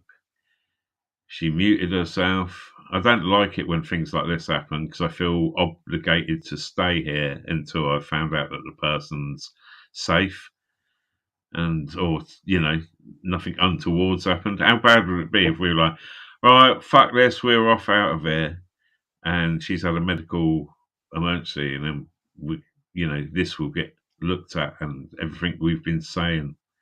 And you're a Grim Reaper. Did you fucking touch her and kill her? What the fuck? Excuse me? You're the Grim, you're the Reaper, you know what I mean? All you got to do is touch someone in it and they just drop down dead. I don't do things like that, allegedly. So I got you mixed up a few times. When I see your name, I've got a mate in the detecting wheel who's called the Grim Bleeper. So for the metal detecting, so it was like, oh fuck me, it's the Grim. Grim. Oh, it's Grim Radio, right? Well, years ago, a few years ago, when I first came into YouTube, I was known as God, and it was hilarious because people would be speaking to me. They would be doing a live. I'm on their panel. But they're referring to me as God, and they had some strange looks from people, you know, because they turned around and said, "Well, hang on a second, I'm just having a conversation with God. Do you mind?" See, you know what I mean? That's strange in a way, because I know another channel that he used to do lots of lives on that, and he was a bit of a personality, but he always used to wear his God mask, and he was called God the Good One. And he had a couple of thousand subs, and I think he had done stuff, excuse me, elsewhere. And God the Good One. He'd do his sermon. Well, now I've got people who turn around saying, "Hang on, I'm talking to the Grim Reaper." So yeah, it's sort of like a tradition. It is. You've got some serious personality disorders going on. You're just showing your age again. Listen, I don't have a problem. I'm an old git. I'm the first to admit it. Exactly. I'm older than you. The more we don't give a fuck. It's sort of like, well, I've seen this, seen that. Well, when you get to my, when you eventually, if you survive long enough, and you get to my age, in another 20 years or so, right, you'll realize that life is just a bag of shit. You know. I think I'm fucking. Obviously, I must have. I don't know, but yeah, I know exactly where you're coming from now. I don't need to go another 20 years. Fucking. That's what. I mean, when you were talking about always looking on the bright side of life, you know, it's like, oh, that's all you can do. If you can find it.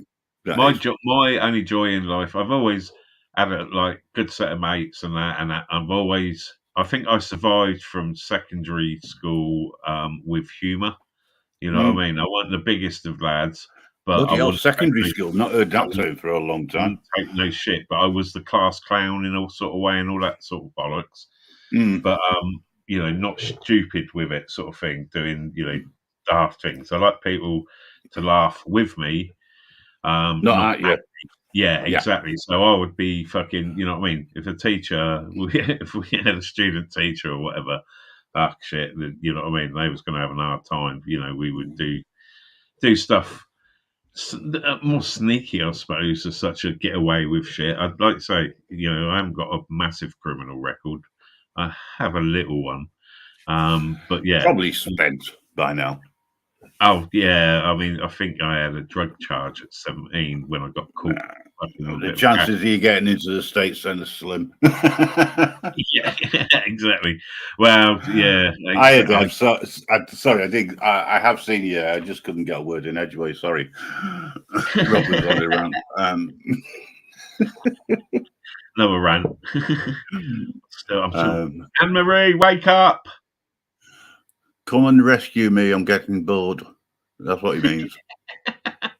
Well, I've been talking to death for so long. It's like fucking. Who do you mean? I'm not sure who's boring who here. You know what I mean? I think we're doing an excellent job on each other. Yes, yeah. I mean, I needed to go and get some coffee because otherwise I'd have ended up like Anne-Marie. I've got my cup now. It's just a sipping temperature. Yeah, just about right. just right. Well, also for the last hour or so, it's just been me and Rob and a couple of people in the chat. I was looking at. I mean, I've been reading out the chat because I like to get people involved. Yeah, that's the best one way or another. Best way. People are good enough to come into your live. And yeah, you get people chatting, or we'll chat. Like I say, it gives you subjects, doesn't it, and gives you something to bounce off. Basically, a bit of a crack. Talking of bouncing, you said the word secondary school. Right? Yeah, I've not heard that term for such a long time. So I thank you for that because it reminds me of the sort of things I used to get up to when I was a young whippersnapper. Right? Yeah, I was never rebellious. They have the different numbers now, isn't it? Year 10, 11, 12, fucking 14, 20. Yeah, they call them academies or high schools. Yeah. Gone all American. They have proms. We didn't have proms. We had a school disco. We didn't have proms. Jesus Christ. We didn't have a disco. Prom. The first I ever heard of a prom was when my eldest came home with the letters and it said end of year prom. And I thought, what the fuck? Yeah. Morning, Mellows. How are you? Nice of you to drop in this wonderful day. Anne-Marie's asleep. There's just me and Rob whittering on ourselves. We can't even get anyone else on there, and we're just basically. I'm going to have a word with Anne-Marie and say, look, you're going to have to make sure that when you fall asleep, somebody has control so that they can bring somebody up, etc. I feel it's given me ammunition now for when I do see her in lives and that, and being the best mod and everything. There's a lot of piss taking that I'm going to be taking from this. Yeah, well, that's it's always good for that. Yeah, it's a bit of ammunition, isn't it? It's like, remember that time? I do it all the time to her. I've got some now. Nessie saying that it was the Christmas do. Yeah, Christmas disco we used to have. I got into trouble with a teacher. His name was Reynolds, and it was back in the day when you were allowed to cane kids, I got done for being late, right? And I had a really good excuse, right? It was a foggy day. I wandered onto the playing field, and before I realised where I was at the other end, far away, at a fence. And when I realised what time it was and where I was due, I eventually found a place and I was here. So I do apologise. He turns around to me and says, "Right, put your hand out." Oh, I yeah. thought he was going to shake my hand. Next thing I knew, I saw the cane. Yeah. Anyway, he decided he was going to whip my hand. So as it came down, I gripped it and then swatted the bastard with it. And said, "If you're allowed to hit me, I'm allowed to hit you." Yeah. But unlike you, I'm a little bit better because your face now looks a lot better with that red mark on it. That was the first time I got suspended, was for attacking a teacher. I didn't attack. I just defended myself. Oh yeah, I was sort of defending myself as I attacked him. Well, they wanted to ban me from school for X number of weeks or whatever. But the problem was my father was a governor.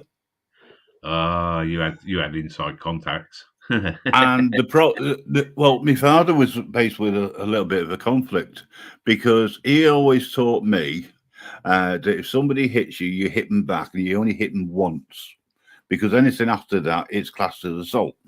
So make sure they don't get up with the first hit, right? And that's all I did. Anyway, because he was on the board of governors, they decided that instead of me being banned, I would be put on report for the rest of the year. So every single class I went to, I had to get a piece of paper to sign to say that I was there. Oh, that was a ball acher. And I turned around and I said, "Wrong." But I've never left school, never been out of school out of time, etc. I've always stayed there. Anyway, they turned around to me and they said, "Well, this will make sure you learn." I said, "Learn what? What are you teaching me? To be punctual?" Now I've got this phobia. I hate people who turn up late. They make an appointment and if they don't turn up on time, they get fucked off. Yeah. I've always put it into the equation when I go in somewhere. Eventualities is what I sort of like call it. Talk to kids this. Basically, you need to be somewhere for 1 o'clock. Don't sort of like get it that you're going to arrive at 1 o'clock. I'm always early, and then I can chill beforehand wherever, get sorted, do whatever. But I'm always either early or, like you say, dead on time. And I exactly say, don't say that word to me. Dead. Not a good idea. Your soul will go, mate. Believe me, if you got one. Dead on time. But a lot of people are dead on time. I prefer people to be dead on time as well. But I mean, now of course you got communication in the car. Your phone's hand free, etc. So if you're going to be late, our Explorer. Sorry, I just read that in the comments. Yeah. Oh, we had some fucking names for teachers back in the day. Oh, one of our PE teachers, his actual name was Mr. Dickey, and he was the younger of the two male fucking teachers who, for some strange reason, always wanted to make sure you had a shower. Interesting. Yeah. When I had a teacher like that, the first thing I did was to check out to see if there's any fucking cameras around. But, even back in those days, you had the weirdos. Fucking hell. I had a teacher whose surname was Head, and his first name was Richard. So I had great fun calling him Dickhead, and it was fuck all he could do about it. He used to turn around and say, "No, you call me Mr. Head." I said, "But your first name's Dick." And he went, "No, it's Richard." All right, okay. You're still a dickhead. But and I've over the years I've met some people with some very strange names. I met a guy whose surname was Cranium, and his first name was Richard. So he was another dickhead. Oh, But, yeah. I think if you survive and if you've got the right attitude, I think you can get on with the majority of people, including Southerners, every now and again. Once in a blue moon, anyway. It's not often I speak to you, Rob. Slip that in there, didn't you? Slip that in there. Yes, of course. Welcome. Very fucking subtle, motherfucker. And guess what? No comeback. Yeah, that's it. I'm literally busy rolling one because I think we're going to be here a while still. I do have to do shit tomorrow, but it's like, You mean today? I'm going to go for the survive on 3 hours kip again sort of situation as soon as we brought up all the old school days. Well, I was going to say you need to give the chat a bit more fucking something. You know what I mean? It's like competition time. It's like the guessing where you come from sort of thing. I reckon you should give a clue out. And here's what I'm thinking the clue could be. What was your sort of like area as such, the part of the country that was, what food was sort of famous as such, or what was your favourite? I would say, don't give, you know what I mean? Don't, if it's something, oh fuck, it was a pasty, you know what I mean? But something maybe obscure, but something that you had in your childhood that you like, fucking hell, that was, we always had that on a Friday night, fish and chips or something like, could be anywhere with something like that, but gives us gives them something to have a little poke about on, give them a little, brain teaser. Okay, all right, no problem. I lived in an area in my younger days when I was a child where the post office had to invent a town. All right, and it doesn't exist except in the post office system of addresses sort of thing. Yeah. So you were proper fucking rural shit then going on. No, it was a small town, but the postcode was one area, right? However, because of the location, it was classed as somewhere else according to the boundaries.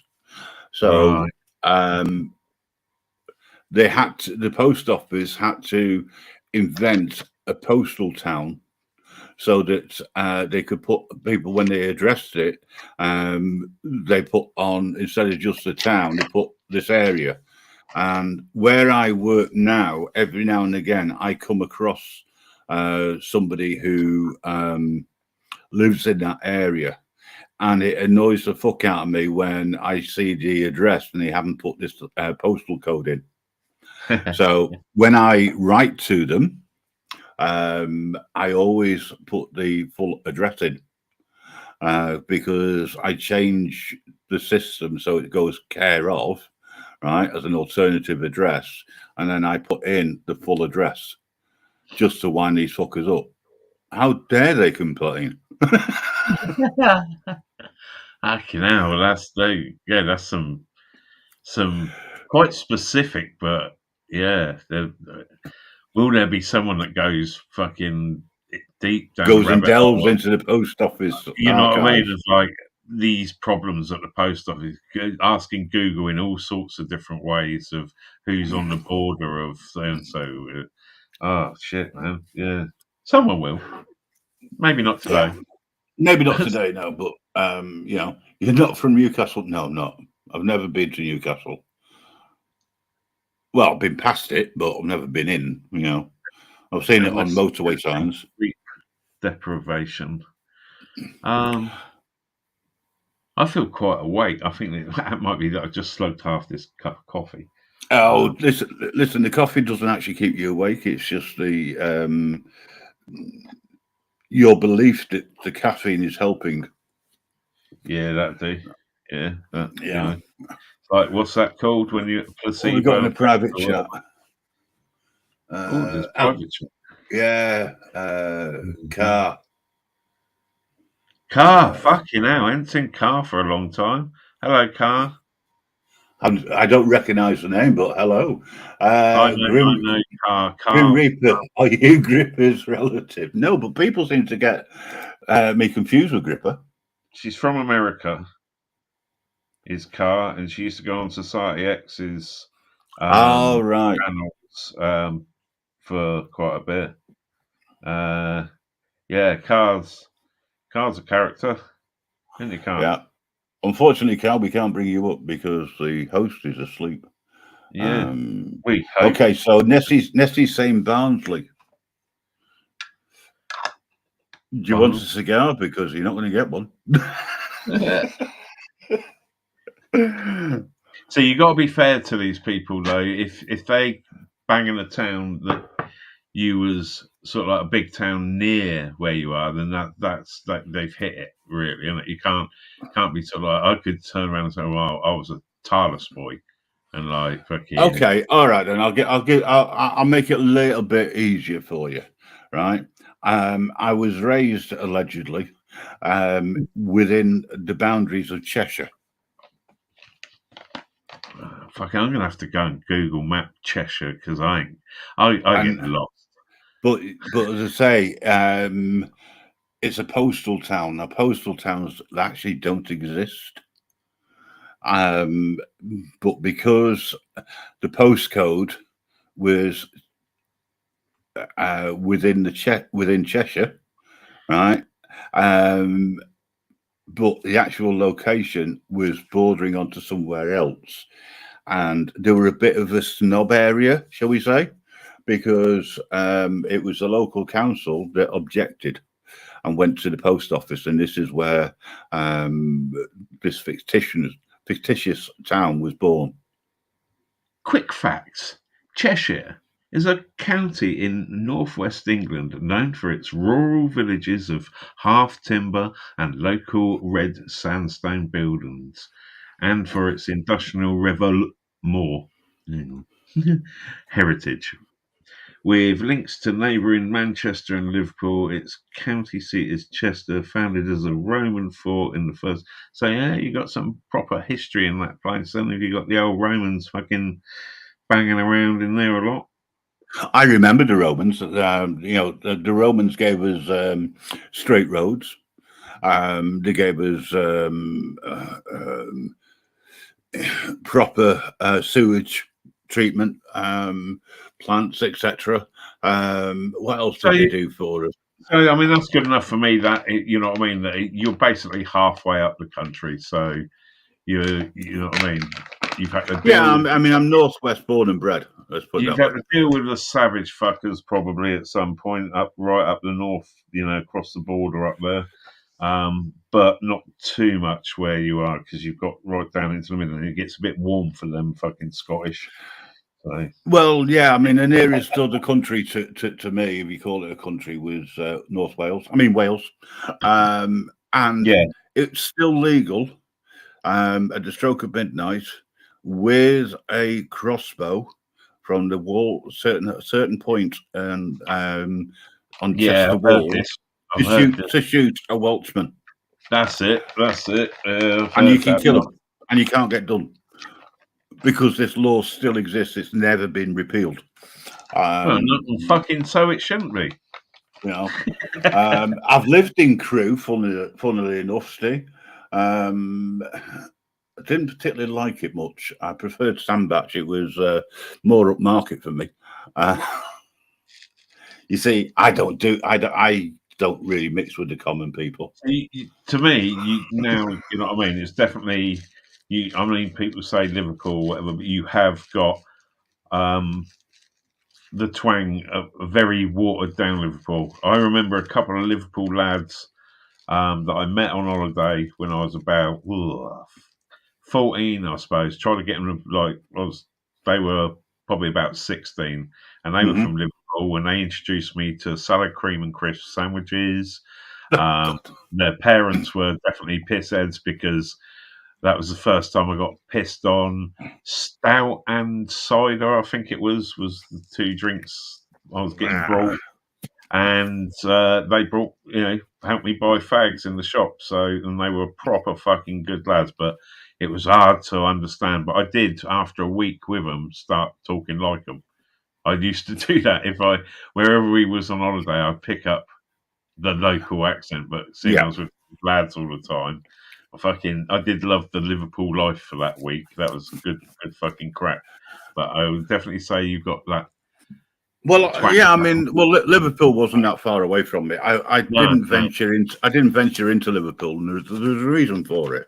I only ever did that once, and I'd actually moved away from the area for many years. I was in Manchester at the time. I went there with a friend of mine, took him through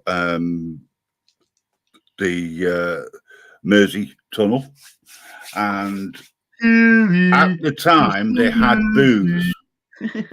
At the time they had booze, and I stopped. You're not supposed to stop, but I stopped. He was pissed as a fart, and I turned around and said, "Have you got your passport ready?" And they fucking believed me at the time. He was that pissed. But yeah, that's the fun bit.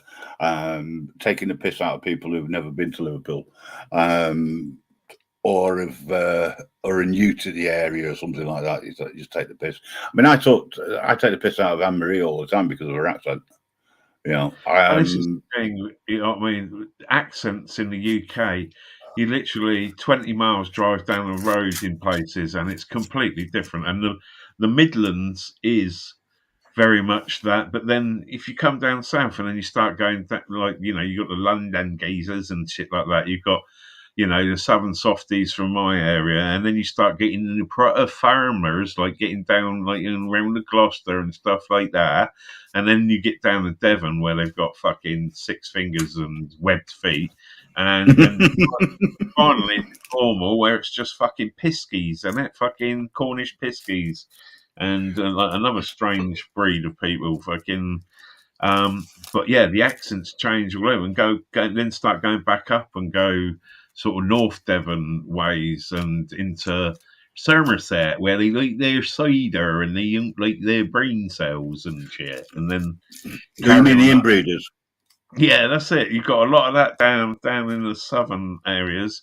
Then you get up to, like you say, Wales, and then all the bordering of that, you get into the Brummy land, and then you go up to Mankin, fucking Liverpool and shit. I mean, the one time I've been to Scotland as a kid, and then the only time that I've sort of like I've gone to Scotland twice. So a few years back, done a drive around Scotland, and then the only other time was in my late teens, was going up to Blackpool. Been back Blackpool then, and so that was one of my first times, and that was fucking challenging trying to understand people in a Blackpool B&B. You know, just sort of like stare at them. Yeah, what was that? Yeah, apparently we've got a Scouser in the chat, so we're gonna have to be careful what we say about Scousers. Hey! Now calm down, lads. Just asking whether or not they got any soul shoots for sale, and follow them around with a lighter. You see how well they go up. You know, oops. Remember Brookside? Just catching that Black Velvet. Fuck that! Yeah, was that what actually the name of what that was? Like it was. I mean, the stout or whatever. I remember drinking that, and it was like really creamy as such. It was like smooth when you drank it, not like lager. I weren't particularly lager as a kid. I didn't mind cider because it was sweet, but the first time I had this stout, and then I like stout with cider, and it was like I was down in the club with this other family bit, which was up in the cliff sort of thing. There was all these ones going up the cliff. Sorry, Rob, I thought we'd lost you then for a second. You dropped out. I thought if you drop out of here, you lose signal. We can't get you back. Oh yeah, fucking hell, yeah, be screwed, wouldn't it? Yeah. I just bored stream yards into like, oh fucking, I'm cutting him off. Yeah, don't hit the wrong button. But yeah, that family, I was down there drinking, you know, like I said, 12, 13, 14, possibly at the oldest, possibly about 12. And then all of a sudden I've got my mum coming across the sort of like the club bit, looking extremely pissed off, sort of like, come on, you're going like, I'm sort of like stumbling by this time. Shit, I was fucked. But yeah, good introduction to the Liverpool life. Give us a second, Rob. I'll be back in a minute. The missus has just woken up. All right, what do? Do I sing? No, let me read some things. Rob's fucked having a convo with us. The Hills of Eyes, Stu or Geordie, keep to the path. Yeah, Black Velvet. Yeah, see that fucking really Black Velvet. Trouble is, I have got some records that were called Black Velvet. I'm trying to think what I'm associating Black Velvet with, but it does sound very familiar from them. God, man, it was a long time ago.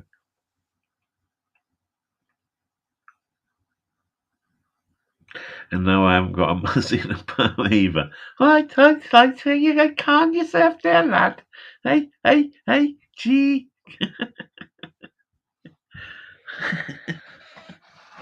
I can't beat a Scouser accent, can you? You must see Geordie accent. That's there's different thicknesses of Geordie. Apologies, I didn't realise you were still talking. I took my hearing aid out.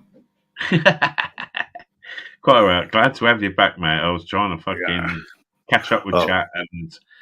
Well, the missus is just checking to see if she can find something. I've got chronic jaw ache. No, it's not through talking too much either. I've got an infection somewhere, and it's my face is about 14 times the size it should be. Too close to your brain, isn't it, when you've got a fucking tooth infection or in your, like, above the tooth, depending where it is. Well, it's the top jaw that's causing the problem, but there is a funny bit. Oh, hang on, she's found something. Bonjela. It's okay. It's oh no, yeah, from 2 months. I think I'm all right for it. Bonjela's good because it helps numb the area as well. So I'm going to put. If you just give us a couple of minutes, I'll put some of that in my gob, and that will help. The codeine doesn't. Is it the aniseed one? Because that tastes quite nice. That one. Yeah, this looks as though it's not the original, because they stopped recommending Bonjela for children anymore, because apparently it's due to certain chemicals in there that could. Yeah, I remember something like that. I remember something fucking about Bonjela. Yeah. I personally, if I get tooth problems or gum problems, then it's usually the one thing that will sort it is hot salty water, really salty water, washing the gob out with that as such. That seems to be the most effective. But that oil, what's that fucking oil that you can put on? Cloves. Yeah, that fucking nasty fucking stuff. Or very, very high content alcohol. I can't remember. I think it's Mac Woods or something. Which is last night, I must say, was it last night or yesterday? Whatever. It suddenly came on and hit me yesterday morning. But the funny thing was, the missus had toothache a couple of weeks ago, so she knows what I'm going through, pain wise. But it's the gum; it's not the teeth. Right, because where it actually hurts, there's no teeth there. So there's obviously an infection that I've got. But I need to go and see a dentist. Can you get a dentist on the National Health these days? No. Because they've all gone private. Yeah, I haven't had a dentist for donkey. Last time I went to the dentist was literally to have a tooth pulled. And then he pulled it, and as he pulled it, you fucking ripping the fucker out. It come out of the clamp thing when it went straight down. You know, you laid there with your mouth wide open, ain't you? And they're like fucking digging around. Well, as he like chunk pulled it out, it come out of the fucking clippers and went straight down the back of my throat. So I was sort of like, and had to like cough this fucking tooth across the room out of my fucking lung, sort of thing. Yeah, that was a good experience. And previously before that, I've got a bad fear of dentists. So my teeth are fucked. I've self dentist. I've done all sorts because I haven't been at one for a long time, and I swear I had a fucking I've got a friend on your elbow one as a kid. There was definitely a fucking pedo dentist in my life. I've got a real life friend away from YouTube and whatnot. He hasn't been to a dentist for donkey's years. And I said to him, so what happens when you get toothache? He says, well, it depends on how bad the toothache is. If it's really bad, I'll just rip the tooth out. Yeah. And I had a vision in my head with him with a pair of pliers. And one day I said to him, so how do you take your teeth out? He said, I just get bull nose pliers, grip it and pull. I said, does it hurt? He said, not after it's been taken out. Well, that is one thing, you know, if you do get sort of like an infection in your gum underneath the tooth, or the tooth's going dodgy or whatever, yeah, it is true. Once that tooth's out, when you've been to a dentist or, you know, and they pull it, it's like, there you go. You know, you get rid of if it has got an infection or whatever, get rid of that and it's gone. Well, Nessie's just suggested going to a dental hospital. The problem with dental hospitals is, I mean, I think that it's great that you've got a dental hospital, but you have to queue up in the early hours of the morning before they open, and they only take so many people in on a daily basis. And if you need something doing, they have to make you another appointment. You very rarely get seen on the same day to have anything done. But yeah, big up the dental hospitals, because without them, some people just wouldn't get dental treatment at all. Even if it is students, but at least they're overseen by somebody who knows what they're doing. And by the sounds of it, your dentist should have gone back to school. You know, he was very apologetic in that, but it was the case of like being there and like, and like, and then just literally having to cough hack it out. Like I say, I just still remember it flying across the room. I was like, fuck. About dentists now. See, yeah, this is it. I mean, you know, as false teeth gone out of fashion, fucking hell, it used to be a thing, wasn't it? When, you know what I mean? People in the UK, especially, by the time someone was fucking retired, most of the time they were putting their teeth in a fucking like glass of water with some fizzy tablet fucking by the side of their bed. Are you speaking from experience? I'm just thinking of like, you know what I mean, nans and granddads and shit like that. It was like, oh yeah, hell. Oh You know, God, there's nothing worse than your grandmother giving you a kiss without a teeth in. That's what I mean. You know what I mean? Fucking, I've got many a memory of my grandma like literally munching on a bit of salad. Fucking come round for salad, so you know, tea or something, and she's munching on a bit of salad, and a fucking top set falls out. So on a nice pink, it looks like a massive pink shrimp on the fucking plate. You know what? I just read Nessie's comment there. An appointment, any appointments are ridiculous. A sister starts chemo on Friday, and she has to drive 60 miles. That's Jesus. Thank you to the government for reducing the amount of essential services in the NHS. It's been flooded by a major amount of people that have come here directly for our free NHS. Oh yeah, so, you know. I mean, I mean, the NHS was at one time the envy of the world. It really was, the National Health Service. Oh, yeah. And to a certain extent, it still is. The trouble is, they just don't put the money in. So I've got a feeling that sooner or later, I think we're going to have a tier system in the NHS. And I think part of it's going to be based went into the wrong part of the NHS. It went into managers and managing teams and team leaders and stuff like that, instead of just your general. Too many chiefs, not enough Indians. Yeah, exactly. You know, just look at the old Carry On films, and fucking that's how, you know, hospitals used to be sort of like run. They didn't really change a lot, but they were quite efficient where it comes to how they were managed. You know, you had the sister of the ward, then you'd have, you know, the sort of like top nurses and that, and then you'd have the, you know, juniors and stuff like that, or the junior doctors. Yeah, matron ran the ward. That's it, and they would go around and sort of like assess people, and then, you know, the ones that needed the top fucking boy doctor, whose time is very precious, they would get seen by him and diagnosed or whatever, and you know, things run in such a different way. Yeah. Nowadays, it's about he doesn't want you to rant at 4:30 in the morning. I didn't even realise it was 4:30. This is it. How the fuck did we get onto the NHS as a fucking subject? We were talking about dentists. Oh fuck yeah, them horrible bastards! Yeah. Dear.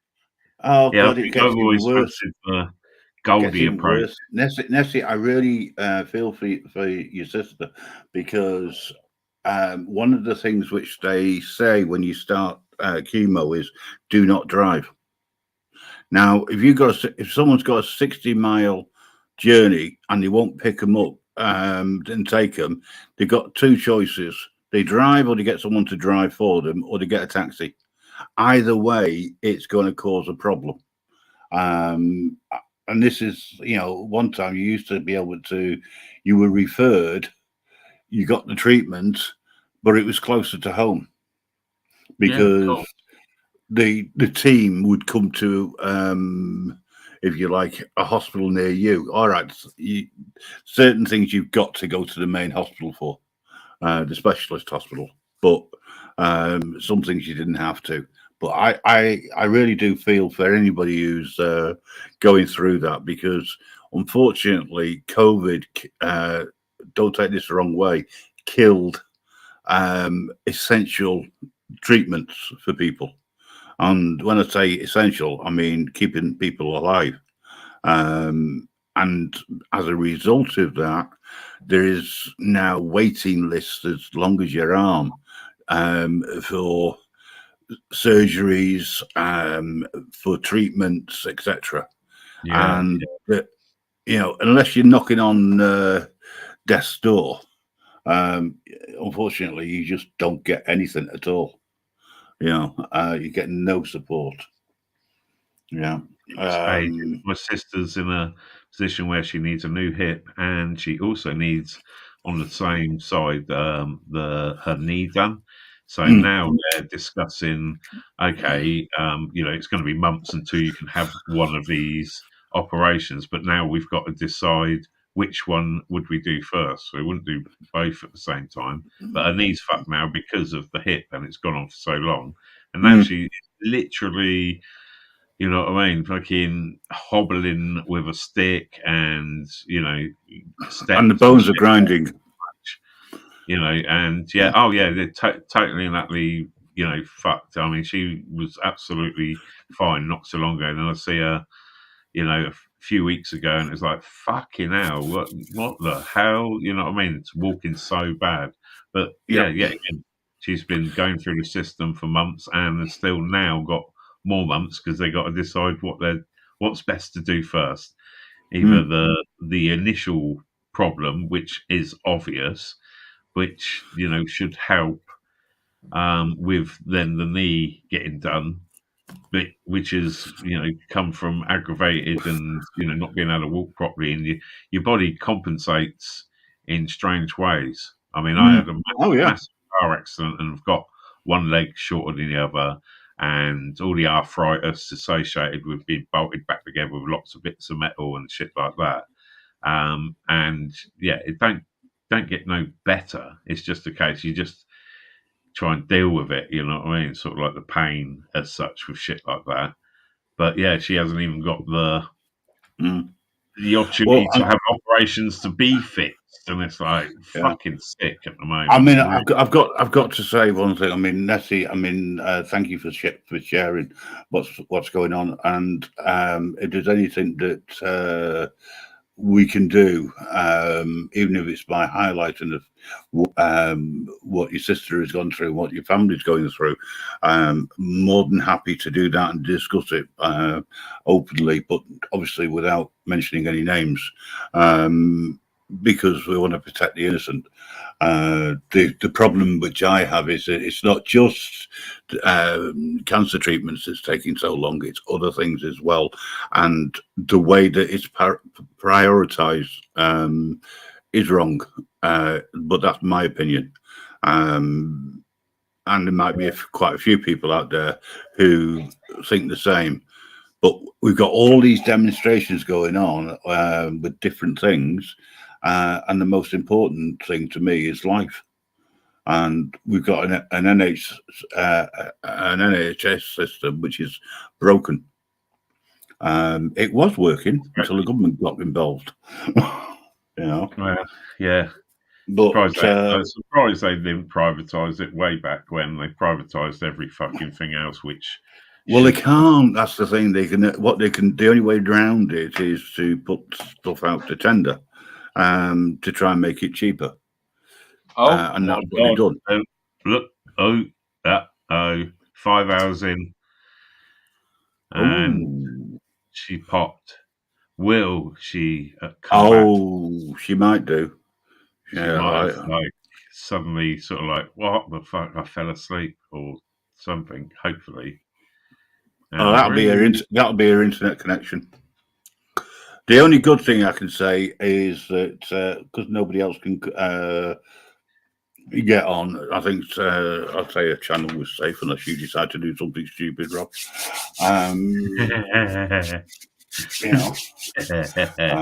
But it's. Well, I say if we go off, I think then that's it. I think that it will. It'll stay live, but it will cut off. Yes, yeah. But I've got to admit, I've had a quite a interesting chat this morning, which makes a change. It's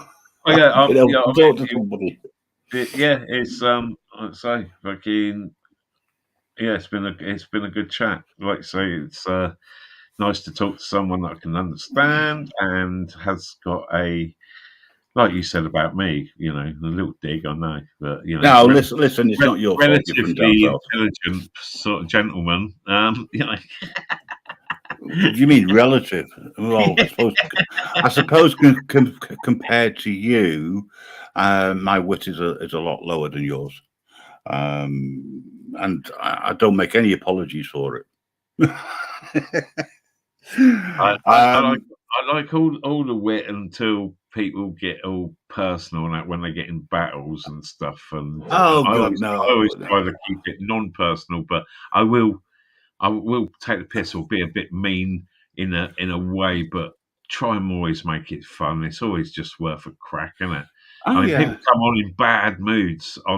That's when I won't go on a live or won't do a live or anything, is because I'm not in the mood for it.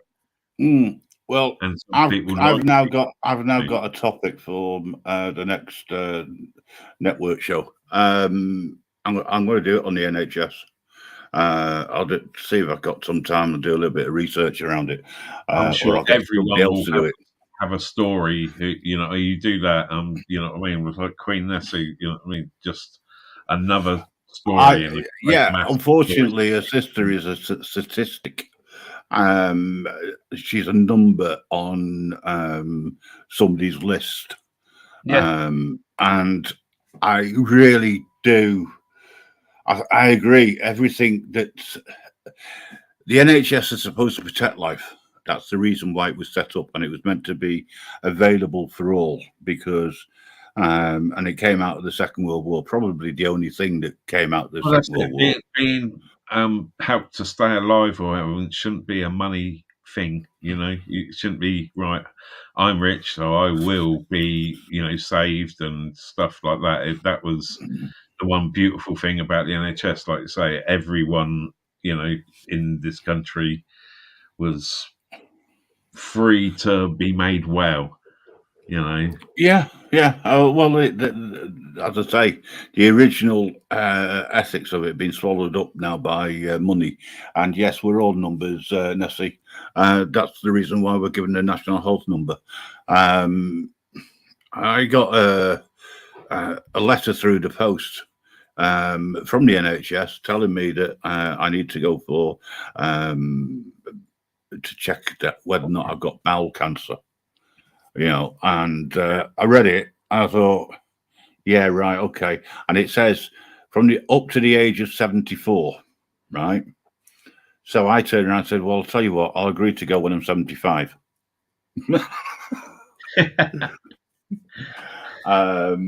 My wife, unfortunately, over the years has had to have various surgeries done and checks done, and the stuff which you have to take to clear your bowels.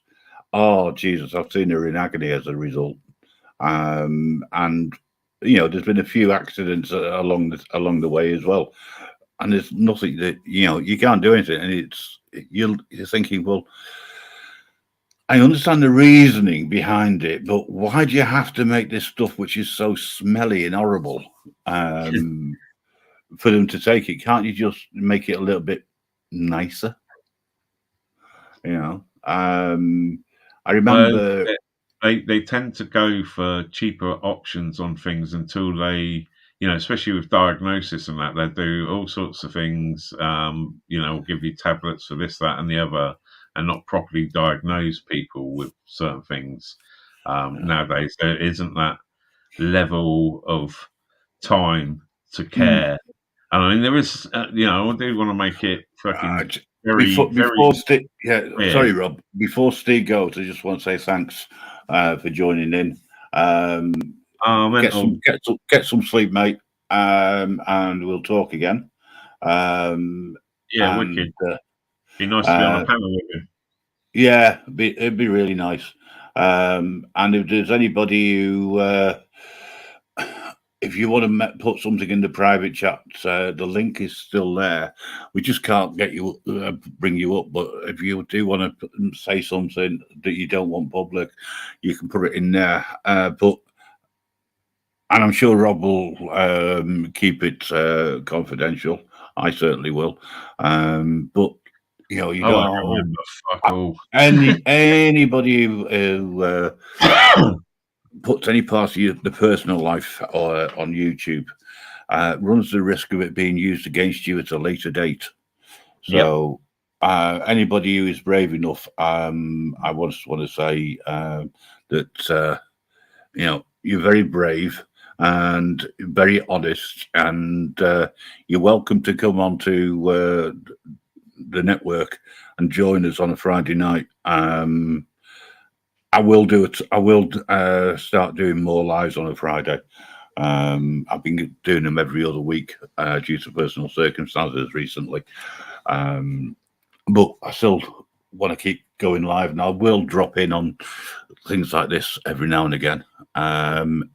Don't think Anne Marie's coming back.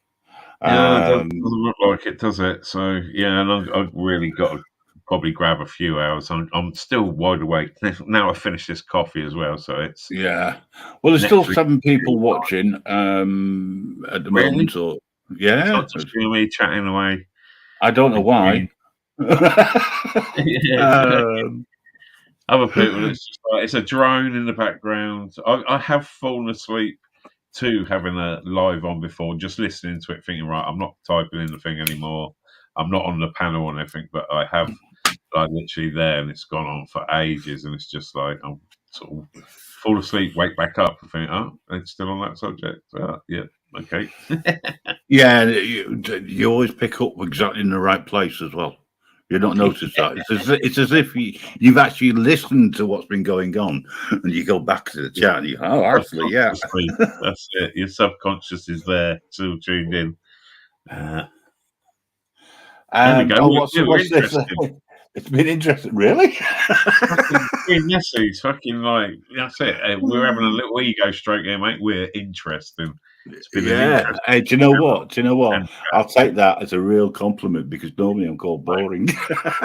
We can go to sleep tonight feeling all fucking like warm and glowy. You know what I mean? I think it's been a nice chat. It's an honest chat. I will say, and you know, everything that I've said could be a lie, could be true. So then, if you clip it, fuck you. No, I don't give a shit whether people clip it or they don't. Do you know what I mean? I've never done anything that anyone can fucking rip me for that they probably ain't done a lot fucking worse in their life. Yeah, adult conversation. I think the trick is you allow someone to say something, you listen to it, and then you respond. That's an adult way of doing it.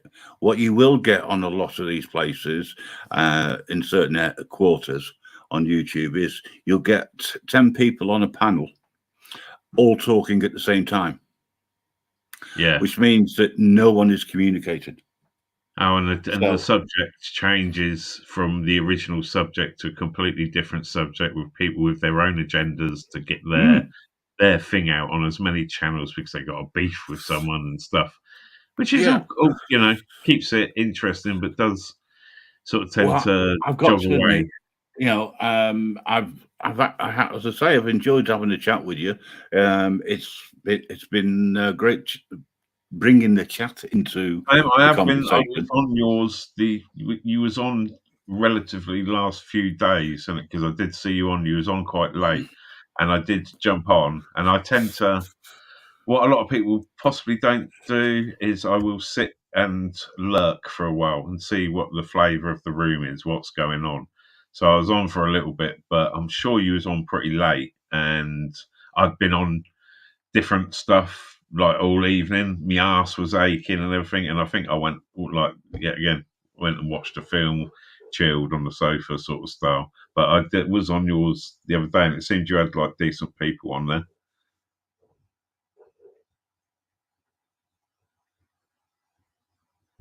Yeah, I am here. Sorry, I had to go and let a cat out of the bathroom. Fucking idiot decided to shut the door on herself. Yeah, ghosting. Yeah, that's what you do a lot of, ghosting. I like ghosts. Well, it's a case of just sort of like you. It's like coming into a pub or whatever. You don't go in there and like start gobbing off straight away, and then you find out there's been a fucking funeral wake or something in the room, and you're like, fuck, right, I grab my coat and walk out again. Yeah, you know, get a flavour of the room, and then it's a case of, you know, if I'm interested in whatever subject, I crack on. But yeah, I popped into yours because you was on, but I literally was fucked from being on other ones, and it was like, yeah, well, I'd like to stay, but I'm going to bed. Yeah, no. I mean, I like drama free. You know, I have a lot of people who come in from different sides of different communities. Yeah, and there's two things I ask. Firstly, you respect each other, and secondly, most importantly, you leave your shit at the door. If there's going to be any drama, it's going to be me that's going to cause it. You know, and I'll have a rant. I've only ever done it about 3 times. Your show, your rules, your fucking YouTube channel. That's how I see anything. Anyone doing any live or anything, it's yours. Anyone tries to tell you how to run it, go fuck themselves. It's how you run it. I mod channels that run in different ways, and it's like I know their ways, so that, you know, it's a case of I'll back up whoever, but I won't ever use a mod. Well, I've had people who come in and they've been timed out by people because they don't like the person. Right? Yeah. So taking personal shit to someone else's channel is a big fucking no-no. So I decided that I'd make everybody blue. Right. However, since YouTube created what we now call super mods, I have 3 people who are super mods, and I won't question what they do. They can time out the other mods, right? Which is fine. There's no problem. If they're starting to cause problems, if there's an argument going on or something like that, they'll time them out. And then he'll let me know in the private chat that there's something else, something going on, etc. And I can make a decision then based on what their recommendation is, whether to kick them, ban them, remove the spanner, or whatever. I've done that occasionally, but then at the end of the live, I've reinstated them. You know, because to me, it's about them learning a lesson. Yeah. You know, I don't want the personal shit going on. I don't want the drama. You know, I like to be able to. Well, when people know you run your stream like that, they generally have learned. They might try it on or something, some certain ones, but generally they know, you know, it's like that ignoring someone. They just well, you know what? I'll tell you what I do like with me having the website. If I want to have a go at somebody, for argument's sake, right, because of what they're doing and everything else, they can't get away from the truth. So if I put the truth out on the website and they see it, then it'd be like them looking into a mirror. Yeah. Because the stuff that they say is there, and it's not clipped. It's the whole show. If I can get it, I'll put the whole show there. And then people can make their own decision at the end of the day, whether or not such and such a person is nothing but a troll. You know, when stuff happens, then and it's on a long ass stream sort of thing, you know, something like this one, 5 and 20 minutes. Yeah. You know, and you've heard something that got said. They've got to then either rip the whole video, however they rip it, whichever. Yeah, but the original was still there. I mean, I've not taken any of my lives down unless I've had how many other people that will believe that clipped bit that is maybe out of context or something? Oh, it's always out of context. Always out of context. When there are all these little clips that people grab, and then no one else will go and check on that. I agree. Hear a clip and you think, well, what the fuck's going? You know, there's nothing really wrong there or something, but people believed something that's, I've got a clip of this, I've got a clip of that. It does make me fucking laugh. It's like there's a lot of effort to go into this. It's an argument. Most of my lives I make not private. What's the other one? Unlisted. Yes. I do the live. If you're at my live, you've enjoyed it, we've had a laugh, we've done whatever, giveaways, fucking just doing stupid shit and stuff. Have a laugh, it's there to entertain, sort of thing. I'm in the mood, bosh. And then at the end of it, it's usually unlisted. And it's like if you was there, you had a laugh. It's not there for basically to go back and rewatch, which you do get it, and it's like fair play. You know what I mean? But most of the time, Nessie summed it up. Nessie summed it up. Everyone's entitled to their own opinion. It should be fact and truth, but then it's twisted. There's so many different communities. I'm not just talking about the audited or anything. I've seen it in all female groups. And, oh God, the bitchiness between them. Tell you. Some of the communities that have got shit going on that you think really, and that, you know what I mean. There's always like drama in all the communities that I've been involved in the last 5-6 years, and it, you know, it's all around the world, and that, you know, you get fucking wrong and here, there, and everywhere that affects, you know, it's like crimes in the UK. Basically, it'd be a couple of people that put all the crimes in an area. You know, it's just that little percentage that fucking can ruin shit in different communities, and they love it. You know, it's just their way. Yeah, well, it's clicks and views. whatever rocks your boat. If you want that, then that's fine. Carry on doing it. You know, there's quite a few people over here who. I don't know about you, mate. Right, I've got pretty much blackout curtains. They're pretty good, but you can still see. It's fucking light outside, isn't it? We sort of like got through to next day, really. So it's dawn, shall we say? You know, as I say, I'm gonna drop off in a minute or two. I've got a few things I need to sort out. I'm gonna go at the same time as you, bruv, because then that's just. I might end up on somebody else's channels. You never know with me. But I've had a great time. You know, it's great being talking to Nessie. As I say, I have seen you around. Deb's dropped in. Of course, Steve has been in. Rick was in earlier on. So, and of course, I want to thank our host in absence for allowing us to have an uninterrupted hour or so. You know, any suggestions if you're leaving? Let me have a quick look on.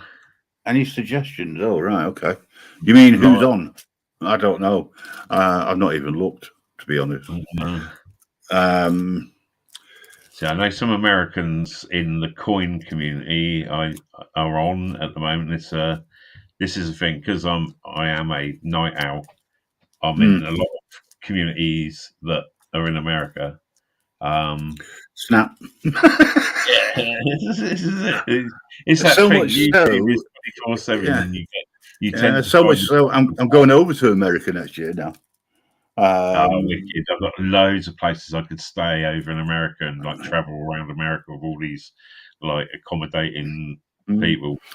Well, I'm going over for 10 days. It's going to be a bit of a driving holiday now. I've never driven on the wrong side of the road before, so that's going to be an experience. Fucking massive. So you'll be like, shit, me. How much room? I've ordered sort of a 4x4 type vehicle, so I'm high enough to be able to get in and out properly without causing any problems to me back. I've got to watch a load of YouTube channels now to get my head around certain the equivalent of the highway code, especially when it comes to crossroads. But I'm looking forward to it. I'm flying to Boston and then driving over to Cape Cod, where I'll be based. Oh, wow. And I'm going to, during my stay, I'm going to go to Providence, which is because it's New York State that I'm actually going to, or officially it is, although it's Massachusetts. I'm not sure how it works out because there's two New Yorks. There's New York City and New York State, so to speak, which is within Massachusetts. It's weird how they've got it all set up. That's my understanding. I could be wrong, but I know a few people over there. I get on well with Wandering Hippie, and he's in Cape Cod. So I thought, do you know what? It's legal over there to grow your own, and I think I'll do a bit of sampling. Obviously, when I'm not driving, but and I also want to go to Rhode Island, just so that I can say a bit. And next year, I'm already planning to go to the other side of the States and go to New York City, so that I can wander over to the Canadian border and have a look at Niagara Falls. Awesome. Because then I can turn around and say it's not just Superman who's been here, the Grim Reaper's been here as well. But on that note, I am going to go. Thank you so much for the conversation, Rob. No doubt we'll catch up again sometime in the future. Yeah, I'll be definitely jumping into your live stream. I know you more, especially like you're a decent guy, so it's like there'll be a good stream to jump in more. The next one I'm going to do, I am going to be talking about the NHS. and see what happens as a topic, and see how many people either open up or condemn or support, etc. The NHS as it is. I've seen it. I've reading Nessie's story. As I say, I think it's important. So yeah, I'll highlight it. I don't have a problem with that. But good morning to everybody. It's this show's been going for 5.5 hours. I can hear fucking pigeons. Fuck's sake. Yeah, it is 5 o'clock in the morning, folks. UK time.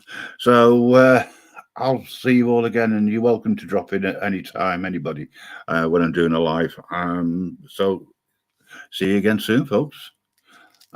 Take care, and hopefully this will shut down within about an hour or so of us jumping off. At least we know it's safe. Now that Anne-Marie's actually gone. Yeah, that's it. Well, that's it. The live safe, but I am going to be looking out for her on lives and stuff tomorrow, and just to make sure she's safe. You know what I mean? I'll send her a message on Discord, and just say, you want to play back the stream because the poor bombing was good. Yeah.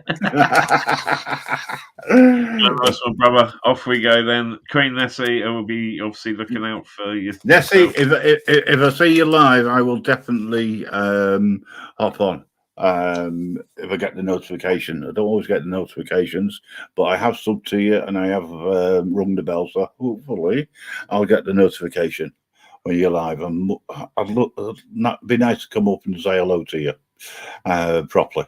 But in the meantime, I'm going. I'm fucking off. Rob's bored me now. No, he hasn't. I mean, if we got some sort of brotherly love going on here, where you know what I mean, the old thing of like, well, you put the phone down first. Bye then. Oh, sod off. Respect. Take care. Bye.